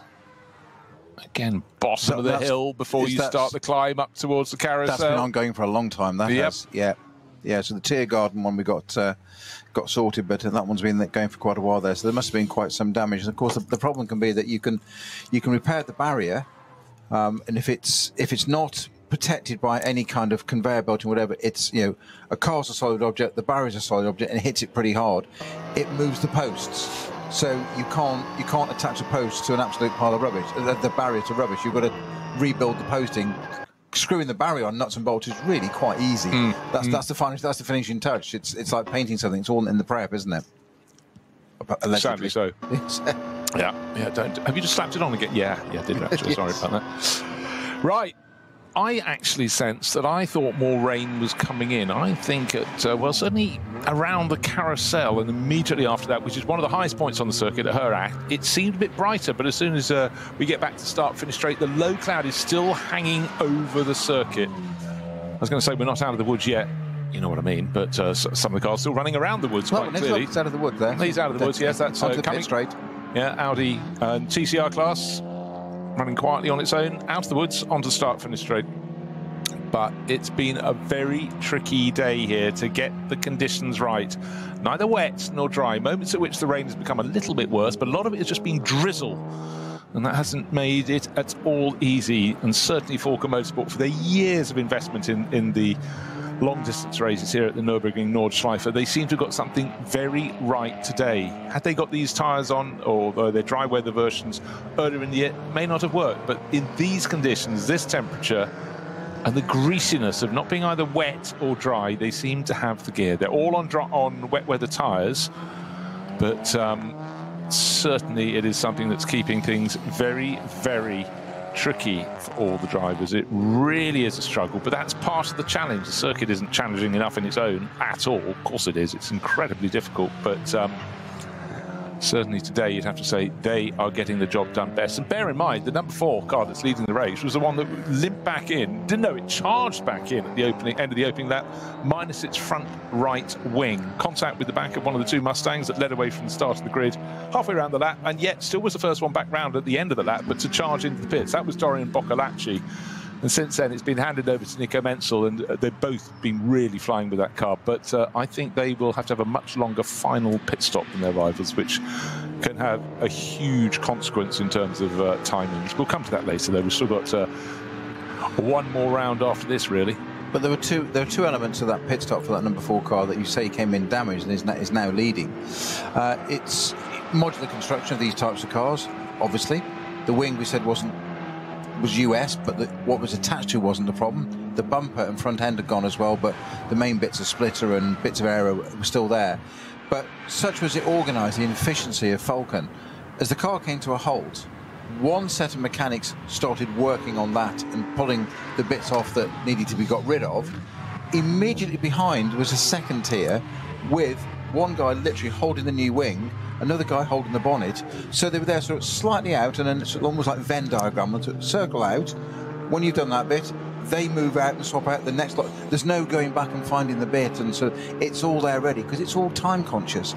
And they click it on, and it was almost like Lego, wasn't it? It was all of a sudden the car went out and looked pristine again. You just thought, hang on, have we got the wrong car that lost its wing? Because you just couldn't tell. And lo and behold, here it is in the race lead. It is absolutely remarkable, but you know there will be payback for that. Now, I'll just take a quick look back down the championship challengers. 921. It's a number I bandied around through the course race. Mühlner Motorsport. It's running 3rd in Cup 2. This is a car that can win the outright title. Hour and 25 minutes remaining. It's 3rd in class, but it's a mountain to climb because they've got to get 36 seconds back to even catch the 48 Losch car that led the race outright at the start of the race with Tobias Müller. Carlos Rivas is driving that at the moment, but both of them in turn are another 35 seconds back on number 901. Fabio Gross leading that SRS Team Sorg Rennsport. So we might get a flurry into the pits, but for now, all Arnie Hofmeister can do is keep on pressing on his blue, white and black Mühlner Motorsport car. 3rd in Cup 2. Just got to count the points, do the maths. Drivers never like to do maths, not in the garage, even less when they're driving out around the circuit. But at the moment, got strategies for that. Yeah, exactly. They're not busy in the office. But Fabio Gross is showing with Patrick Gruter could yet end up having a role to play in this race. He's leading the Cup 2 class, and number 921 is 3rd in class, and that would be desperate for something to happen to the 2 cars ahead of it to take maximum points that could just make them the outright champions. However, plenty of racing between now and then. Well, this weather, I have a feeling, is kind of set in, Bruce, for our final hour and 24 to go. So a little bit of way to go yet. So about the length of a Grand Prix to go in our race yet. Here on our final one. I love your description of a series a championship over 10 circuits, even though it's the same place every time. So it's a great description and makes you think about that. It is exactly that. Just comparing that how to the 24-hour. Forget the distance, but the weather conditions back in the summer, and then compared to last year's 24-hour, where we couldn't see a thing. But this is set in. We can't see the slosh, can we? At all. Just about to see my feet. Right. What we... That's because you're so tall. Yes, indeed. Head in the clouds. What we had in the summer, 2024, was our commentary position was right opposite the control tower at the entry to the pit lane, and there were points at which we lost sight across the track entirely of the tower. And as Snowy pointed out earlier, there were 2 points on the circuit. It's the 2 tallest points, the pit straight and her act, that were draped in thick cloud. The rest of the circuit was actually bathed in glorious sunshine and bright weather, but we weren't. And the important thing was the rescue vehicles, the helicopters, couldn't come in and out. You always have to have an operational helicopter, medical helicopter, in case of medical emergencies. But also line of sight between the marshal's posts and two medical teams. Yeah. For obvious reasons. If one's occupied, you want to continue the race or need to, then you need another one to replace. Because you can't run a race meeting without your medical team there. No. Right. Are we going to see the number 3 Falken Motorsport car dive in the pits? Not this time. So pressing on. Right. It's a question of what they managed to get on board when they changed the cars over to wet weather tyres onto rain tyres. But I think next time around we'll get them diving in. However, we will see. But the gap between first and second, it's gone out again. It's gone out to, well, it was another 6 seconds gained by Nico Menzel in the number 4 Falken Motorsport car. Bear in mind, he started the car that's giving chase. That's the number 3 car. That was then handed to Joel Sturm. Joel's still on board, and he did some hero laps after that car was finally brought in to put on rain tyres. The rival Mustangs had all, and the race-leading number 4 car had all come in earlier, but having got onto the right tyres at the right time. As I say, that number 3 Falken Motorsport Porsche runs off the circuit. That's Joel Sturm. Where did that happen? It was the cut-through on the Grand Prix circuit. You start the first part of the Grand Prix circuit, do the first 4 corners, instead of then going down the hill towards the Dunlop hairpin at the bottom, the Dunlop Kerche. You cut right and then complete the Grand Prix loop, but that was running deep into the corner, across the gravel, very close to the tyre wall. Just eventually got the 180-degree right-hander done without hitting anything. But that was a wake-up moment. The track was probably no wetter than before. It might have been just, again, pushing on a little bit more. But the rain, if there is any rain still falling, it's only on the start-finish straight, I would suggest, right now. Well, Joel Sturm, as he has been all race long, manhandling this number 3 car. And the big twitchy moment going on to the Nordschleife there by the U-turn back, the hairpin back at the Sabine Schmitz curve, and just not wanting to get too close to that barrier there, because you can just kiss one end and the other and put tracking out. And that's, you don't really need that, or drive shafts on a Porsche really quite easily, or radiators at the front. Not suggesting he was that close to it, but you don't want to be risking that, and this is the beginning of the lap. Lots of use of the curb, and again, this way you've got to memorize it. People like Joel Sturm and Menzel have. There are some curbs on the left-hand side, mostly are a tiny bit of red and white curbing concrete, and on the right-hand ones, quite a few have a riser behind it, so you can use a bit more of that, and it seems to be that's what you want to do there. A nice bit of exit curb on the way out, which is not too bad. It's loaded on that tyre, over the bridge, and up over the rise, keeping off the painted curb at this part of the circuit, a little bit quicker. Hatzenbach first spot, not so fast there. It's quite simply picking up pace from coming out of the Sabine Schmitz curve, which is really quite slow. What you always notice with a lap like this, the only place you could possibly relax, but you can't, and I'll explain in a moment, is the dotting O'Hare. Pretty much everywhere else, with maybe a few exceptions, start, finish straight, but someone else might be trying to pass you, or you might be trying to line up a move. And also, after you've left Hatzenbach and Hocheichen, you got the blast, go over Flugplatz, Schredenkreuz, you know, but after that, it becomes more and more complicated, more and more twisty. But it's you get one corner slightly out of sync, and everything else just sort of unravels. It suddenly comes back at you much, much faster. That is why it's so super difficult, this circuit. Plus, also not playing to the back of the car in front of you that's just slowed down for a slow zone or a code 60, or even just a yellow flag period. And for the front runners in the SP9 class cars, they're coming in much, much faster. So just one little moment of looking at your controls or something for a nanosecond, and you look up and suddenly, oh, right, okay, we've got to do heavy braking. I can't do that.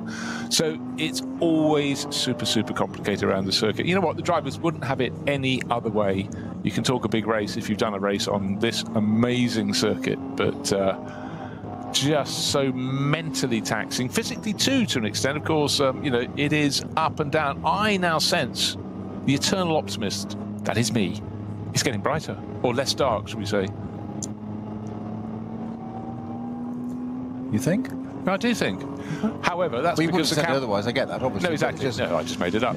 But the thing about it is, the exit of the circuit, you know, Herach, it seems okay. You then finally get onto the Döttinger. It's not too bad until the point where the clouds come back. When they get to the start-finish straight, that's the second highest point on the circuit, and it seems to be the place where it's raining. We approach halfway down the Döttinger, suddenly we're getting raindrops on the windscreen. Yeah, exactly reverse of what we were saying just a few laps ago, that the pit straight was clear, the rest of it. So that cost 1/3, 1/2 of the circuit, the weather moving across. So it's going to, pit straight is going to be the issue now coming up. But yes, the wipers on as cars come up to Horijken at the end of the lap. I can't remember what was the cause of the barrier repairs at the carousel, because that's taken an internal amount of time. They've now cleared it. The bottom of the hill, I can't remember. At the top of the hill, it was the 144 Schnitzel Mercedes. Remember that, but the bottom of the hill, and the Klossertal. Yeah, lost in the mist of time, I'm afraid. It must have done a fair amount of damage for them to take this long to putting it right, because that's been there for a very long time, that code 60. Hopefully, as we get towards our last hour or so to go, we've got 1 hour 17 minutes to go. Right. At that juncture, I'm suddenly starting to think it's looking quite good for the number 921 crew. They came here second in the championship, the outright championship. Arnie Hofmeister and Tim Scheerbarth have been the constants in that, constant drivers.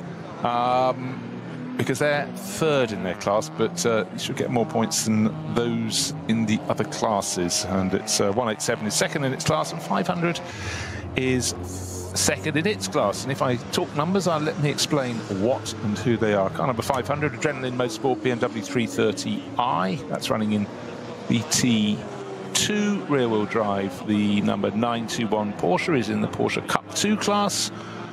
That's Mühlner Motorsport. And number 187, FK Performance Motorsport, BMW M4 GT4 running in SP8T. So many different sorts of classes. And really, where they place in the race outright is irrelevant. It's where they place relative to their class competitors that will dictate how many points they score. So complicated. It's as if it's not complicated enough, an event like this with weather that is certainly trying. But at the moment, even at the darkest parts of the circuit, it does appear it's hanging low cloud rather than the rain that's falling. If the wipers are on occasionally, that's probably because you're running immediately behind someone who's running over the curbs and kicking up the spray. Yeah, it's a proper autumnal day, is it not, here at, you mentioned about the lovely colours in the trees a bit earlier on. We'll see less of that now because there's too much mist and fog around. Yeah. I don't think we'll get any restriction on the end of the race. I think we'll get to the end of this okay. But you never know. It's the Nordschleife. Mother Nature has a way of controlling it completely. I know, and it's that classic thing. It's you're standing in a commentary box somewhere at a circuit. You go, actually, the weather's clearing up, but what you don't realise is behind your commentary box, the sky is Bible black, and will bring weather with it accordingly or not. And so many times you think something's coming in and it blows past, and that's very much a feature of the Nürburgring. You stand high on the hill looking out over the fantastic Eiffel Forest, and you can see a lot of rain clouds frequently, and storm clouds coming in from the west. Thanks very much, Spa-Francorchamps. They're passed over there. You're coming your way, but only 60k away, isn't it? Only 60k, and we've definitely been doing races where you suddenly get reports flashing in saying, "Oh, it's absolutely awash at Spa." You go, "Okay, that'll be enough to come here as well." Oh, great, thanks. Yes, yeah. The race was going so well.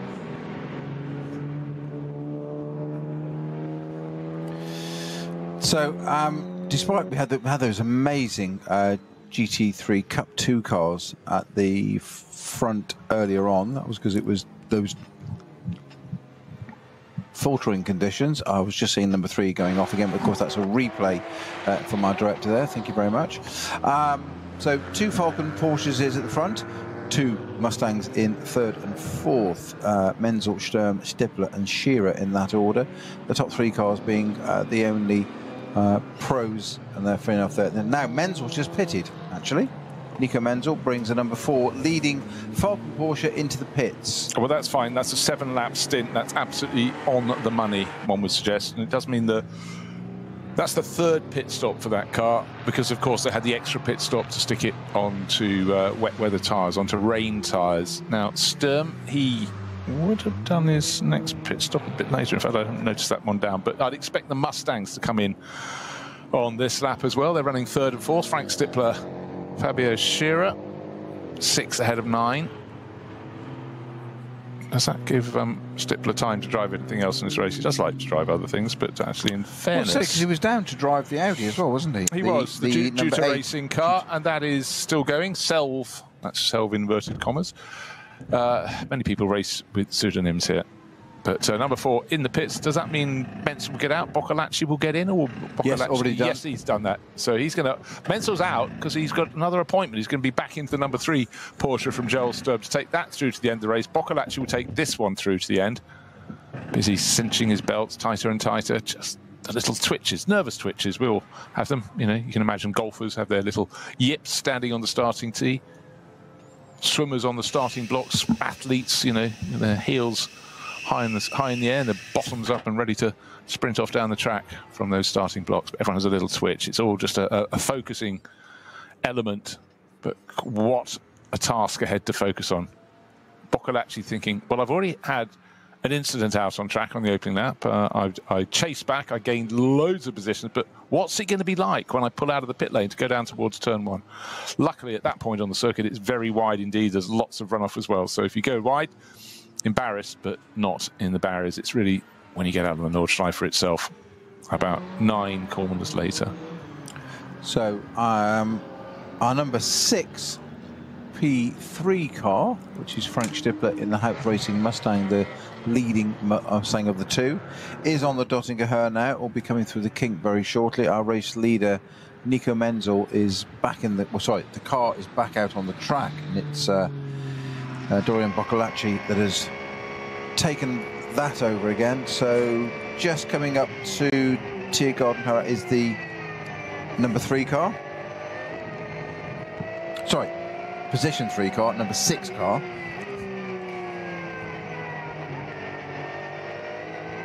What is it like? Who hasn't pitted? And well, Sturm's going to be coming in next time around, one feels.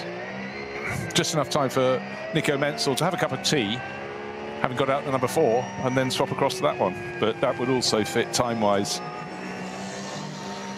in terms of when those pit stops should be made. So now he has, sorry, my track has just updated. I think the number 6 Frank Stippler driven car has indeed got pitted yet. So my little tracker it showed it going past, and then it went back again and reset. So I don't think Frank Stippler turned around and reversed up the track, or turned it round at a U-turn. I think the tracker didn't quite catch up. I'm gonna rely on that bit of intel.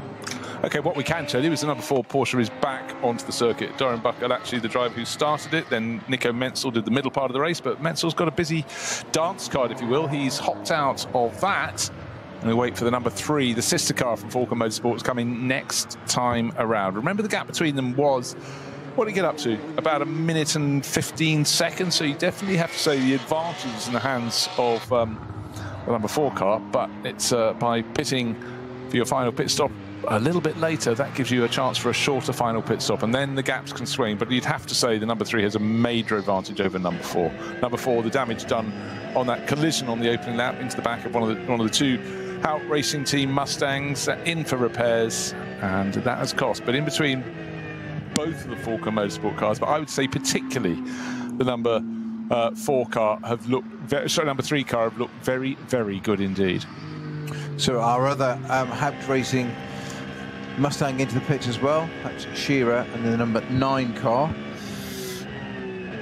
That's Fabio Scherer has brought that in as well. Was he going to swap over to does either Patrick Assenheimer or Dennis Fetzer in that car? Well, they've been running on because the way it's this race has fallen. They didn't want to. It was probably planned as a double stint for Fabio Scherer, and then 2 individual stints over the next half of the race. But because he had to stay out longer, because they came in, scrambled in to do a pit stop, a change on to rain tyres, they've kept him in to do sort of effectively 2.5 stints. So it may well be the other driver would do 1.5 stints. And in fact, we're getting close to the point where someone could just do 1 more.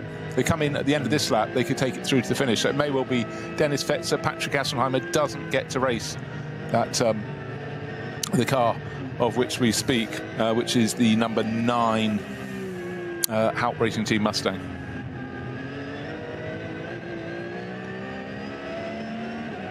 So a new camera shot for you, which I'm going to try and describe, which is really low down on somewhere on the front end of this number 4 Porsche of Dorian Boccolacci. The famous turquoise paint, livery. Bit of bodywork damage there on the number 9.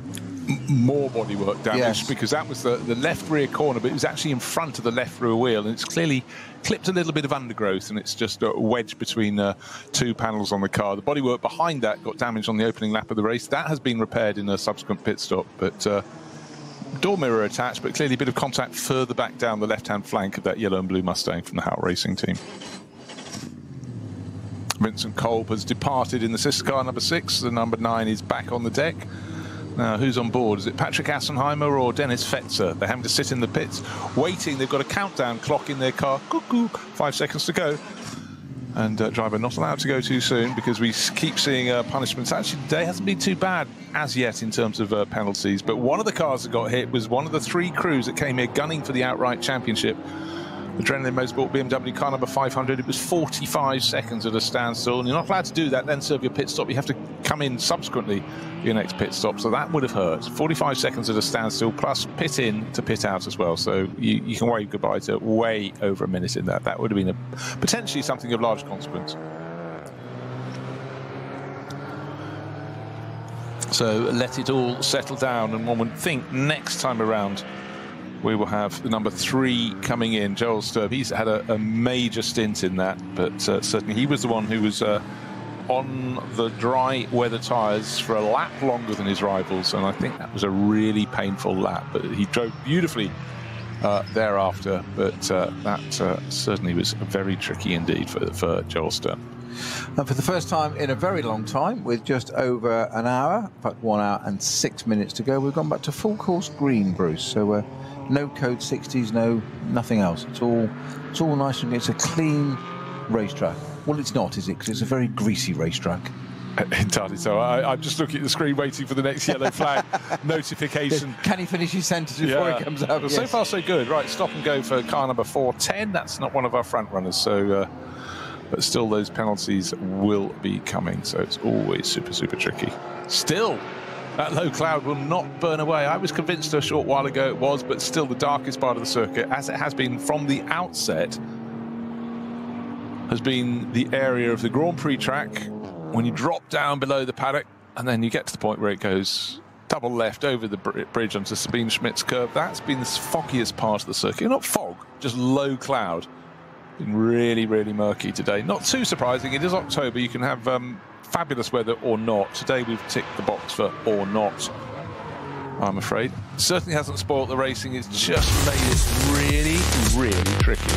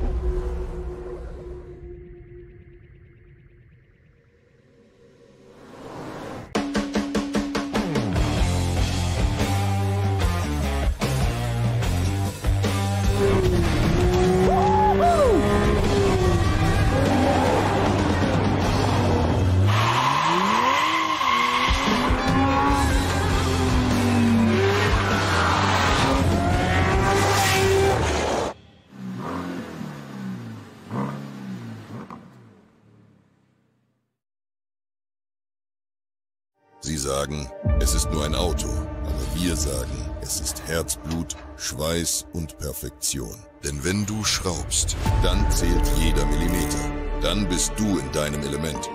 Du willst mehr als nur fahren. Du willst es fühlen. Die volle Kontrolle. Eine optimale Straßenlage. Wir wissen genau, was dich antreibt. Denn wir teilen die gleiche Leidenschaft. Egal ob auf der Straße oder auf der Rennstrecke. Wir sind immer an deiner Seite. Wir sind H&R. Offizieller Partner der Nürburgring Langstreckenserie.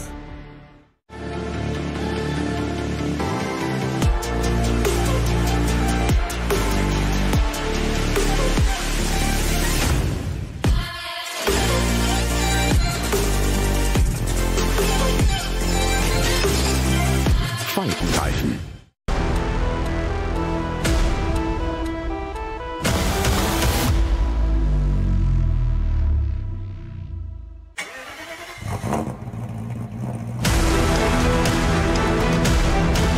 Hol dir jetzt dein eigenes Motorsporterlebnis nach Hause. Dein Online-Shop für Simracing-Hardware und Zubehör. www.simraceshop.de.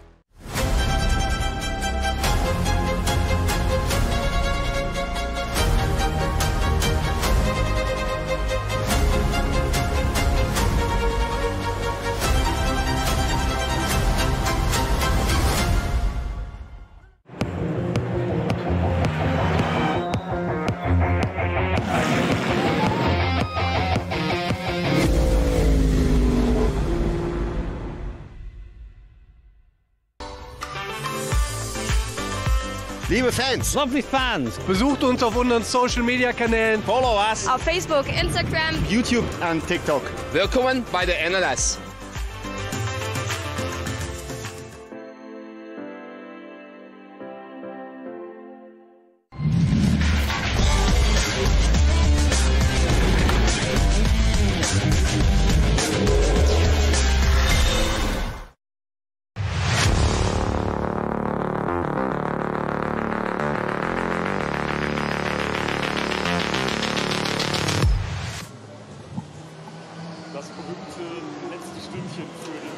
So, just over an hour remains, and in the pit lane, most of the crews can probably work out that the ball is going to land on the side of the net for Falken Motorsport. Which of their cars is going to take victory today? You'd have to say it will be the number 3 entry, because they haven't had the problems. They had setbacks in that they stayed out longer on wet weather tyres than their rivals, but they came in a lap later, 25 kilometres later, and that should surely be enough for Joel Sturm, who did a Trojan's job, handing it back to the driver who got in to lead the race early on, Nico Menzel, and it could be coming their way. Maybe having a race off has been very good for them. Can't tell really, can you? But certainly they weren't racing last time out in NLS 9.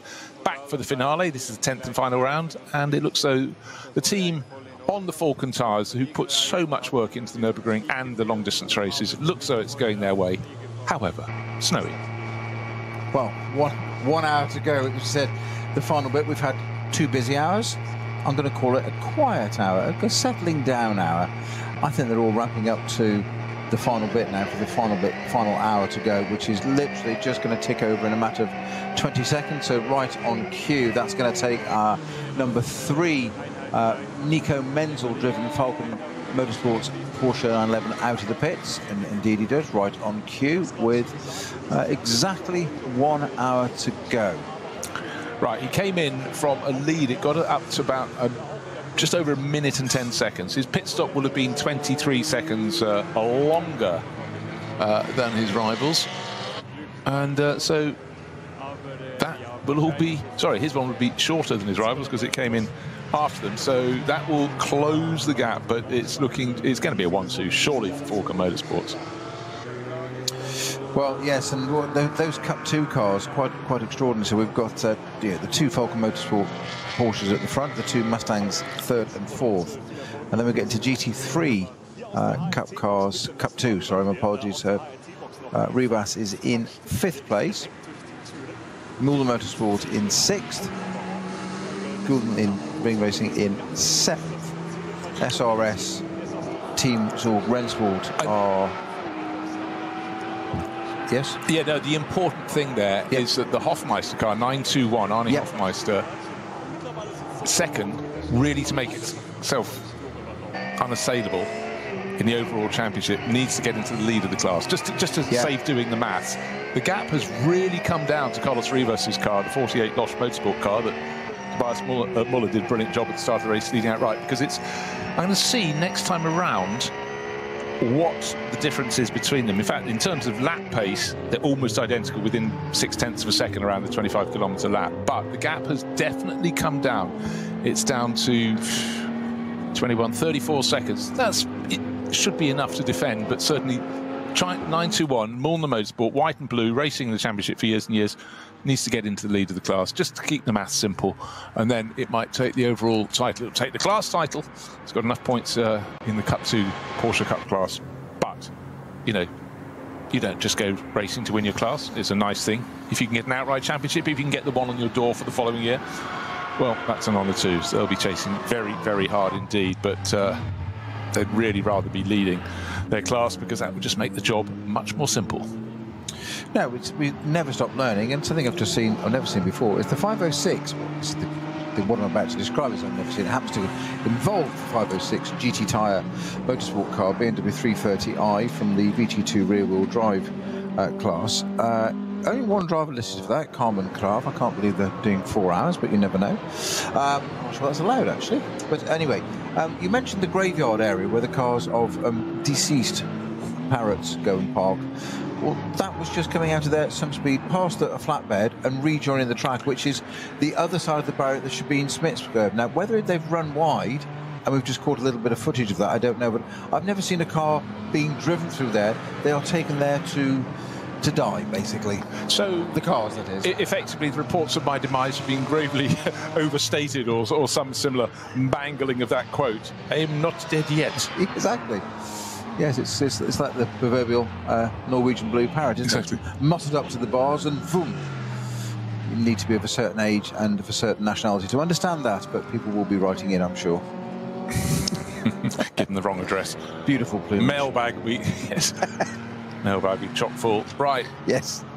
You know, in any race as complicated as this, because of the different timing of the laps of the pit stop, the different lengths of the pit stops, the start of the race, the end of the race, and the differing weather, and also where slow zones fall. Is it in front of your car, so you have to serve it and limp around, or have you just got ahead and you can suddenly build a big advantage over a chasing rival? All that has to be sorted out. Plus, as the final round of the 2025 Nürburgring Langstrecken Series, there is still a lot to be considered in the classes. We came here with the crew of the 187 BMW, with 2 of its drivers, Ranko Mijatovic and Nick Wustenhagen, leading their class, but leading the championship outright. And to keep the maths simple, it'd be really rather good for them to get into the lead of their class. And much like the 921 Cup 2 Porsche, that's chasing it down in the championship, they're both second in their classes. Need someone cleverer than me to do the maths, because nothing is often what it seems. And the other car in the title battle was car number 500. However, we saw it take that 45-second pit stop. And you know what?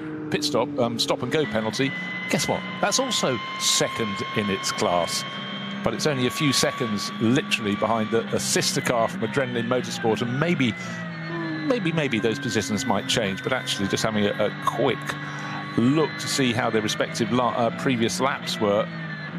The other one included being in the pits. I think Daniel Zils has just come out, so yeah, that lap time was a whole lot longer. But it may yet get into the lead of its class. Oh, a mathematician's delight. Well, Carlos Rivas in the number 948 Losch Motorsport entry. In Cup 2, as you said, Hofmeister in the Muller Motorsport car right behind it needs to catch him, does he not? And that is 7, a bit too much of a gap at the moment. It is. They're also, last time I checked, last time around, they set lap times within half a second of each other. There's no gain. No ebb and flow, is there? But I say, just looking, anytime you need to check what's happening on the circuit, you always want to look to see what's hitting the windscreen. On a day like this, it's been in and out, but at the moment, I'd suggest, as dry as it's been since the start of the race, which probably makes it a lot easier. Good news that just double checking. We had the Schnitzel Arm is that the Mercedes 144 back in the race, and it's just gone flashing past. And looks so, unless there were two, but I'm fairly sure there was just the one in the SP8T class. It is. It's on the pit straight. Yeah, SR Motorsport. Okay. Obviously, that was someone that should have been running at the front end of its class, and I think early on it was. Bear in mind, SP8T is the class that the outright championship leader, Ranko Mijatovic and Nick Fussenhagen, car 187 are in, so that one, having fallen down the running, has been a helping hand to them. There it is for us, the Schnitzelan 144 black and yellow car that had its issues earlier on, and that was a car that came in and pitted very early. I think actually on one of the cars on the end of the first lap, came in and went on to wet, then had an issue, stopped at the end of the carousel on the outside. Not a connection with the barriers, that wasn't the barrier pair, that was the beginning of the run-up to the carousel at Klostotol. So this was the 144 Schnitzelan Mercedes parked at the top on the right-hand side. They obviously got it back, and it's rejoined the race. Some considerable time down, but at least it's back in the race. Well, we've seen this a lot over the years because, you know, if there's a problem, it's fixable. You've probably got one or two drivers who haven't even had a go in the race, so you might as well get the car back out and it's all prepped for the following year, and also a chance to just display your team and the car. And so many classes here as well. You've always got drivers, you know, looking to find the form and the finance to move up to a higher performance class, but it really is, you know, you can cut your cloth according to what you can afford in terms of machinery. But the GT4 class, which runs here as SP8, SP8T, really, really popular, and that's grown. And I talked earlier about how TCR, for example, sort of dropped away. A lot of people look at other classes, but something like a GT4 class car, you've got so many other championships you can race it in as well. So you could have a car that can compete in the Nürburgring Langstrecken Series and equally be competing in the ADAC GT4 series. You could be competing in the European GT4 series, etc., etc. And that is the sort of currency at maybe GT3 was the sort of ultimate of the GT cars, and of course that's the secondary class in the World Endurance Championship. You can compete in the European Le Mans Series, you can, so on and so forth. You can race pretty much anywhere, and GT4's tucked in behind it.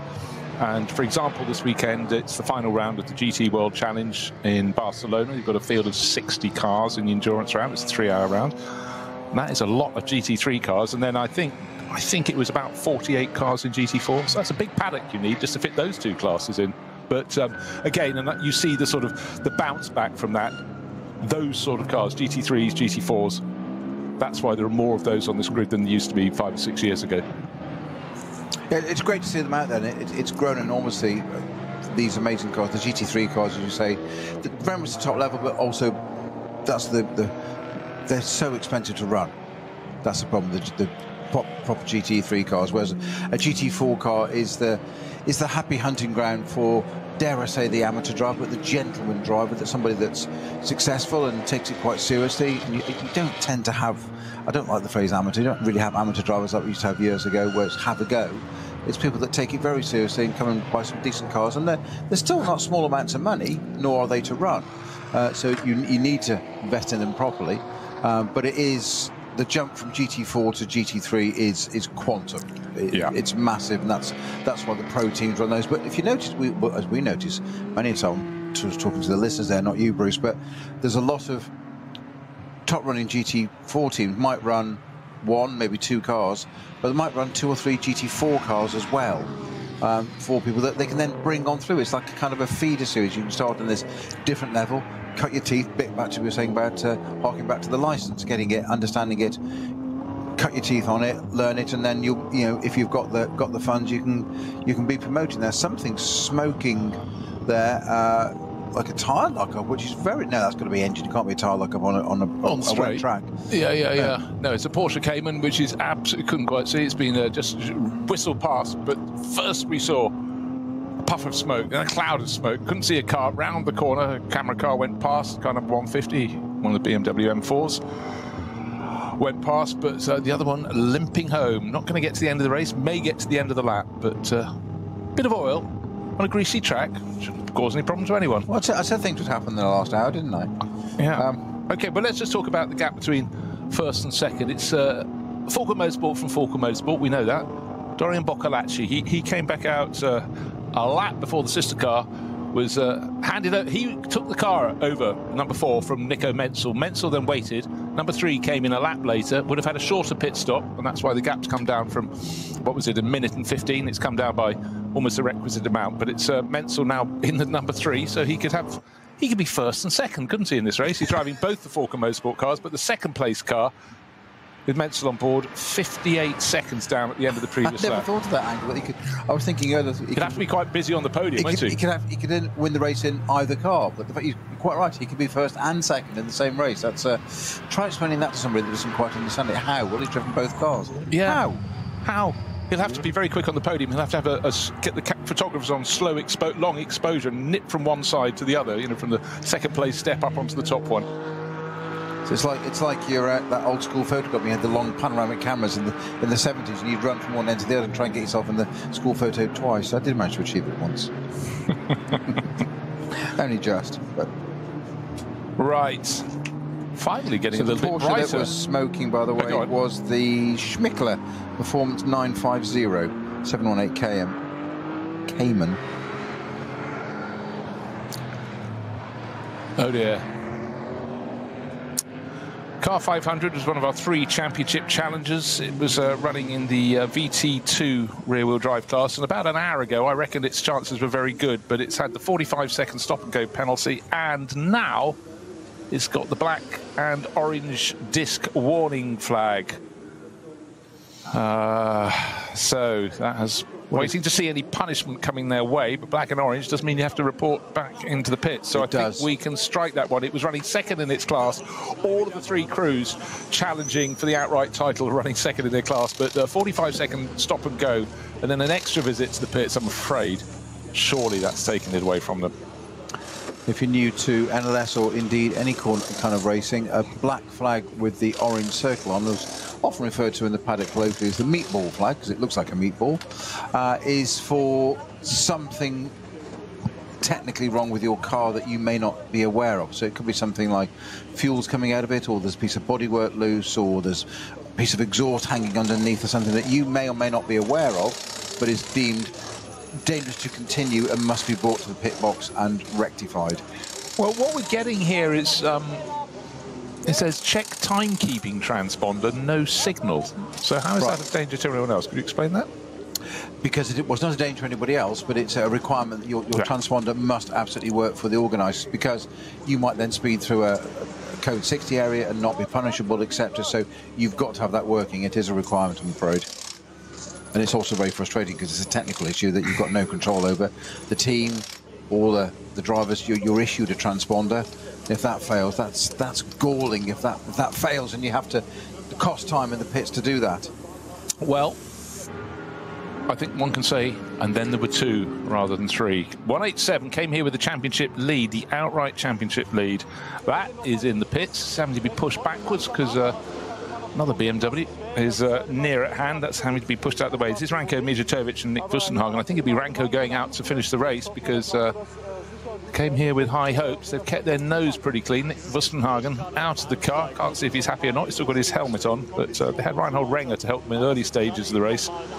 Very Mika Hakkinen style crash. It is, isn't it? Colours, yes. Shades of blue, descending order. White on top. Nice, clean helmet design. Little thing, yeah, it's quite nice to see for a change.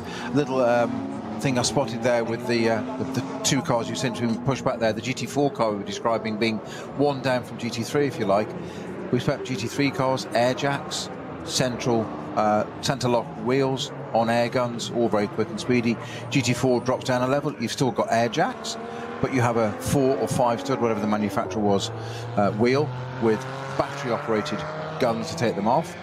The car is being pushed away from was the 330 that's also on 5 or 4 studs, but it's not even allowed air jacks. It's got a trolley jack underneath it. So these tiers, if you like, of things that make all the difference for pit stops, etc. So you've got to get a trolley jack out and get it under the right position and jack the car up and not be pushing it if it's a rotten floor, pushing it up. And I'm going back to my days of early cars, but you get my point. It's so much more labour intensive to do that rather than just plug in an airline, Bosch, the car's up in the air for you, as long as it all works. There is that, but it's just the thought of getting your quick lift at the right place. Just not getting it in the wrong place. And so for a lot of the teams, their final pit stop, not of the race, but of the season will be underway. And just to confirm, 187 came here with the outright championship lead. It started by Reinhold Renger, then followed by Nick Wussenhagen, who did the lion's share. And out with just under 3/4 of an hour remaining in this 4-hour finale, it's Ranko Mijatovic, racing on a Swiss license. And he comes out and going, what happened to the view? Well, there isn't much of a view. It's very, very cloudy and hanging cloud over the start-finish straight. And get off the Grand Prix loop, and the visibility just improves a little bit. But Mijatovic being very cautious indeed on his outlap. We've seen a lot of people hanging it out over the curbing and having spins. He's got to the point where he turns left and left again on the Sabine Schmitz curves and gets onto the Nordschleife itself, where everything gets very narrow indeed. But he didn't feel as though he's needed to push on too hard early on and become a bit of a hero. So, sensible approach. Even the best, even the Frank Stiplers and the other front runners, Fabio Scherer, particularly in the Mustangs, when they were on their outlaps in the pits, the first few corners, the tail was wanting to work its way ahead of the nose of the car, and, you know, even the very best having to hang on. It's been very, very tricky conditions for the championship finale. But so far, majority of the teams, so good. But you have to say, advantage Falken Motorsport today. They seem to have had the right tyres that's combined with their Porsches to do the right job. And just waiting for another lap to go on the board. It's the number 4 car, Dorian Boccolacci, leading the way. He took over from Nico Menzel, and you know what? He's also leading Nico Menzel, because Menzel's doing double duty. He started in 3 with the middle section of the race in car number 4, and he's gone back to the sister car number 3. Waited for him to cross the start-finish line to complete lap 20, and I'll see what the margin was. It was 50-something seconds last time around. And it seems like an age waiting for that timing beam to be broken. Waiting for Nico Menzel to come through. Still waiting. That's what 50-plus seconds seems like when you're looking at a timing screen, looking at your moving image screen to see how that gap has gone. Has it increased or has it come down? But, right, 50, well, almost no change out of a minute. So let's call it a minute. 59.853 seconds, the gap between Boccolacci and the number 4 Falken Motorsport and number 3 Nico Menzel, sister car. A lot of smoke in one of the team garages. That's the 950 that was coming back smoking. Ah, okay, yes. Slow with smoke. It still is. Yes, now it's even slower with smoke. It's not moving. It's the Schmickler Motorsport. Okay, that's what you were talking about. Yep. So they're working on it. There's somebody that opened the rear deck, and somebody's got a mechanic sitting in there, quite literally sitting on the rear wing, the rear apron, looking there. It could be something quite simple as a hose or an oil pipe, or something that was spraying oil onto the exhaust. As long as it doesn't take it all out of the engine, it's not the end of the world. They appear to be attempting to get the 950 back into the race. Yeah, well, why not? Why not, indeed? Season finale, end of term, why not, indeed? Right, I've been looking at the gap between Carlos Rivas, who's leading Cup 2 in 5th place overall, and David Yarn. David in car number 921 is gunning for the outright title, but the gap has actually increased between them. It was about 34 seconds, and it's about 53 seconds now. So that is probably making the maths a little bit easier. Up front, though, there's nothing the two Mustangs and Hout Racing team can do about the pace of the Falken Motorsports cars. When things were greasy, the Falken tyres clearly worked absolutely beautifully there. But just remember, the 911 GT3R has been running for a long time with evolutions and stuff. The Ford Mustang is still the new kid on the block, second full season, and certainly Hout Racing team in the last handful of months have been getting a bit of a grip on it. Car looks great, sounds even better, but of course it was a handful when it started. They all are. It's quick, but it's not fully developed. That's not to say it's underdeveloped. It's not fully developed. I think it's got potential to come. They'll work on that car over the winter. And it's, I'm sure in 2026 it'll be an even stronger contender, and it's up at the front anyway. They'll line it. They'll work on the areas where it's not quite quick yet. But a Porsche 911 GT3 run by any of your decent top teams, it's a known entity. It does what it says on the tin. You know it's going to. It's really down to you as a team how you run it and how your drivers drive it.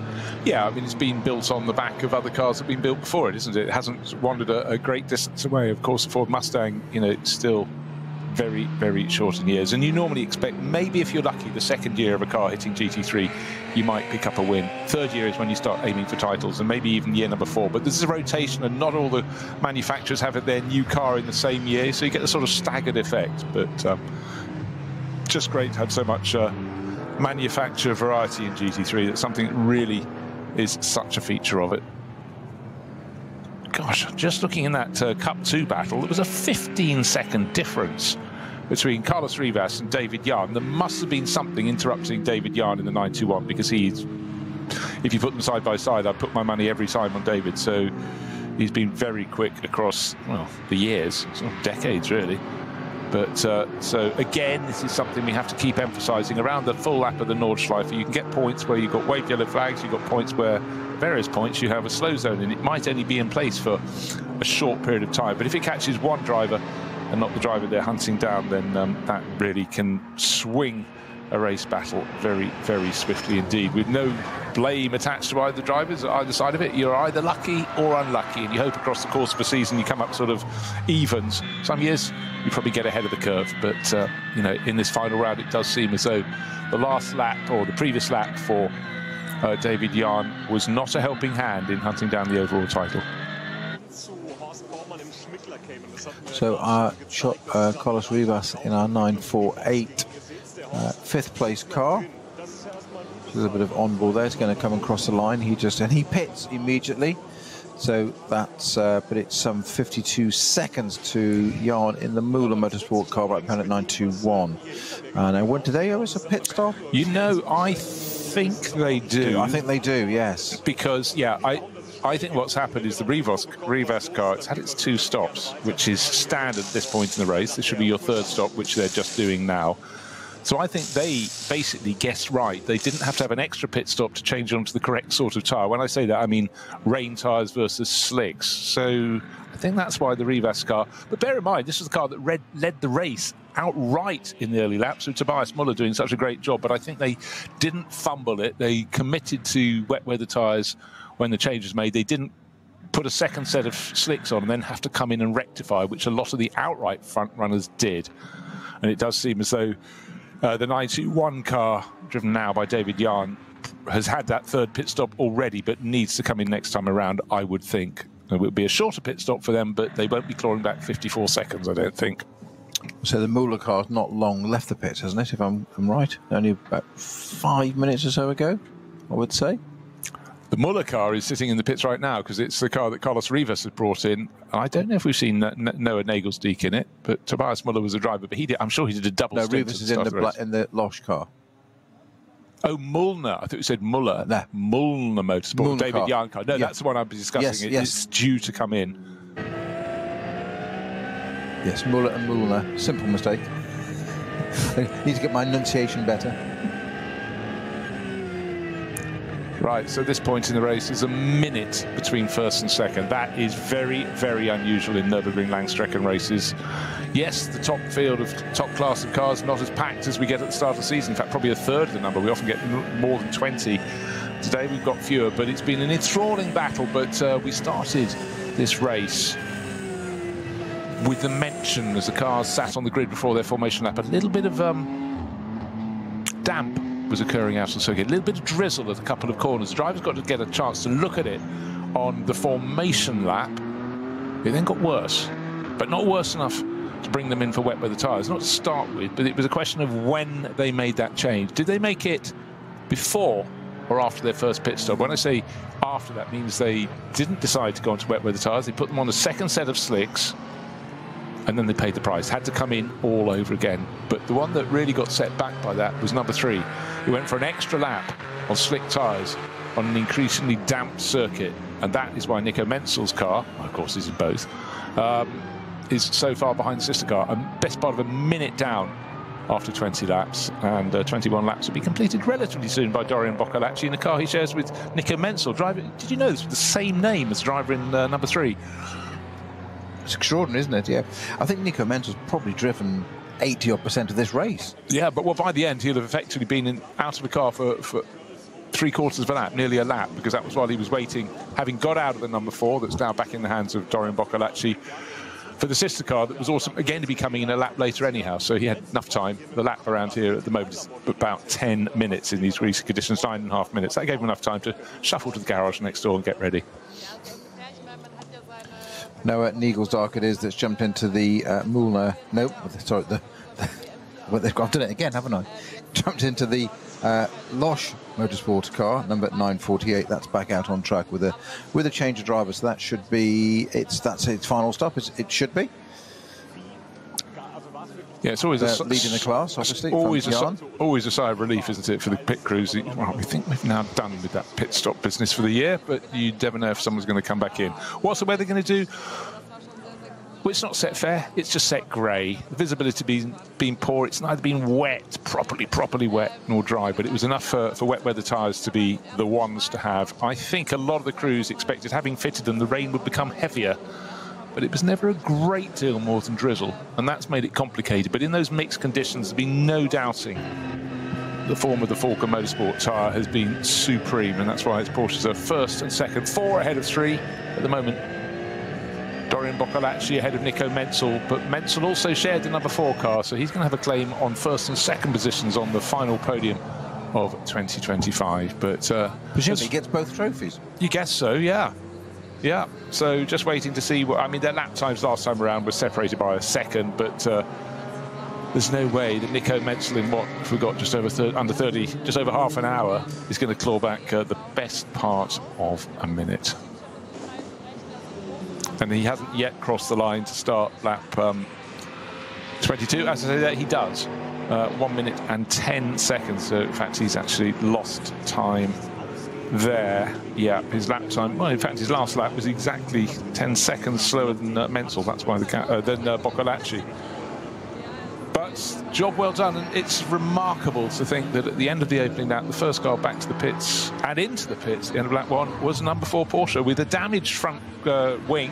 He's missing, and secondary pit stop for Nico. What was that for Menzel? He came in on lap 17, and after lap 21, he's in again. I need to take a look to see what happened in that pit stop. I wasn't looking at the images to check anything in the pits. I thought they were through to the end of the race. We didn't see, no, you're quite right, Bruce. We didn't see anything. We just cut to that car coming out because it was quite right by the director that it was a second place car, but I'm not sure why it came in at all. No, nor am I, but that would also explain why it was 10 seconds later, because deceleration to come into the pits and cross the finish line. So he might have been closing in slightly, but that gap will have gone out to, well, when he was coming to a standstill before he even stopped. For what? Was it a puncture? Certainly it was a very short pit stop, but it was enough to drop him even further back. But such has been the advantage the Falken Motorsport cars. Might need to look at the tracker map in the Grand Prix loop, but I'm fairly sure he's still far enough ahead of Vincent Kolb, the number 6 Mustang, as they go out of the Mercedes arena, to still be in second place overall. That was a surprise, that coming in. Well, Kolb is just coming into Flansgarden, so got a fair way to go at the moment, and number 3 car obviously just left the pits. Number 4 race leader is up at just come out of Arenberg up to Foxholm. There you have it, half an hour to go. Falken Motorsport first and second with their Porsches. It's a grey day, but the sun is shining in the world of Falken Motorsport. First and second, don't yet know why. There was a final run into the pits there with just over half an hour to go from the number 3 car. It was back in second place. Nico Menzel did 4 laps, came back in. So wasn't expecting that. However, they're still clear of the Mustangs. That's what we know.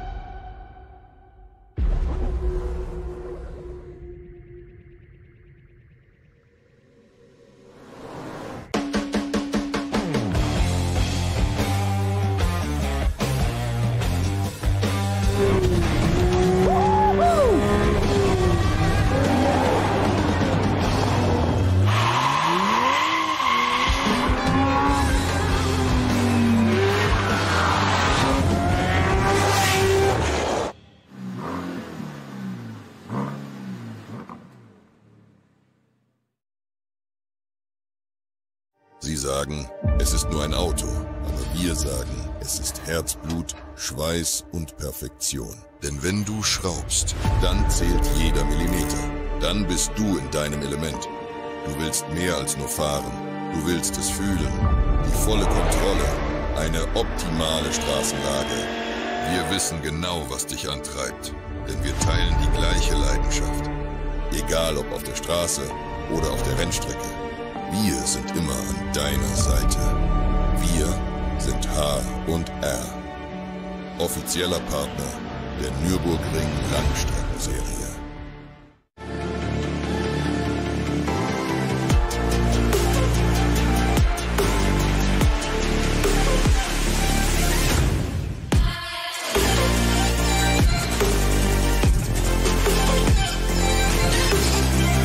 Falkenreifen.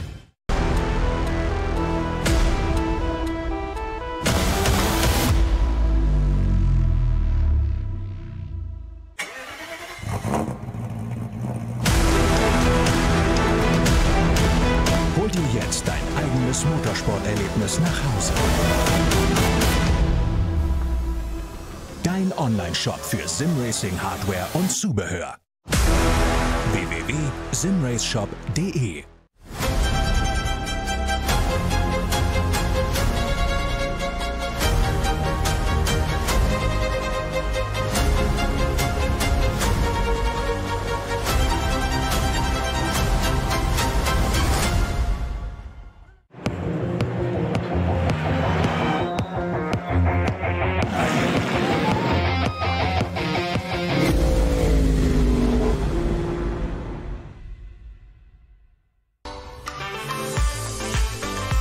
Liebe Fans, Lovely fans. besucht uns auf unseren Social Media Kanälen. Follow us. Auf Facebook, Instagram, YouTube und TikTok. Willkommen bei der NLS.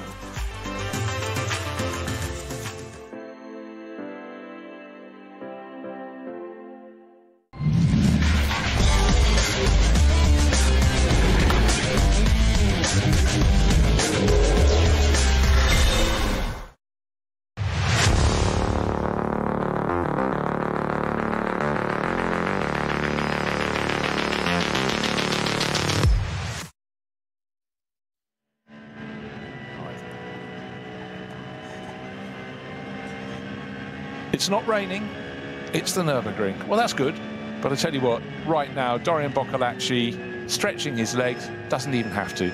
Snowy, he's sitting on the lead, it's 25 minutes, 26 minutes, a lead of over a minute. It's going to be about 1 minute and 30 seconds, I think, because the sister car, the number 3, Nico Menzel, came in for a pit stop. Seemed a very quick one, but even in and out of the pit, you're going to squander, what, 45 seconds? Yes, I'm just think it's not. I'm trying to think when we last had a gap of that much. 130. That's. Yeah, it could be more than that actually. Just waiting for the end of this lap. Yeah. But yeah, I know, quite extraordinary. But you know, I'm just keep saying that at the middle point in the race, they were covered by half a second between the top 3, and the one that was out of the mix is the one that's leading the race. That's the number 4 car. Let's recap. Into the pits at the end of the opening lap, missing front right wing. The bodywork from above the headlight and behind the headlight. That had been loosened in the contact with the back of the number 9 Mustang on the opening lap, halfway around, hit a curb, flew off, and that was probably a good advantage because then pressing on without fear of it blowing in anyone's face, all the way back to the pits, got the bodywork changed, went back out, probably dropped down to about 80th position at the end of the opening lap, probably just about got out ahead of the 3rd grouping of cars, and then Boccolacci fought back. Handed over to Nico Menzel, brilliant stints from him in the middle of the race, but found themselves with a lead, quite frankly, they wouldn't have expected. And again? Is it again? No, that's the sister car. That's Dorian Boccolacci in from 4. Yes, okay, sorry. So let's do the maths on that. Okay, he's done a 6-lap stint. Maybe he felt, they couldn't get to the finish. He wasn't going to do, we've got time for 3 more laps. He wasn't going to do a 9-lap stint, so he had to come in. So that means the Mustangs, by my maths, will have to come in as well.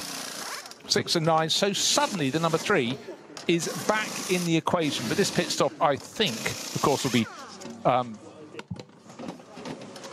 let's just wait and see. But slick tyres going back on. Okay.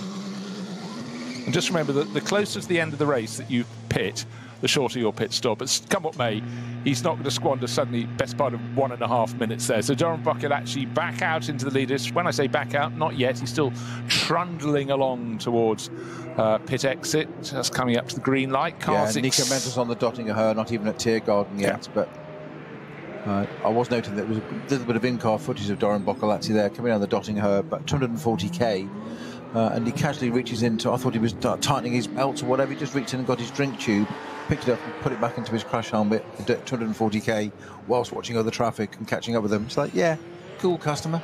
Yeah. Yeah, no, he's Porsche got him on his books very quickly. He's a major star in karting and seemed to take to car racing with great aplomb.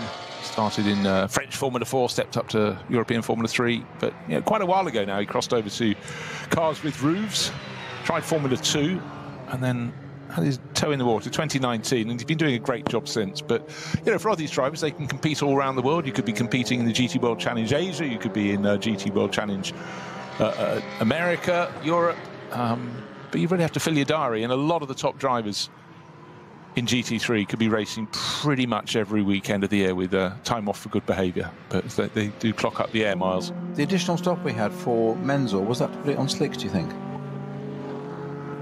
Yeah, I can only know, but I think he had to come in anyhow because okay.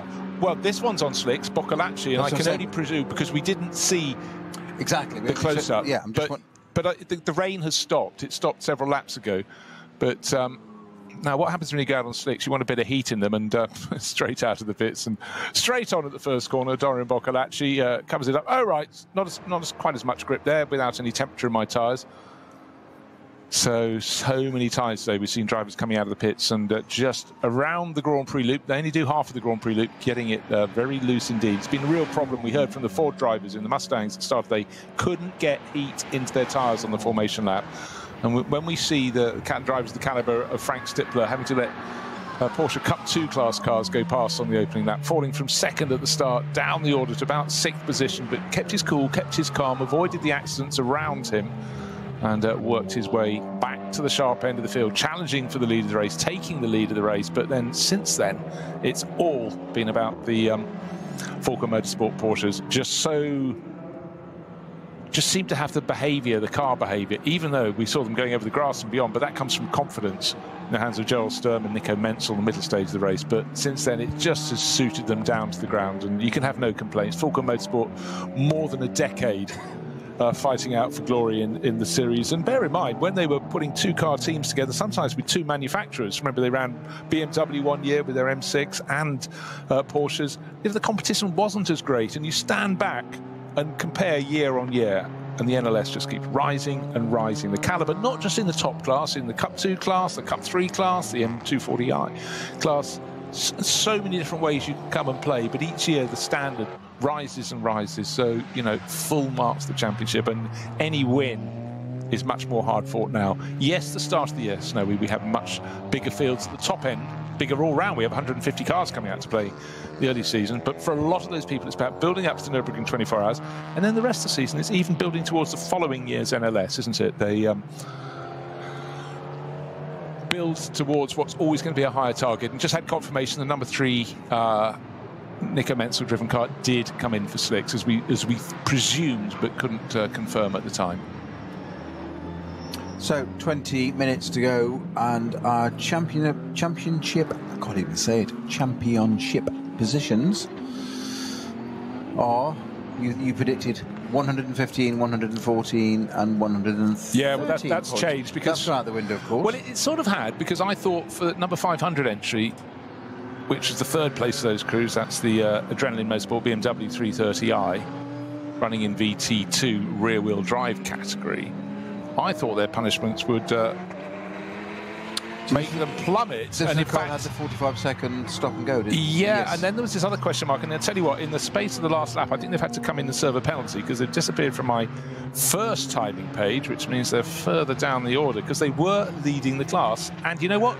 They're still leading the class, 44th overall. Let me just double check that my screen is updated. I need to flick it round one more time. I think this last lap has been a problem for them, because somehow they were still leading the class. I sense there was a penalty still to serve, and they've fallen to third in class. They've just served that penalty, so I think we can put a line through them. So it comes down to the Cup 2 class Porsche. That's car number 921 with a start of this race a 4-point deficit. That's a Müllner car. That's the Müllner, not the Muller. Yes. The Muller Light. And 187 running in a different class, not in Cup 2 but SP8T. Ranko Mijatovic, Nick Wussenhagen and Reinhold Renger. And they, in 187, sort of are third in class. It's not been good the last handful of laps, so I'm thinking it's suddenly looking very strong for 921. It's second in its class, but will that be enough in their Müllner Motorsport Cup 2 Porsche? Tell you what, I'll leave it to see who gets to the end. Different classes aiming for one title. It's always something that's a bit of a mix for a lot of the drivers in this championship. They'd love to win the title outright, score the most points in their class most frequently. It's about racing your classmates, though, isn't it? Those in class, it's very easy to focus on the SP9 class. They're the fastest cars, and see where they end up today. But that one's become quite simple. It was super close. Now it's not. Falken Motorsport Porsches 1 and 2. Gap between them after those pit stops, 1 minute and 22 seconds. That's not going to change with under 20 minutes remaining. But one person is maybe not going to get to the end of the race. Driver of car number 400. It's by the Heuchmers. It's a Porsche 911. Schmickler. That's a Schmickler car. Thomas or Christian Heuker and that. And as you say, that's the first corner. It is turn Swap 1. 10 just gone in, and it's done the inevitable. Got it in gear and beat itself, dug itself in even further. So that should be just towed out. There's a lot of runoff over there, as we described before, in a big area of beach, which it's found. Hasn't quite found the. Lucky the tide was out, but it's not too far in. It's gone in. It's gone in sideways, which is obviously just locked up the rear and sent it in. Well, some of the closest moments there have been people coming out of the pits, going down to the first corner and just being on the wrong tyres. And maybe they thought, hey, we've got a set of slicks that'll be quicker for the last couple of laps. Let's whack those on. And you never know, but a little unfortunate there to end your season possibly. Yeah, we saw Joel Sturm doing exactly the same, but just of the vital part being missing the gravel. Yeah. Not actually getting into it. So, well, shouldn't cause it's going to be obviously a yellow flag, which it is. It's actually Marshall Post 4 Hooghaken turn 1 flags. Now we've got the 175. That's the Aston. Yeah, that's been going really well. That was leading its class with a driver called Alboreto, not spelled quite the same in inverted commas as Michele Alboreto. Pro Sport Racing Aston Martin, also off at turn 1, but that's almost just gone diagonally across the gravel trap, so it was turned into the corner and just completely outbraked itself right through the depth of the gravel trap, across all the bumps, because it's been raked across the angle of travel, but nose into the tyre wall. Driver's still on board, but that's very unfortunate indeed for Alboreto and the gang. Again, late in the season, late in the final race of the season. Do not relax, things can still happen. And again, I think it's people with late pit stops onto new sort of tyres, possibly a driver who's just getting in for the first or second stint of their race and off into the gravel. Hey, Joel, thing tyre drivers make mistakes, but the complete opposite of the Porsche there, and the Aston couldn't have got further off if he's tried. Porsche just dropped itself into the first bit. The Aston's got itself right up to the conveyor belting. So just coming up to 15 minutes to go of our 2025 season. It's hard to imagine I'm saying that already. I know. We start the season full of hope. We still end it with, then the number 400 Porsche for the Heuchmers has been extracted from the gravel. That was the one that had a half spin, but the Aston Martin just went directly across the gravel, no deviation of angle. So I don't know if there was a mechanical problem that stopped it from turning, but good to see that the 400 doesn't end its season waiting for the race to end in the gravel at the first corner. And again, run by Schmickler Performance Engineering. What we get in the NLS is a lot of teams running a lot of cars in quite a few classes, because you've got real preparation experts, and also if you're bringing a whole big truck and all your mechanics, you can split it across a number of cars. It helps pay the bills. And don't forget, championship like the NLS, we do get a lot of drivers not doing the whole season. Some might start the season, only have the money for the first few races. There really is a sort of a cycle of people driving for various teams, and also people just trying cars from a different class, maybe trying to work out what they want to compete in next year, or convince their friends to come and join them. And so you do see an awful lot of people running a group of cars, and that expertise also, we talked about the rule book earlier, understanding, how the championship works, how the penalties work, and so on and so forth. Get an experienced team, and it really is a huge, huge support network for you. We do see a lot of cars in individual garages. 5 or 6 cars can be piled into one. The garages at Nürburgring are very deep as well, and certainly at the 24 hours it becomes a real fight to walk through the garages. But and never feels like there's enough space around to do your job properly. You get sort of, you know, GT3 cars are, the physicality of them, they've got a massive footprint as opposed to the cars that are pretty well more road based. You go and stand next to it. I mean, I've taken friends along to meetings before. They've never seen these cars. They see it on TV and go, oh, it's a Porsche, it's a Mercedes. They relate to it. Then they see it for the first time in the flesh and they go, oh, didn't realise it was so big. It's like, yes, it's all those stretched arches and the wings and bits, and it's suddenly it looks like whatever it's based on. But I always think when you get into, especially the 24-hour garage, it's so busy there, that you say you get 6 cars in there, and it's like they're trying to run, a bit of string runners, we call it, the plumb lines, corner weights and stuff, and people, they must hate all the spectators wanting to come in and see them. Some do have little ropes across and guards, and you get in with a media pass or whatever, but it's don't kick it over, don't knock it over, because when just setting up, it's precise. And there's never enough space to work around them, I think, as opposed to some of the other garages. When you go to Le Mans or something, there's so much space. Yeah, exactly. And as a journalist and a commentator, you sort of want to get in and have a look, but you just don't want to impinge upon the working space of the crews. It's you want the story of that being barred, don't you? Yeah. It's that balancing act. Yeah, you want to see what the state of the car is without causing it. Right. Yes. So, last lap, here we go. Dorian Boccolacci, 9 minutes 15. That was 55 seconds slower than Nico Menzel. But of course, he was in the pits. That included the start of the lap in the pits. But what we have is a gap after 23 laps of 28 seconds, first to second. Boccolacci will have that one covered, you can be sure. But it just goes to show the ebb and flow through the course of an LLS race. This one has been very atypical because there was a flurry of drivers coming in. Vast majority of the field, they decided to go out to their second stint on slicks. Did a lap, sometimes 2. It's like, that ain't happening, we're coming in for rain tyres. So that sort of rather threw the pattern. And the one that lost out in that sequence was the number 3 Falcon Motorsport car. Extra lap when conditions were at their wettest. Joel Sturm did a fantastic job, but that really, really cost them. And since then, they've been fighting back. But the sister car, conversely, had a problem halfway around the opening lap. Bodywork falling off after contact with one of the 2 Mustangs. That is leading the race. It could have been so different from both the cases, both the causes, but come what may, Falcon Motorsports were the class act. And they will be coming home first and second, which is exactly the same finishing positions as Nico Menzel. He's got a foot in either car, and he's coming home in second place on the track, but he's also the other driver in the... did I see a... slowed right down? I think I saw a red... Is it we had a red flag? No, it's a yellow flag for the cars off at turn 1, because the Aston, the 175 Aston, the Porsche's been recovered. The 175 Aston's now been dragged back out onto the track, so that's just a yellow on the pit wall there. I thought, the reason I jumped, I apologise for scaring people, particularly those trying to close in on a championship victory, yes. I thought I saw a great big warning board above the pits in red. I'll have a look next time. It's probably a sponsor's logo or something.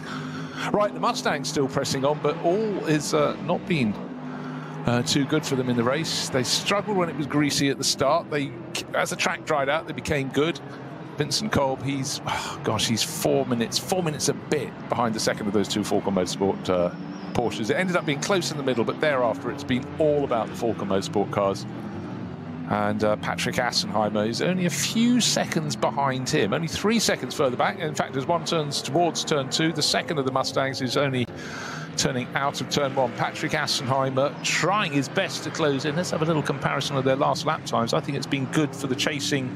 5 seconds gained by Assenheimer, so maybe he'll get onto the podium. At the moment, it's the white number 6 Mustang with the blue stripes over its nose and the roof and down to the tail, but it's the yellow and blue car in the background, tail hanging out. Patrick Assenheimer, so much success. Quite a few years ago now, really, his big successes on the Nürburgring Nordschleife in the LLS, but it was mainly when it was the VLN, which was the predecessor. We just changed the letters, the acronym, but Patrick carried on. But he's definitely fancying it in the Ravenol livery car, getting up and seeing if he can get on, at least on the podium. But I mean, he was prolific in terms of podiums and wins in this championship. 5 years of NLS now. This is This is our 5th year, unbelievably. Is it? Yep. I mean, I was a young lad when I started. Yes. Well, no, you went off and did DNLS.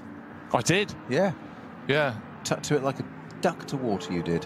What was brilliant. If you don't know what we're telling you what the NLS, you're listening about the NLS, but we had the DNLS. That was during COVID. It was the digital Nürburgring Langstreckenserie. And I tell you what, it was so good. The graphics were a country kilometre, as we say in this part of the world, ahead of any other digital racing series. But the fact they did that on the longest track of the lot, and the graphics were so sensational. Honestly, after 5 minutes, I forgot I was commentating on a sim race.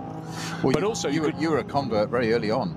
Well, because it was so good, but it was also what was extra special was the fact that you could, someone's crashed, and then the director would just automatically, digitally produce 5 different angles of where the car went off, but never why. Yeah, so VLN, the predecessor, ended in 2019. People still call it that. Quite amazingly. So I know. VLN, what's it called now? People still say that. Yeah, but 5 years in me. But people haven't adapted to it. But you still have to remember, if you look into the website, it's vln.de. So yeah, that hasn't changed. It's got a foot in the past. Foot in the past. But in a nice way, I'd say. History. Yeah. Right, 23 laps on the board. In fact, considering the conditions, a number of slow zones have been, we've certainly done races in the dry when we've had large chunks of the track under slow zone. For a long time we had repairs at the final corner, barrier repairs. That slowed them down through that sequence, but apart from that, it's been running very nicely indeed. So we'll probably get, what have we got left? 7 minutes 40. Where is our race leader? Doran Boccolacci. He's 28 seconds clear of the sister car of Nico Menzel. And we will presumably... Where are they on the circuit, Snow? Where would you... I was just looking for that, and just coming up to Tiergarten for our race leaders. Okay, so they'll get. We should get 25 laps in this race. So that is a good number. There's many a time in drier conditions we don't get above 24. So it goes to show... Maybe the fact that early in the season we have, almost half the number in the field again, that would increase the chance of incident and barrier repairs around the circuit, which definitely slow things down. But that's going to be a good number to finish the season on, 25 laps. Yeah, almost bang on 7 minutes across line. It was actually 6:59 for our race leader, number 4, Dorian Boccolacci, who was still having a thing twitching under braking and under power going out of turn 1 as well. So he's still not hanging around. And here is the number 3 car, the second place, Nico Menzel, just coming down the pit straight now. So that's the difference. It's effectively the pit straight visually. And this should, by my understanding, be the final lap. Yeah, absolutely. So this, unless they break the lap record and go round in, as you say, 7 minutes flat. The dry lap record, yes. Dry lap record. Gap's come down, actually came down slightly, down to 25.5 seconds. So there's no way Nico Menzel can claw that back. But their time's getting closer to fastest lap of the race. Still slightly tricky. The fastest lap of the race, 8 minutes 11. Their lap that time round for Nico Menzel, 8 minutes 25. If you think that's ridiculous, why are you talking about that being close? Just remember, this circuit is about, let's be kind, let's call it 5 times as long as an average lap. So suddenly those 7 seconds become 1.2 in terms of if you divide it, really. But it's a masterclass from Fulco Motorsports, long standing supporters of the VLN. This series, it begat the Nürburgring Langstreckenserie, but today, excellent driving from Nico Menzel, Dorian Boccolacci and Joel Sturm. All had their moments when the track was at its very greasiest and trickiest, but clearly the right tyres on the right car on a day where you can imagine the Mustangs probably wanted it to be full wet or full dry, but the bit in between didn't help them. It hurt them, but they pressed on, and when the track was drying out, they were in the mix, but thereafter, not at all, because where was their car strong? On the straights. Don't need to do much cornering on the straights, but not so good on the twisty bits, and that's where Fulco Motorsport just had the right rubber for those Porsches. We can never predict the outcome of a 4-hour race at this place, and certainly not at this time of year, but I did say early on, you certainly, one thing you can absolutely count on is you cannot discount the Falken cars. I didn't expect them to be 1-2 necessarily, but you know they're going to be in there fighting for it. When the car that is now leading, as you said, had that bodywork damage very early on, collecting the back of the Mustang, and didn't take both out, but just did the bodywork damage. I did think that was game over for a podium. Oh, 100%. Never mind. Yeah, I thought it would be in the top 10, but I thought, that's off the podium, never mind a win. And here it is, still, well, about to win. I won't jinx it because it's on its last lap now. Right. I don't think. It is the final lap of the season for car number 187. Is it heading for outright championship victory? Ranko Mijatovic has moved it from third in class. That's SP8T up into second. Was he given a helping hand by the 175 Aston Martin going off? I think he might well have been. But anyhow, you take whatever opportunities come your way. Reinhold Renger brought on board this weekend to give him a helping hand. He certainly gave him a really good start in the race. And Mijatovic bring it home, building on the work of Nick Wustenhagen in the middle pit. Great, lovely livery on that car. Ravenol, it's a black, yellow and blue BMW. And it looks very tidy indeed. It's an M4 GT4 class car, so this could be racing all sorts of other championships, and just looks lovely actually. Diagonal yellow and blue stripes, just flashes works, doesn't it? over the top of what effectively is a black car, but it's little bits of blue and yellow on the nose and other details, but very tidy race livery. And again, a lot of the manufacturers and the leading suppliers like Ravenol, you know, they've been around for a long time. They've got a very strong brand image, and that's something that's good. It looks great on TV as well. For Nick Wustenhagen and the gang, the wait, the final lap it may be, but it could be a long final lap, but luckily it is thumbs up from them, because the rain that threatened, the rain that flirted with the race today, largely for the last hour or so, has been away. It's gone back to slick running, and a few crews, they had to jump one way, jump the other. They'd like to do these races with 4-hour races with just the 3 pit stops, but vast majority of the crews have ended up on 4, and that's because they had to guess and then guess again as the weather changed. And a lot of them, they just had to hang on until the final pit stop, get the slick tyres back on, take it through to the finish of the race. And you know what? It's actually beginning to finally brighten up. That's left it a bit late, haven't you now? Right, the clouds that hung over the circuit, but certainly the trees looking a little bit brighter, and the shades of sort of amber through to gold. Beautiful place to be with all the forests, the Eiffel Forest here, but certainly the cloud that's hung low over the high points of the circuit, the drizzle that's been through, seems to have gone away a little bit now, but it's all about Falken Motorsport. Whatever Nico Menzel does as he chases home the race leader, he knows he is a race leader because his car is leading. His car is second at the moment. The car that he started in is did the middle stint of the race, and I beg your pardon. Number 4 car, Doron Boccolacci, is taking it up to the finish, but Menzel did the middle stint in that, so he's going to have a first and second, a really unusual feature of any race in any championship, but it can happen here at the Nürburgring in the Langstreckenserie, and by golly, it's about to. Frank Stippler would have hoped he'd have good results in 2 cars. As it is, he's going to have to make do with coming home 3rd overall in one of his cars, and the other car he was supposed to be racing, the Duta Racing, he's going to be, what's he going to be? He's going to be 3rd and 9th. There's a little bit of difference. That's an unusual element. 2 drivers finishing in the top 10 in different cars. I'm not aware of how much seat time he had in the Duta car, though.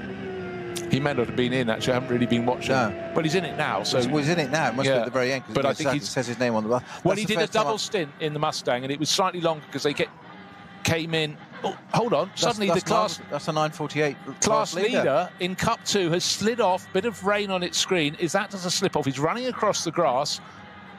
Is this suddenly going to flick the outright champ? It is. He's getting back on. No, he's not. But has he been passed? Has he been passed by 921? David Yarn was 10.5 seconds down.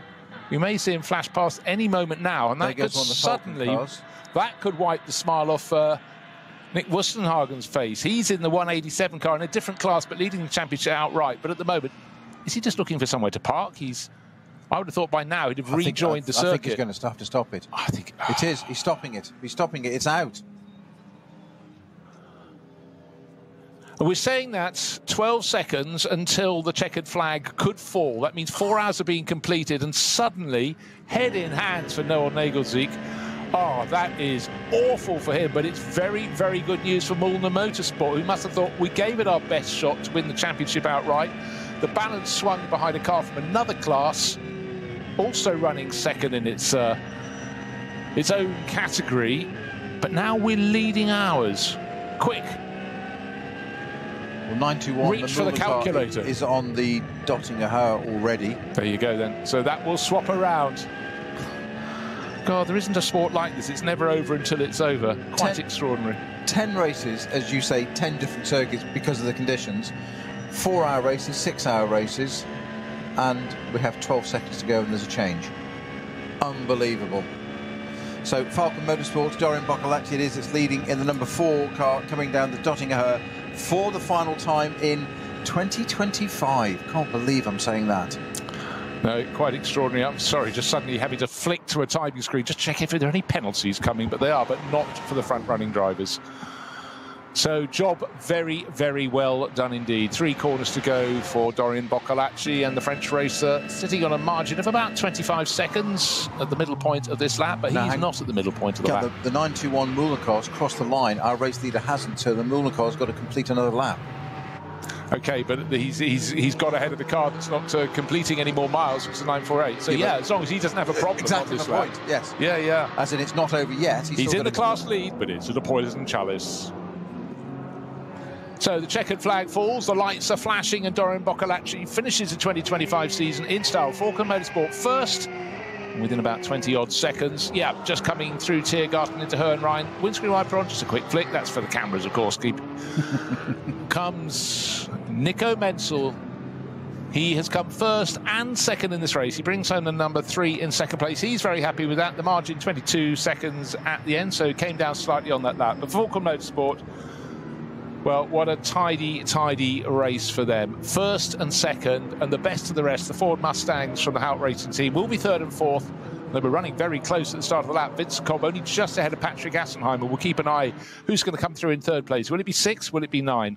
Well, at the end of the race, just trying to work out what happened to the 948 Porsche.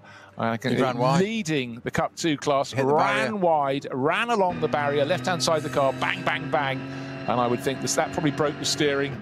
And that's why he struggled to get back to the track, and that has parked up, and it means into the lead of the Cup 2 class will be David Yard. And bear in mind, he was second in the championship. Will that have a bearing? Will that have given him enough of a margin to overhaul the car that came here with the outright points lead, car number 187? Don't know as yet. Marshall's letting off coloured flares, only so we can see where they are, of course, in this very gloomy day at the Nürburgring. But for them, that's probably the end of a season, and obviously we never go racing without Marshalls, and they enjoy this enormously. But, you know, we have to take our hat off. They do a phenomenal job. And today would have been a grim, grey, greasy day, but it was a day of great intrigue, and it's great to see the way they applaud the people who are their heroes, the people who go out and put on the show. Yeah, so it was on the downhill approach of Wipperman that the 948 finally stopped and just ran out of track. He was trying to keep it going down the grass, but there's a little error with sort of some seconds to go of the final lap. Running wide, clattering into the barriers, and it was a double slap. Unfortunately, it was the front left and then the rear as well, and that didn't do it any good. And number 4 there, Dorian Boccolacci, just trundling down the grass on 2 wheels for the sake of it. Yeah, going across because he can. He's doing the same on the other side as well. I know what he's doing. Ride height. So, still waiting to tell you who comes home in 3rd place overall. So far clear with a Falken Motorsport Porsches. Dorian Boccolacci ahead of Nico Menzel. Remember, the gap was 22 seconds between them. He is being flagged towards Parc Fermé, and still waiting for the Ford Mustangs to come through. Just doubly quickly refreshing my screen to check they still haven't completed lap number 25. But will it be Vincent Kolb or will it be Patrick Assenheimer? Will it be 6? Will it be 9? Can't tell you yet, but they're that far behind. Stayed in the mix, but middle point in the race, I'm going to say it again, as the number 4 Falken Motorsport car has gone round the back of the pits and is now back into pit lane, followed by the sister car with Nico Menzel. They will be at Parc Fermé beneath the podium, still waiting for Kolb and Assenheimer. Or did they not get onto that final lap? There's a point. They should have done, though. They were only a minute back, weren't they? Also. So there's our first Falken car in already, P1, and literally seconds behind it is its teammate sister car, Nico Menzel, as you say. What time have we seen in-car footage today and not seen Nico Menzel's helmet at some point? Very distinctive yellow and blue. Well, Falken Motorsport, there's the dream shot for them, and just positioned beneath the podium And as we say that, the clouds droop a little more. So just that little flurry where we thought, yes, it's picking up. They've got clear. And just waiting to see he who thinks that he has won a championship, because we have the overall title to consider. And flashing his lights all the way along the Döttinger, it's the 187 crew. They came here with a points lead. Now, I'm just not going to be 100% on this, because they certainly led by 4 points coming into this, but they were second in their class. They seem to know, at the start of this lap. But do they know that the car that was challenging from the Cup 2 class, 921, Mühlner Motorsport Porsche 911, has now moved into the lead of its class? But certainly in the mind of Ranko Mijatovic, he's going to take the checkered flag now. And will he be celebrating in style? Certainly second place in his class. That was won by the number 150, another BMW, driven very nicely to finish, Manuel Metzger. But the applause ringing it out, you can hear it. I think they've done the maths. Hopefully they've got a good mathematician in the team. And certainly for 187 FK Performance Motorsport BMW, they seem to have taken the 2025 title. Well, as is traditional, they have the tube of gold foil to display onto the track as winners of the championship. I just hope they are right and it's not 921 after all that as well. Yeah, they didn't put the notebooks down. They're on to the final lap. What could possibly go wrong? But there is no doubting the outcome of today's race. And it was a victory for Dorian Boccolacci and Nico Menzel ahead of Nico Menzel and Joel Sturm. Nico double timing today in the nicest way possible, 2 timing and getting away with it. And the Mustangs, it's still 6 ahead of 9. It's still Vincent Kolb ahead of Patrick Assenheimer along the Döttinger through the left-hand kink they come, but it's still Kolb hanging on. He was at the start of the lap. He was just under 3 seconds clear. The yellow and blue Mustang is much, much closer, but you're not going to do it if you're not ahead into Hohenrhein. Sideways, almost chucking off in Hohenrhein, goes the number 6 white and blue Mustang, but rescued there from oblivion. Vincent Kolb gets it done, takes 3rd place, gap between them eventually. Well, they were best part of 6 minutes down on the race-winning Porsche. They were separated by under a second, 0.6 of a second between them. Kolb hang on, but that could have been the ultimate embarrassment. Couldn't it just? Yes. Very, very near. Nice to a bit of showboating there. I'm sure he knew exactly what he was doing. So that was entertaining. I think eventually 0.6 of a second between the pair of them, or there or thereabouts. But they gave it their best shot. They didn't have seemingly the tyre performance today. But just remember, the Ford Mustang still early in its development cycle. It has had a win in the NLS this season, and I'm sure more will be coming in the years ahead. But today there was no answer to the expertise of Falken Motorsport. Clearly the Falken rubber developed over many years. They must have reached through their back catalogue, worked out what's good when it's 6 degrees and greasy, and it clearly worked for them and their Porsches today. And it feels as though it's 8 minutes past 4 in the afternoon. It's so dark. You do feel it's almost time to put the cars away for winter or go to warmer climes. But the Nürburgring Langstrecken Series for 2025 is over. It's provided huge number of thrills and spills and excitement, and certainly having Max Verstappen coming to play not once but twice. Once in a Junior League car as he got his accreditation, and then to pop up in a Ferrari with Chris Lullum 2 weekends ago while his fellow Formula One racers were doing whatever they were doing in a weekend off. He was having more fun than they were, and he blitzed it, and that's put a whole new crowd of people watching this championship. Maybe some people who are going, you know what, I want to go and race in that series in the years ahead.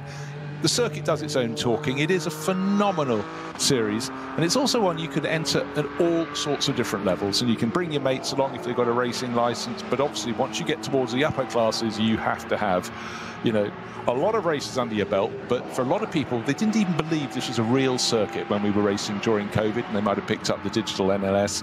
It very much is a real circuit, and it's one with weather, and that was something that was a real factor today. I think that was one of the most amazing things, that it was a belief because of that digital series, not just in COVID, when we all went that way and went online so much more and everything was done that way, that you had a whole generation of people that we had time to watch and do these things, and they heard you talking about it with John and stuff, and it was like, oh wow, but they thought it was digitally created. You would. And then to say that it was actually, oh no, this is a real circuit, and people are like, no, don't be silly. No, you can only do that in the virtual world. Like, no, this is a representation. It is a simulation of.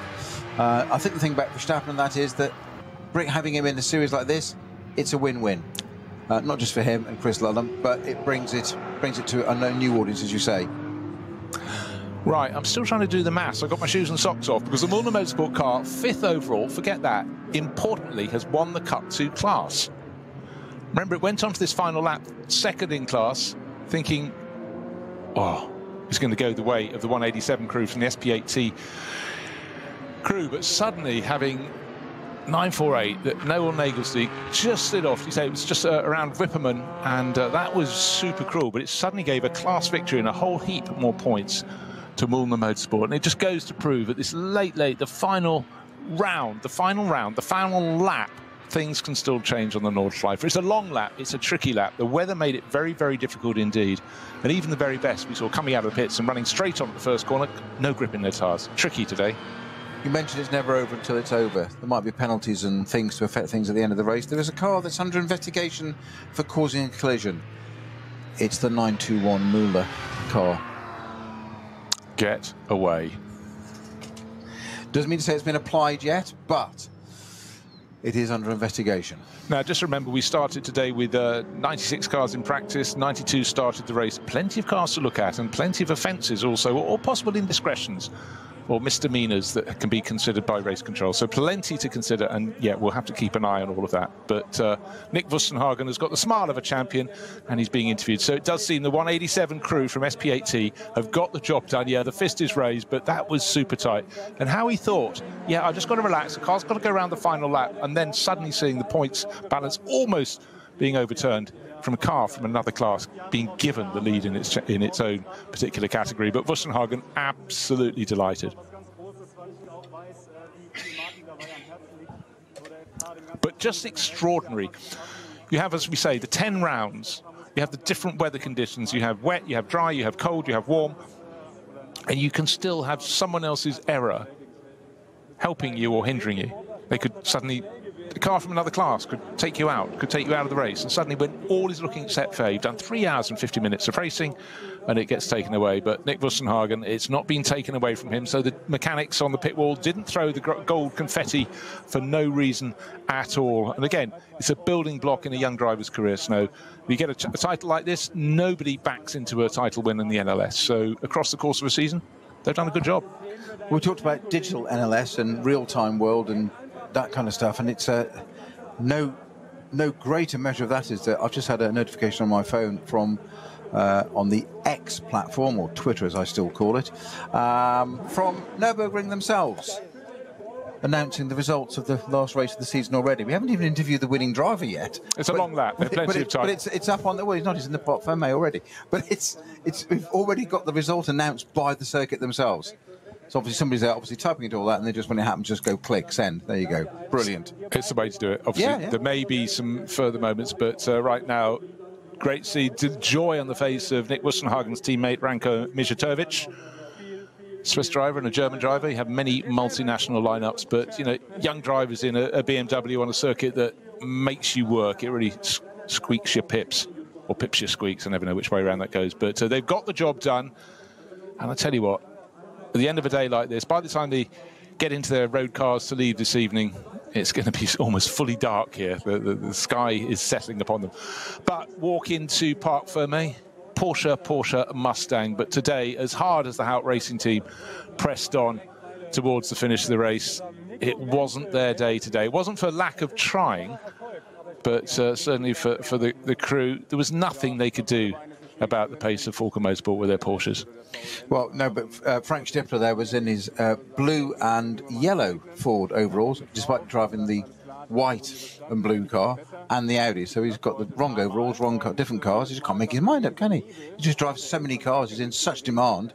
It's which overalls am I supposed to wear today? Who owns me today? What's my branding? Yeah, it's when you leave early in the morning, you can't see, and you have to turn the bedroom light on, just reach in and get a race suit, wrong race suit. But no, again, that was of the sister car, chopped and changed through the season, but certainly in terms of bringing the car on, you know, you can just imagine how much use, particularly for his experience of the Nordschleife that Frank is. You know, he may have more candles on his cake, as we say in the world of charity, and but that expertise, it doesn't go away. Plus the pace is still very much there. You look at the number of pole positions Frank has taken in recent years in the NLS, and that tells its story. It doesn't matter for him if it's an Audi or anything else. He'll just get in and drive the wheels off it. But he keeps it on the island. Very important on a day like this. And again, we're extolling the virtues of somebody like Verstappen coming and racing cars here from Formula One world. Frank Stippler goes across to historic racing and races Ferraris and Alfa Romeos and all sorts of things with a lot less grip and a lot less power. And goes, and why does he do it? Because he enjoys it, because he's a racer at heart, and it's brilliant to see. No, it really is, entirely so. And maybe on his weekends off he can do Formula One. I don't know, just a thought. Go the other way. But, for the drivers who were driving those Falken Motorsport Porsches, well, it was a joy. But they really were pushed in the middle stage of the race. Nico Menzel, next closest thing to 4 hours of racing. Drove the car that came first and the car that came second. Greedy, perhaps, but no, not at all. It was all part of the programme from Falken Motorsport. Shared the car that won with Dorian Boccolacci, the car that came second with Joel Sturm. Eventually 22 seconds between them. But just remember, there was that extra lap that Joel had to do when he was still on slick tyres and the rivals had come in, including the other car from Falken Motorsport, and that would have not been exquisite. So he kept it on the island, only just, but for Dorian Boccolacci and the gang, it's one in the bag. But it's really, it's like a pat on the back for the good guys of the NLS, because Falken Motorsport have been through this with this long-distance series, through thick and thin. And at the moment, it's very much at a high point, and I can't wait for the start of 2026 because there'll be even more people. But for young Joel Sturm, again, that was some stripes on his arm for his performance today. Certainly, these conditions were very tricky. But he entertained us, didn't he? Yeah, well, he did. He did. Thank you. Shows the car isn't only just quick on the track; it's quick on the grass as well. And Frank Stippler being chased around the paddock, and he's got Vincent Kolb because they took third place overall. But it was really tight. That opening lap was quite something with a few moments, a bit of contact, not including Frank's car. But to see him being cautious at the start, that was a wise head, most certainly. And Vincent Kolb, with this save of the day, I think we could say, into the final corner of the final lap, put his Mustang in his fight to hold on to third place. Very sideways indeed, but when you get it sideways in the first part, the second part's coming very soon thereafter. But comes on you very quickly. It certainly does. Patrick Assenheim, eventually, as I said, finished 0.6 of a second down in fourth place. The Ford Mustangs, though, pressing on. Not the ultimate car today, but every race you do in a different weather condition sets you up strong for that next year. You're learning all the time. Well, Frank Stippler and Vincent Kolb looking very smiley, as they should be. They haven't got the top step of the podium, nor indeed the second. But very, very happy with their results today. Some good work done in tricky conditions. And just general development of that Mustang for Ford Performance. It just gets better and better. You say it's won a race this year. It's really in its first proper year of racing, I would say, arguably.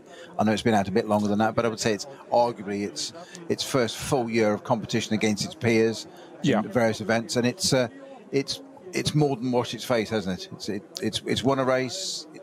To be honest, I would say it's on the right trajectory in its first full year. Yeah, I'd say so. And it also makes it an absolutely awesome rumble, whether it's racing this side of the Atlantic or the other. And that always gets a mark from the crews. But today belonged to Falken Motorsport with their Porsches. It was grey, it was greasy. There was an incursion of rain, but not the whole way around the circuit. It is the Nordschleife after all. And it was a tricky one. But at the end, best part of 6 minutes clear. Our race-winning car of Dorian Boccolacci. Car number 4 shared with Nico Menzel, who did double duty, and he also came home in the second-place car, brought it to the finish, sharing with Joel Sturm. 4 ahead of 3, Falken Motorsport Porsche ahead of Falken Motorsport Porsche. Ford with the best of the rest. But the outright championship for 2025 went to a crew who came home in 22nd position, but importantly, they were second in their class. And Ranko Mijatovic brought it home. Reinhold Renger started the race, and Nick Wustenhager did the bit in the middle. FK Performance Motorsport down in 22nd, second in class, but they take the overall title. But today it was Boccolacci and Menzel as we run down the results table. 22 seconds clear of the fellow Porsche from Falken Motorsport, from Nico Menzel in that one as well, plus Joel Sturm. Third place and fourth, covered by just 0.6 of a second, but nearly 6 minutes down on the race-winning car with the two Mustangs. Vincent Kolb, Frank Stippler just hanging on ahead of Patrick Assenheim and Fabio Scherer. We didn't get to see Dennis Fetzer because of the way the race fell in that number 9 car. Top in the 911 GT3 Cup class, that's Cup 2. They won their class overall today. but it wasn't to be enough to take the overall title. Hofmeister, Jan and Scheerbarth. 5th overall, great run for them, but the car that looked set to win the Cup 2 class went out with just a lap to go, clattered along the barriers. Number 948, it led the race outright. They will be feeling very sore and sorry for themselves. Only 5 cars on the lead lap, best of the rest. Also in Cup 2, it was car number 901, Grutter and Fabio Grosser, and another car that has been very nicely driven in the Pro-Am class of SP9.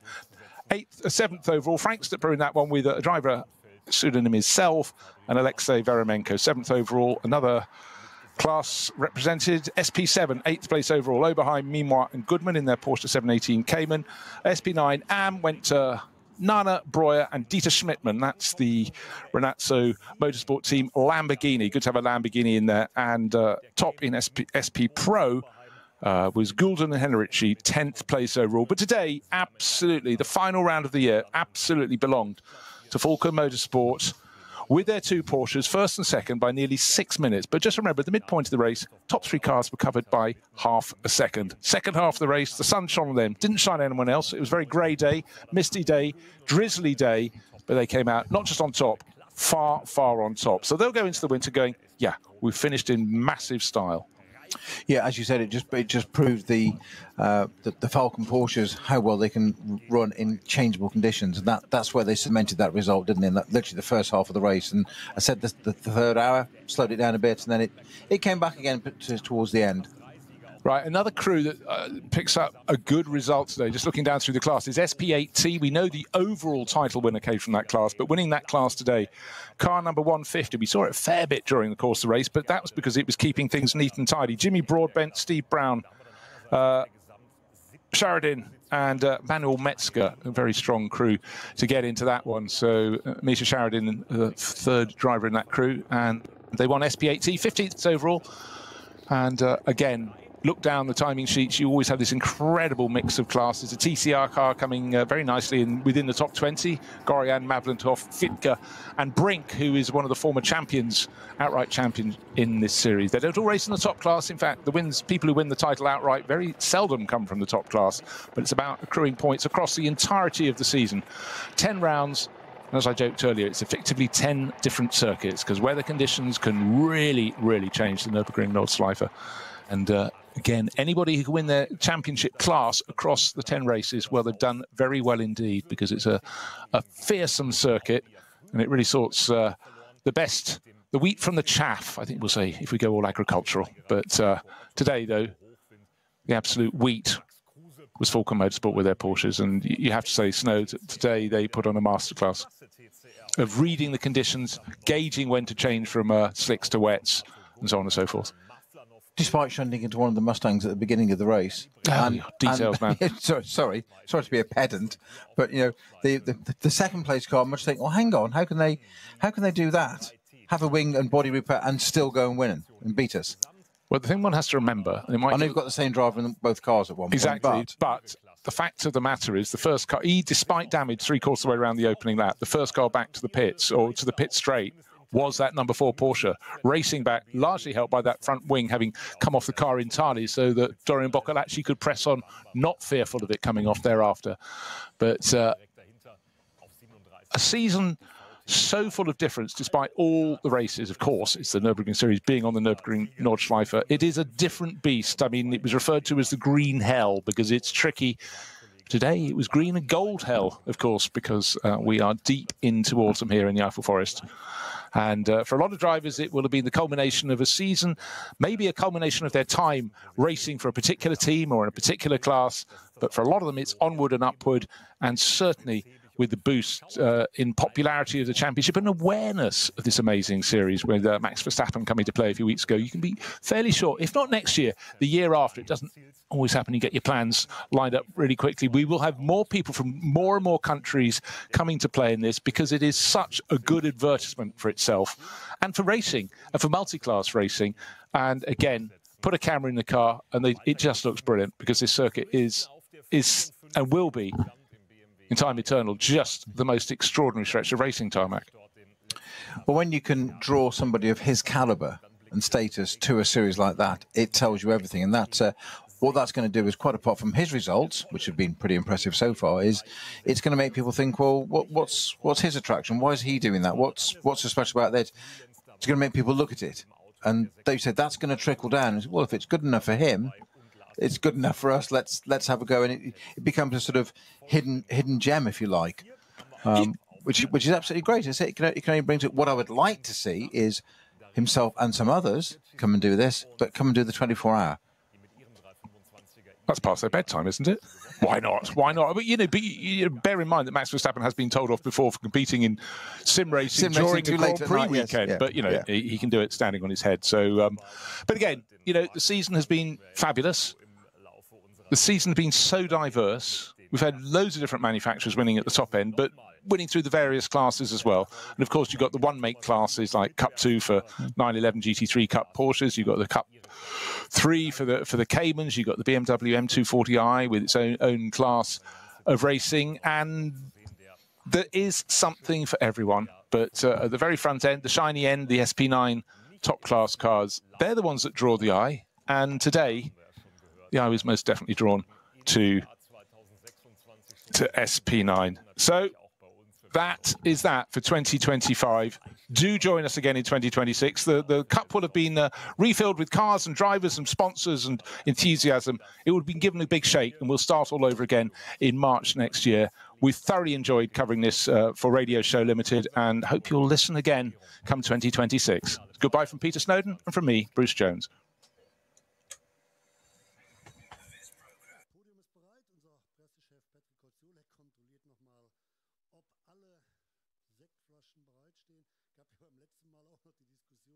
Verstappen war schneller, aber beim Öffnen der Champagner oder Sektflasche, da war er nicht ganz so schnell. Ist aber völlig egal heute, die Jungs, die werden es hinbekommen, werden